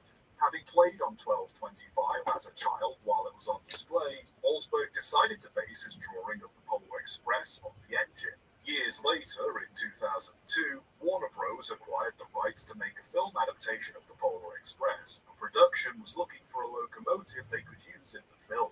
Of all the engines they could have chosen, they ended up going with 1225 as someone luckily managed to get hold of the engine's original blueprints. Whether or not they knew it was the engine that inspired the original book, I'm unsure. It's possible production chose the engine because it naturally resembled the original book, but it's also believed that the engine's number played a part in being chosen too, as 1225 is Christmas Day, in countries that write the date incorrectly. The reason I don't fully believe 1225 was picked intentionally was because Allsburg himself was surprised to see the engine on screen when the film was released. What you might not have known is that the railway influences on the Polar Express aren't just limited to 1225. The carriages that make up the Express are based on the heavyweight steel cars built by Pullman in the 1930s, while the clock tower, factory buildings, and general architecture of the North Pole are all based on the Pullman plant in Chicago. You can honestly tell a lot of care went into modeling and animating the engine in this film. So much so that sound recordists captured audio of 1225 working so the Polar Express could sound as close to the real thing as possible. But we're not here to praise this film. We're here to grab its weirdly malformed face and go over what's wrong with it. Starting off strong as the train Building these kind of fins at the back at the moment. As the Express approaches Hero Boy's house, I do apologise. the credits is just Hero Boy. I do apologise about the lack of commentary. I'm just trying to really focus on getting this done from the time limit I've given myself. And we have just over half an hour to achieve that. The amount of steam that's surrounding the train is also a bit strange. The way it rolls out from under the carriages implies that they're the ones letting off steam.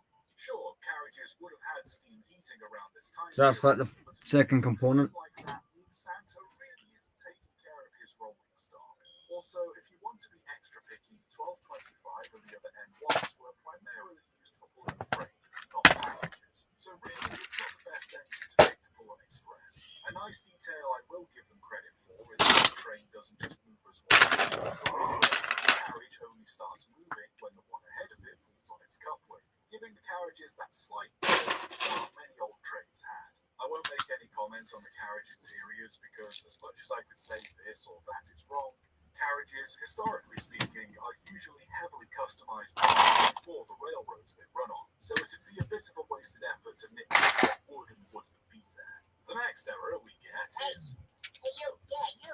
You know what kind of train this is? Boy, I'm going to start calling this kid X from the amount of misinformation he's spreading. So in the script, Know-It-All Kid says that the locomotive pulling the train is a Baldwin 284 S3 class merchant light steam locomotive built in 1931 at the Baldwin Locomotive Works. It has 69-inch driving wheels, 26-inch cylinder bore, and 34-inch stroke. The engine weighs 456,100 pounds and a collective effort of 83,450 pounds. Let's go over that point by point. First of all, the engine was built by the Lima Locomotive Works, not Baldwin. It does have a 284 wheel arrangement, known as a Berkshire layout, so he's right there. While Baldwin did build Berkshire engines, none were ever classified as S3s. 1225, the engine pulling the train, is an N1 class engine. He also claimed the engine was built in 1931, but in reality, the N1s were built in 1941. He does get the wheel and cylinder size and stroke correct, but the engine is slightly lighter and not quite as powerful as he claims it is. Now, it is possible that he has got his wires a little crossed, as Liebherr did produce the S3 class engines in the nickel plate code in 1944. The S3s also being purchased with similar proportions. But frankly, he's annoying. And what we say to annoying characters?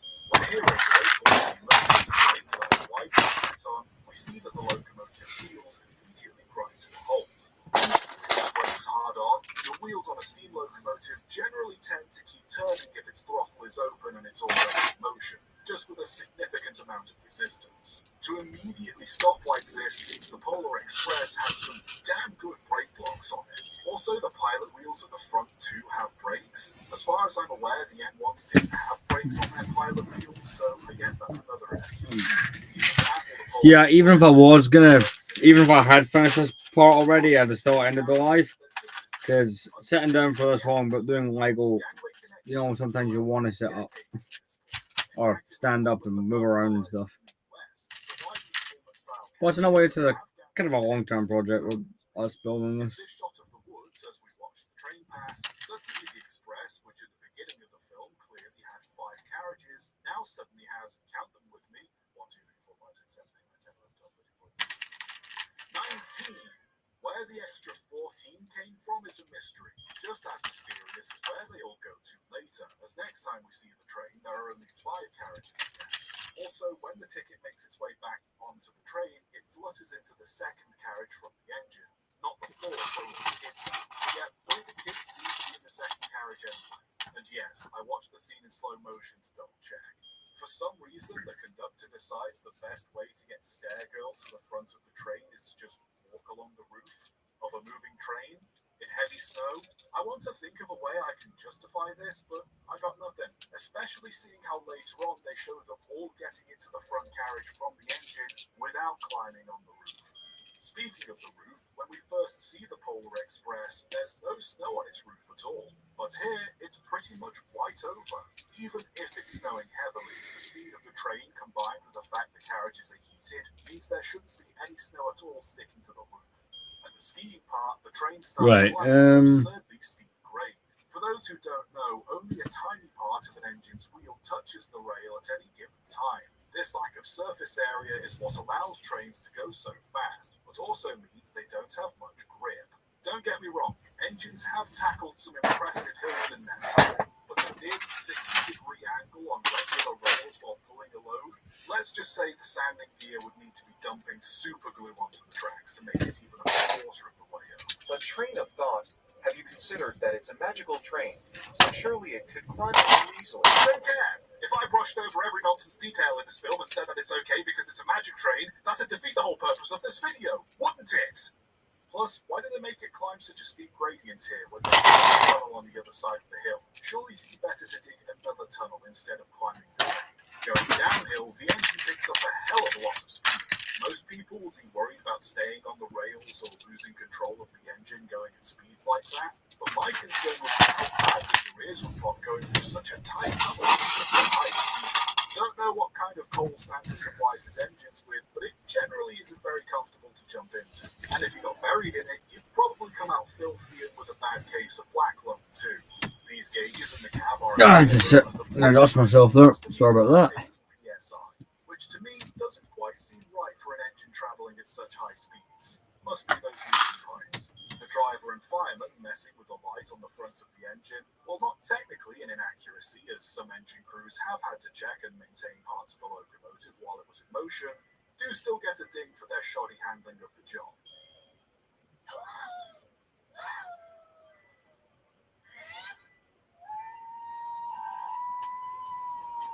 I don't know about you, but regardless of the results, I feel like that qualifies as some kind of employee harassment. Also, conductor Hanks pulls on the fireman's wheel 2 short times and 1 long time, the standard signal used when approaching a crossing.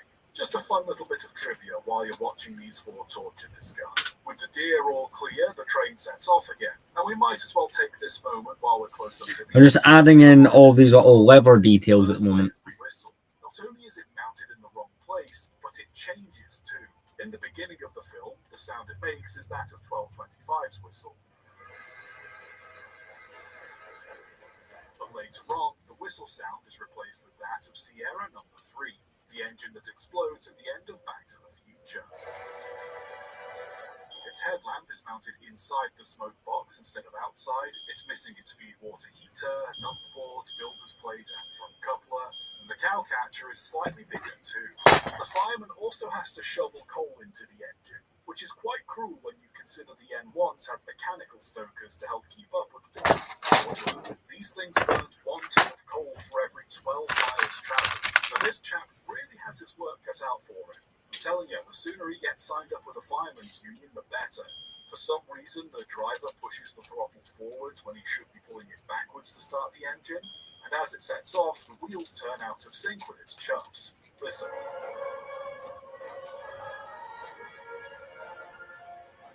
Gotta give a ding for this poor driving technique too. When the throttle jams, the driver just yanks at it instead of trying to work it gently. Real yank-happy crew we have here. That's how you break stuff. Steam engines are sensitive machines, you know. And yes, I am aware there is a flux capacitor in the engine's cab. Robert Zemeckis, who directed this film, also did Back to the Future. It's an Easter egg, no further comments. Also, why are these three just standing on the front of the engine? They had plenty of time to get back into the cab, yet they chose to stand there, exposed to the freezing cold. What? Brick separator. Arrive at the roller coaster scene. Don't ask me why, but for some reason, when Hollywood sees trains, a producer just immediately imagines a roller coaster. Massive climbs, extreme drops, and ludicrous speed. Oh, and an incorrectly labeled sign. We've already been over how the train shouldn't be able to climb such a steep gradient in the first place, but going down it has some interesting implications too. Firstly, this apex is too sharp. The engine and carriages would just bottom out going over it. Secondly, while going downhill, the water in the boiler would all rush to the front of the engine, leaving the firebox crown sheet exposed. If the crown sheet doesn't have enough water on it to disperse the heat of the engine's fire, it'll weaken and the pressure in the boiler would cause it to explode. However, the steam in the boiler would cool the crown sheet just enough to stop it exploding. I took so much effort with the brick separator. I'd stand up under the main light so I could see.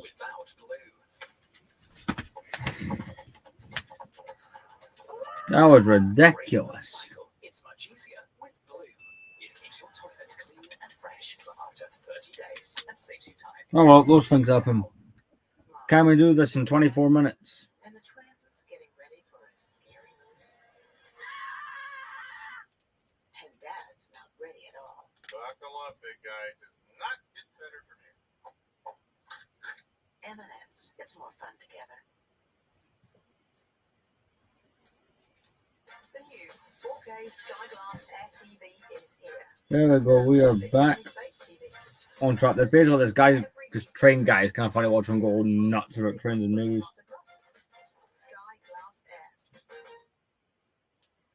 Get a British Gas boiler service for just £79, down from £109. An expert engineer will service your boiler and check everything's running smoothly. Pretty cool, eh?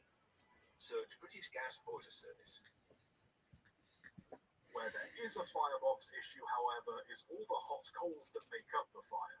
1, 2, 3, 4, 5, 6, 7, 8, 9, 10. Everything inside it is in free fall, so it's safe to assume that some of the coal in the firebox is floating around too. Given the amount of air that's 1, drawn 2, 3, through the 4, firebox 5, 6, 7, 8, 9. Yeah. it's more than likely that a lot of coal would be pulled through the boiler tubes. They're getting blasted out the engine's funnel or becoming stuck and reducing airflow, dampening the engine's performance. On top of that, once the coal settles again, it'll likely all be piled up near the front end of the firebox. Coal needs to be evenly spread in the firebox, A, to burn more efficiently, but B, so that all the heat isn't concentrated in one area, which can melt and warp the grate the coal sits on. This won't be a major issue here, given the fireman is pretty attentive after the downhill shenanigans, but it certainly isn't good for the engine. And just because, let's throw 2 more dings on the counter for whatever this track design 1, is, 2, the 3, fact 4, that the 5, rails are just 6, floating in 7, some 8. places. And Then we go from one extreme to the other, crazy tracks to no tracks. Now, it isn't entirely impossible for a layer of ice to carry the weight of a steam locomotive. I've covered the subject in a video that you should probably go and watch after this, but I think it's safe to say that if a metal pin can cause the ice to shatter, it's certainly not thick enough to carry the weight of a locomotive weighing 200 tons. But train of thought, it's a magic train. That's why it doesn't fall through the ice. We'll be right back. Could the driver hypothetically steer the engine to get it back on the tracks? Well, put on your tinfoil hats. I have a theory. So, the driver puts the engine in reverse. For the sake of argument, we'll say he's put the sanding gears on so he has better traction. As much as the carriages should just roll in a straight line, their wheels are shown to dig into the ice a little, so then zigzagging as the engine reverses into them kinda checks out. The tender, moving to a sharp angle, would jackknife the locomotive and force it to swing left, as we see. And while the engine doesn't have enough momentum to drift once the driver slams on the brakes, you can make an argument that the slippery the momentum of the carriage helps carry the swing. Now, midway through the swing, the driver puts the engine to full forwards. This way, when the engine is ahead of the carriages enough, it can start pulling on them and use them to help go in a straight line. How can the carriages help the engine go in a straight line, I hear you ask? Drag. The engine still has to pull the carriages, so the drag they produce can help pull the locomotive. In this shot, the engine is going forwards but is still skidding to its left. As it starts pulling more carriages with it, however, their weight holds the engine back, causing it to correct itself. Once the train is moving in a straight line, it then becomes a matter of braking the carriages at the right time to help steer the engine. Imagine a balloon with an arrow drawn and a piece of string tied at the end. The balloon is the engine and the string is the carriages. Bear with me on this. We want the arrow to point upwards. In order to get the arrow to point up, as the balloon floats upwards, We're just about done this bit. The force from the string pulling the bottom of the balloon down makes it so that the balloon has no choice but to move with the arrow pointing up. If the arrow becomes slightly crooked, we gently pull the string again to apply the same resistance. By pulling back, we help correct the direction the arrow on the balloon points. Now apply this to the train. As it's moving forward, should it not veer too much to one direction, we can apply the carriage brakes to pull the rear of the locomotive the opposite way it's going, causing it to turn in the direction we want. And that is how you drive a steam locomotive on the ice. A tutorial? Wow. That make any sense to you? No? Good. Me neither. I was bloody wasted when I came up with that theory. If anything, it's helped me realise that hitting this massive chunk of ice would probably smash the boiler and valve here, the engine should have tipped over here, the couplers would have broken at this angle, the driver makes an absolute meal of the controls, and all that skidding around would have bent the flanges on the locomotive's wheels completely out of line. Alright, now we've finally gotten that scene out of the way, it's smooth sailing from here on out. Just a handful of inaccuracies left to go. Let's see, there's this shot of the train climbing a mountain. Not only is it another one of those pesky, super steep grades, but the engine and carriages physically bend around the spiral like it's Uzumaki. Last minute addition here, the lights are shown to be off in this carriage, but are shown to be on from the outside. What's that all about? Ghosts, probably. Arriving at the North Pole, the train is magically longer again, and then goes back to only having 5 carriages a few shots later. While climbing aboard the rear carriage, Hero Boy accidentally steps on the coupling release lever, and honestly, who in their right mind would put that lever there, and leave it on to push downwards to the carriage, and you mount it right next to a set of steps where someone could accidentally stand on it. For some reason, the carriage starts rolling backwards, but given that we know it has air brakes, the brakes should just come on as soon as the brake pipe became disconnected. This point switching system is just a complete mystery to me. Firstly, that's just an overcomplicated design for a set of points. Secondly, why would they send a runaway carriage not along a flat section of track where it'll eventually slow down and stop, but careening down a hill at breakneck speed along a public street? Slamming into a turntable at the end of the line somehow causes it to spin around, and I must know, who builds a roundhouse where the only way to get to the turntable on foot is to traverse a slippery, narrow rail above a hole that leads to the centre of the earth? I swear, the ICC must have made a law about that at some point. The tunnel they follow comes out in the middle. Right, I think all of this is just about ready to be connected. Just a couple small detail pieces need to go on this. This is the one that has more detail. The kids wander about, meet Santa, and learn the true Christmas spirit, eventually bringing us to our final era, that being this pump cart. While I admit the brass wheels do make it look sick as hell, my issue is why would you use a pump cart to move a carriage? You don't have a shunting engine or something on standby for this kind of work? Also, why are elves using something that's clearly too big for them to operate? You'd think that with how industrial this place is, they'd have something more suited for their size. I'll tell you what, between the workplace harassment, poorly maintained equipment, suicidal track placement, and the sheer disregard for workplace safety, it's honestly amazing that nobody's been seriously hurt by Santa's negligence before. I'm telling you, it's a lawsuit just waiting to happen. Where there's blame, there's a claim, is what my uncle told me. Threw his back out at work he did, kept telling his boss he needed proper lifting equipment, tried to move 5 bags of coal on tow.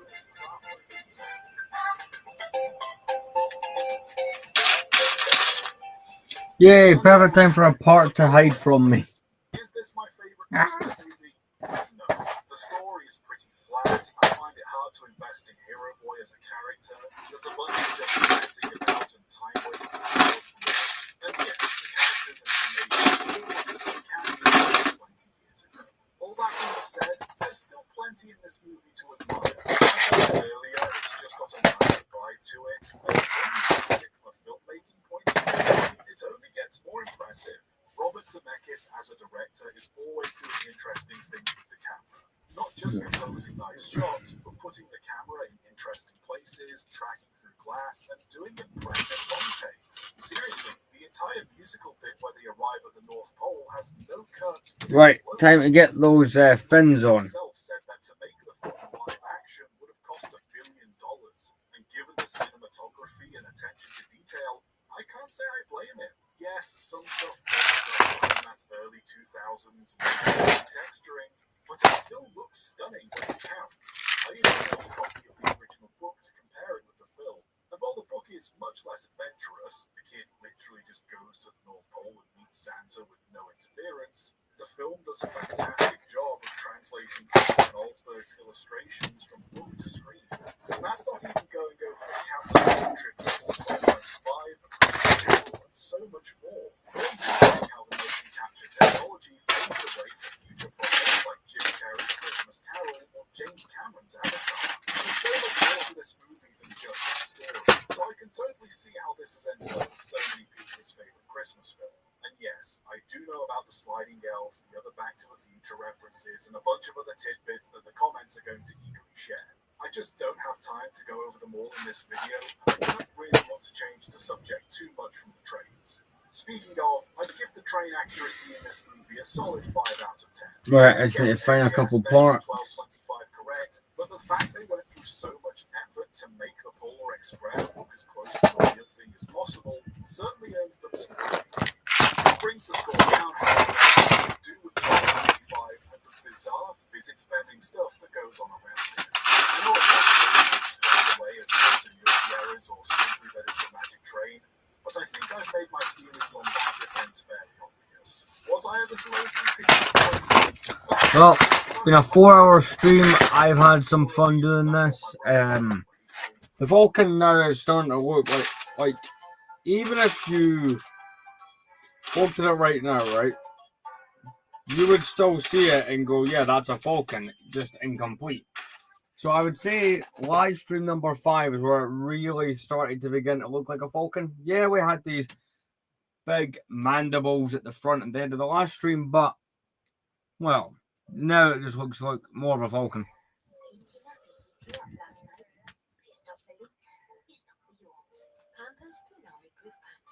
Stop and protect pocket to help stop leaks at the back, so everyone can sleep better and wake up ready to go again. Pampers.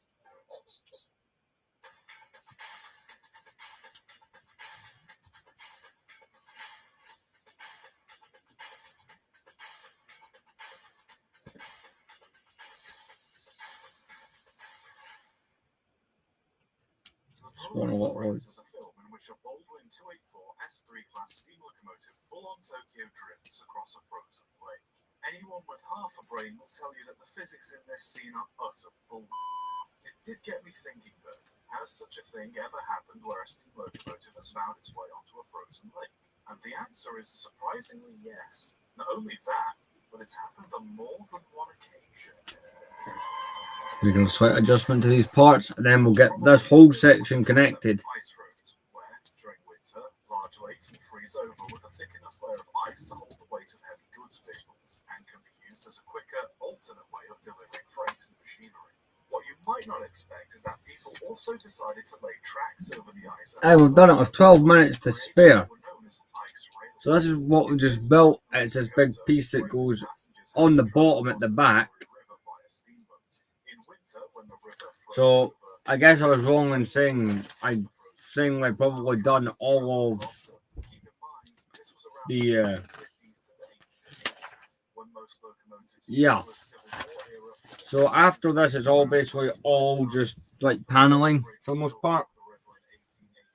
So let's get this bit on. 1880, an ice railway was built across the St. Lawrence River as an act of protest against the high cost of using the Victoria Bridge in Montreal. Competing train services offered ferry transport across the river in summer, and once the river froze to 24 inches thick, a railway line was laid across it using wide sleepers and beams placed every 7 feet to help distribute the weight of passing trains. And it wasn't just America that had adopted this practice. The Trans-Siberian Railroad had also built an ice railway across the River Irtysh and the Baikal Lake. Sometimes these So it's going here. The Falcon is at its full size, so I don't have to, apart from that cockpit, which may complicate things. I'm not looking forward to that part, if I'm being honest. To its final destination of Winnipeg, Manitoba. The practice wasn't 100% flawless, and there were some incidents involving ice railways. On one occasion, on the 5th of January 1881, a train was passing over the St. Lawrence River when the ice beneath it started to give way. Oh, that is perfect. Fills in quite a big gap as well. The next day, a slightly different path was laid over the river, and a lighter train ran across with no issues for the rest of the rail's existence. 12 minutes to fill build this final panel. Where's this panel go? Because over the course of 2 pages, you build the whole thing. Combination of heavier loads, heavier locomotives, and the construction of many bridges across these rivers that led to ice railways going out of usage. Nonetheless, ice railways were still a rather unique solution to the problem of getting across a frozen river. Just don't expect to be drifting a train across a lake anytime soon. There's always been a problem for railways. Screw it. There's a potential that I won't be alive the next couple of days, so enjoy yourselves. Let's get that built.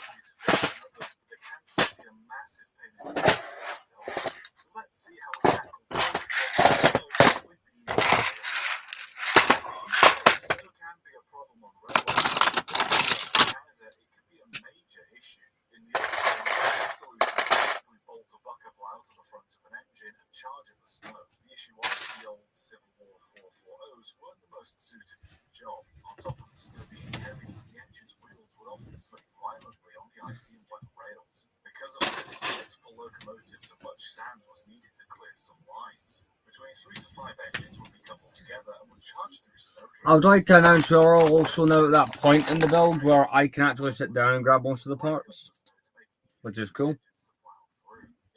Means I have to be 20% lazier.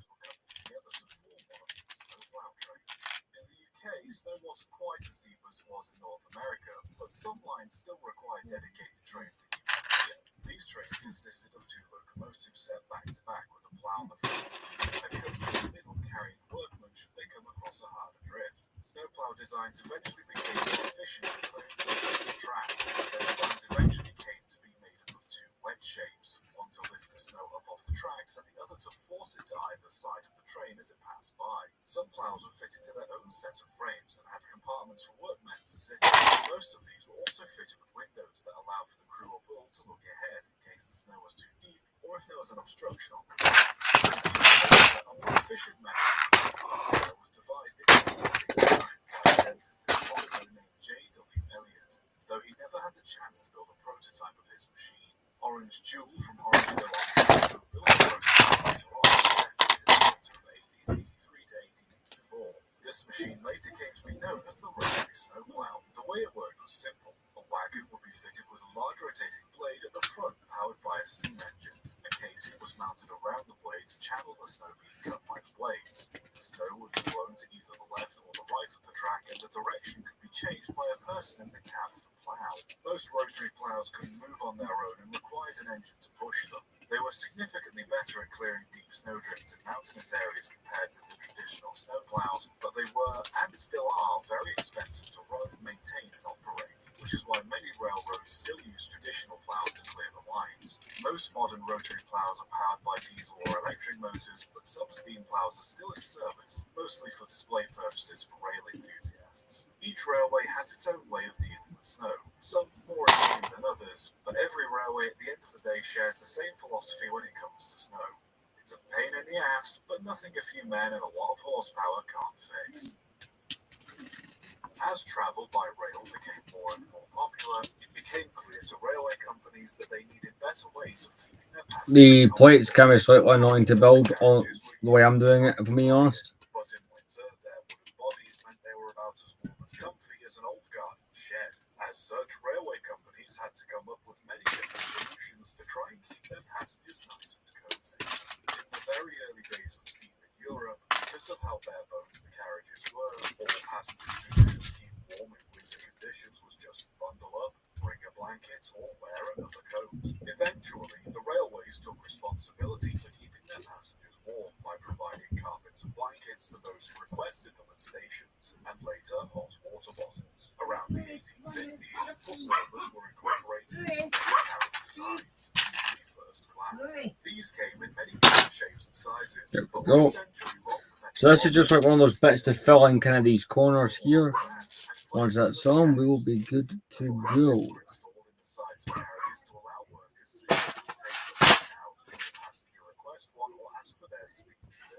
Later designs involved filling the boxes with sodium acetate, which could maintain a temperature of 55 degrees Celsius for several hours, while others used fire bricks stored under the carriage frame with small vents leading into the coach to let the hot air in. In America and other countries that used more open-plan corridor carriages, heating them was much more of a challenge, especially on much longer train journeys. Most carriages just had a small stove that burned either wood or coal fitted in the corner. However, these weren't the best at keeping everyone aboard warm, as it usually ended up with one end of the carriage being piping hot while the other end was still freezing cold.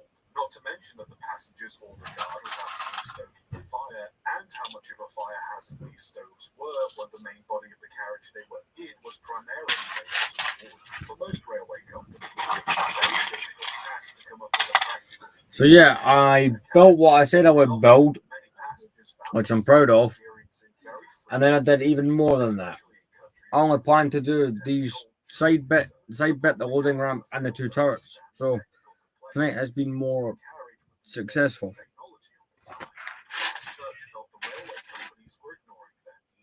What didn't help was the many contemporary cartoonists who used this fact to take jabs at the railway companies and further fuel the contempt from the public. Eventually, the idea came to some designers that, hey, there's a great big boiler at the front of the train, why not use some of the heat from that? And so, by the late 1800s, many railways developed a sort of radiator system, where steam from the locomotive's boiler would be fed through pipes fitted under the floor of the carriages. This would keep them heated and remove the need for staff to maintain fires or keep refilling water bottles. Pullman was one of the first carriage builders to incorporate the underfloor heating design in the 1860s. However, this steam heating system didn't take off in the UK and parts of Europe until the late 1880s. The steam system also had its own problems too, as not only did it take a long time for the steam to properly heat the very end carriage of the train, but the high-pressure steam being pumped directly from the boiler was notoriously dangerous. In 1903, Chicago businessman Egbert Gold produced a system that used much lower pressure steam to heat There we go. And this bracket here attached should be us. The system was so effective, carriages were still being built with steam heating well into the 1960s. At this point, many railways started to use diesel power instead of steam, which then led to the problem of where they were going to get the steam from to heat the carriages with. In the UK, the solution was to install boilers into various passenger diesels, which would produce the steam required to Right, now I understand. however, often proved to be faulty, not to mention the fact that the winter. Some think that prior steam locomotives had to do, but they could use that time to build up boiler pressure ready for the journey, whereas diesel locomotives had no need. American railroads often employed purpose-built heater cars for this reason. Water carriages or rolling stock that had been fitted with a steam generator to produce the steam needed to heat the rest of the train. So that diesels And that underneath, just about, maybe that's off by a brick or something. Would there be that gap?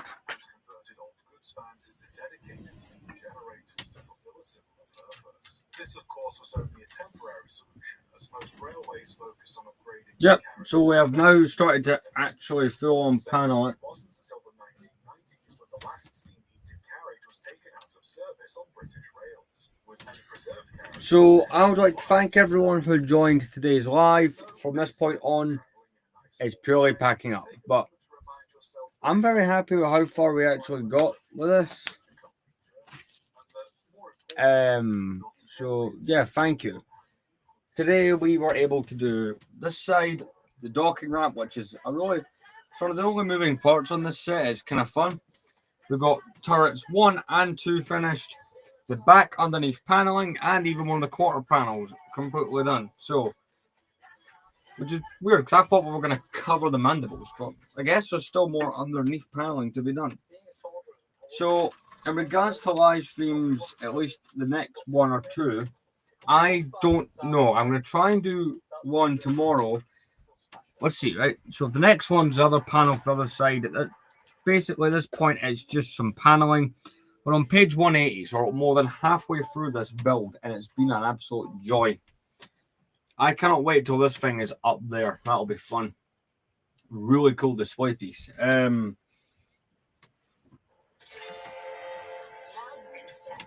So, yeah. Again, thank you very much. I'm just going to pack up. If anyone wants to say anything in the comments, go ahead. Apologies, Lyle Command Code, I didn't get you on Discord call. I'm just so deep in concentration. I've just remembered there. But I'll get you in on the next stream. There probably will be a stream when I come in tomorrow from work, probably a really late one. And then there won't be one for a couple of days because I'm really busy. But, I mean, Saturday night, these will most likely resume. So it will really just be Thursday, Friday, you don't get anything. And then probably I imagine by this time next week, the Falcon will be complete. Obviously, there's still quite a bit of work to be done to it. All of the paneling needs to be done. The mandibles need to be done. Underneath parts need to be done to it. The cockpit needs to get done. The tunnel for the cockpit. Because obviously, this Falcon was before the days when UCSX commonly had interiors. So, yeah, I'm just going to start packing up. Essentially, what I've just been doing is I've been folding the instructions over on the page that I end on. And I will say one thing. These are hefty. These are quite big. So that like that. But, yeah, these live streams I've done quite well. At least I feel like they've done. Annoyingly, the live stream number 2 is not available. And neither is 4. I think neither of those are available. Something about audio that was used within them, so that's why I've not put any more Star Wars content on in these. So I'm like, that's why they copyrighted me, which really annoyed me. Because I used the Rebel Blockade, that scene in A New Hope, when the Rebel Blockade runner is running, being chased by the Star Destroyer. That is a special theme, and Disney copyrighted me for having that in the background of a live stream, which, if I'm being honest, I view as very petty. Like, really? It was background noise in a live stream. You're copyrighting me over that. Like, I get why they do the copyright thing, but at the same time, it's like, really? That's your reasoning for doing it to me? So, yeah. The model, it does now look. So I would say this was the stream where it really took shape to look like the Falcon. Difference is I'm not going to do anything off camera like I did the last couple of times. So this will be how it stays between the streams. The only thing I may well do between this stream and the next stream, or maybe if tomorrow's stream only ends up being like an hour, what I can do is I can, for 1 second,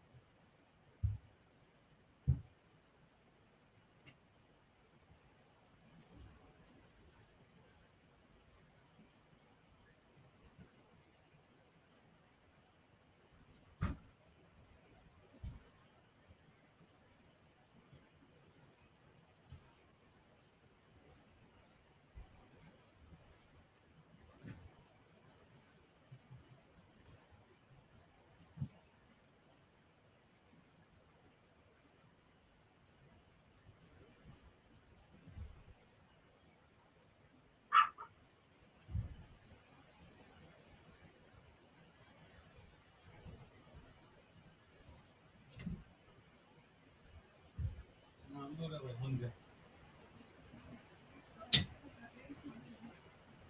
I just still feel sick. I fell asleep for a bit. I fell asleep for a bit to the truth. Versus.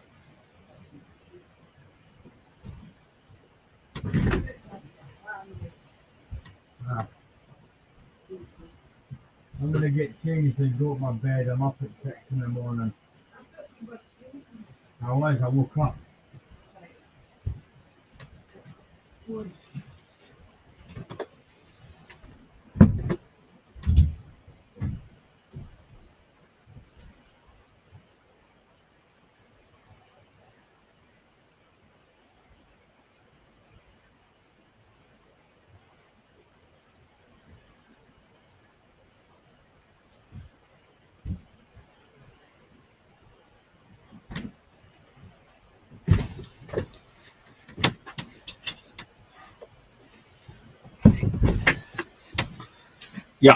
Sorry. Yeah, I was busy. I had to click something, but I'm gonna put these drawers in. But it's really taking shape. Again, it's bigger than I thought it would be, but like it meets my expectations size-wise. So I'm happy with it.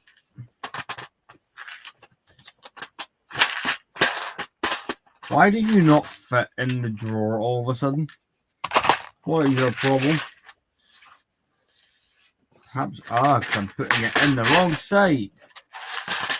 Look at me having a big brain moment. So hopefully this one is viewable after its initial streaming. Because I'm really annoyed that two of them aren't. You know, it kind of ruins the complete series. Because I was going to leave these uploaded on a playlist.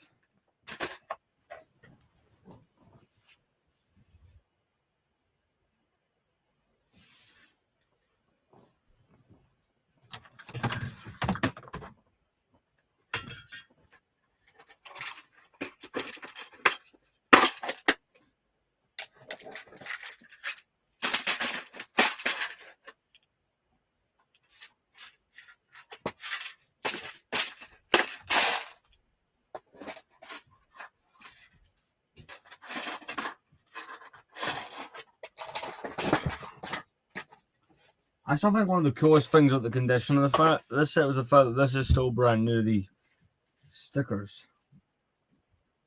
And it's not a reproduction because it's got all this stuff on it for the Lego group. That'll be cool to have next to just like the plaque.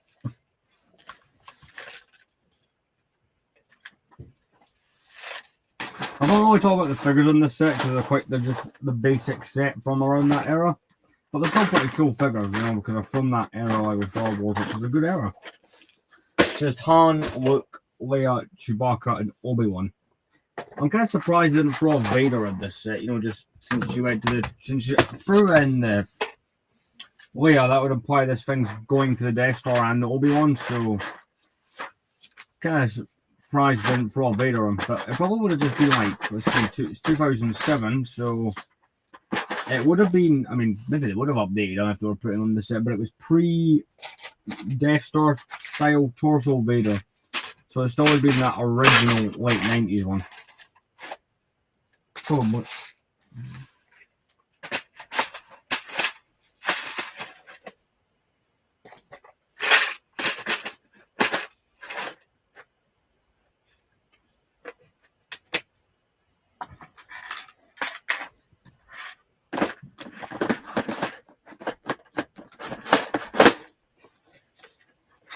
And we have packed up the Falcon. It will come out again tomorrow. There will be a stream probably, but only for like an hour.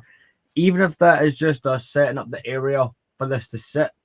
That way when I'm not building it, it doesn't sit on the table. It does fit on this table nicely, don't get me wrong, but it'd be nice to have somewhere else for it. So recap, this is probably one of the streams with the most progress in it. We got the underneath sections done, the boarding ramp done, the turrets done, the back paneling done, the quarter panel done. So that's like, for me, that is a good amount of progress. And it's looking great. I'm loving it. Very happy. I just have one little curiosity I want to test out. Where can I still lift this thing from?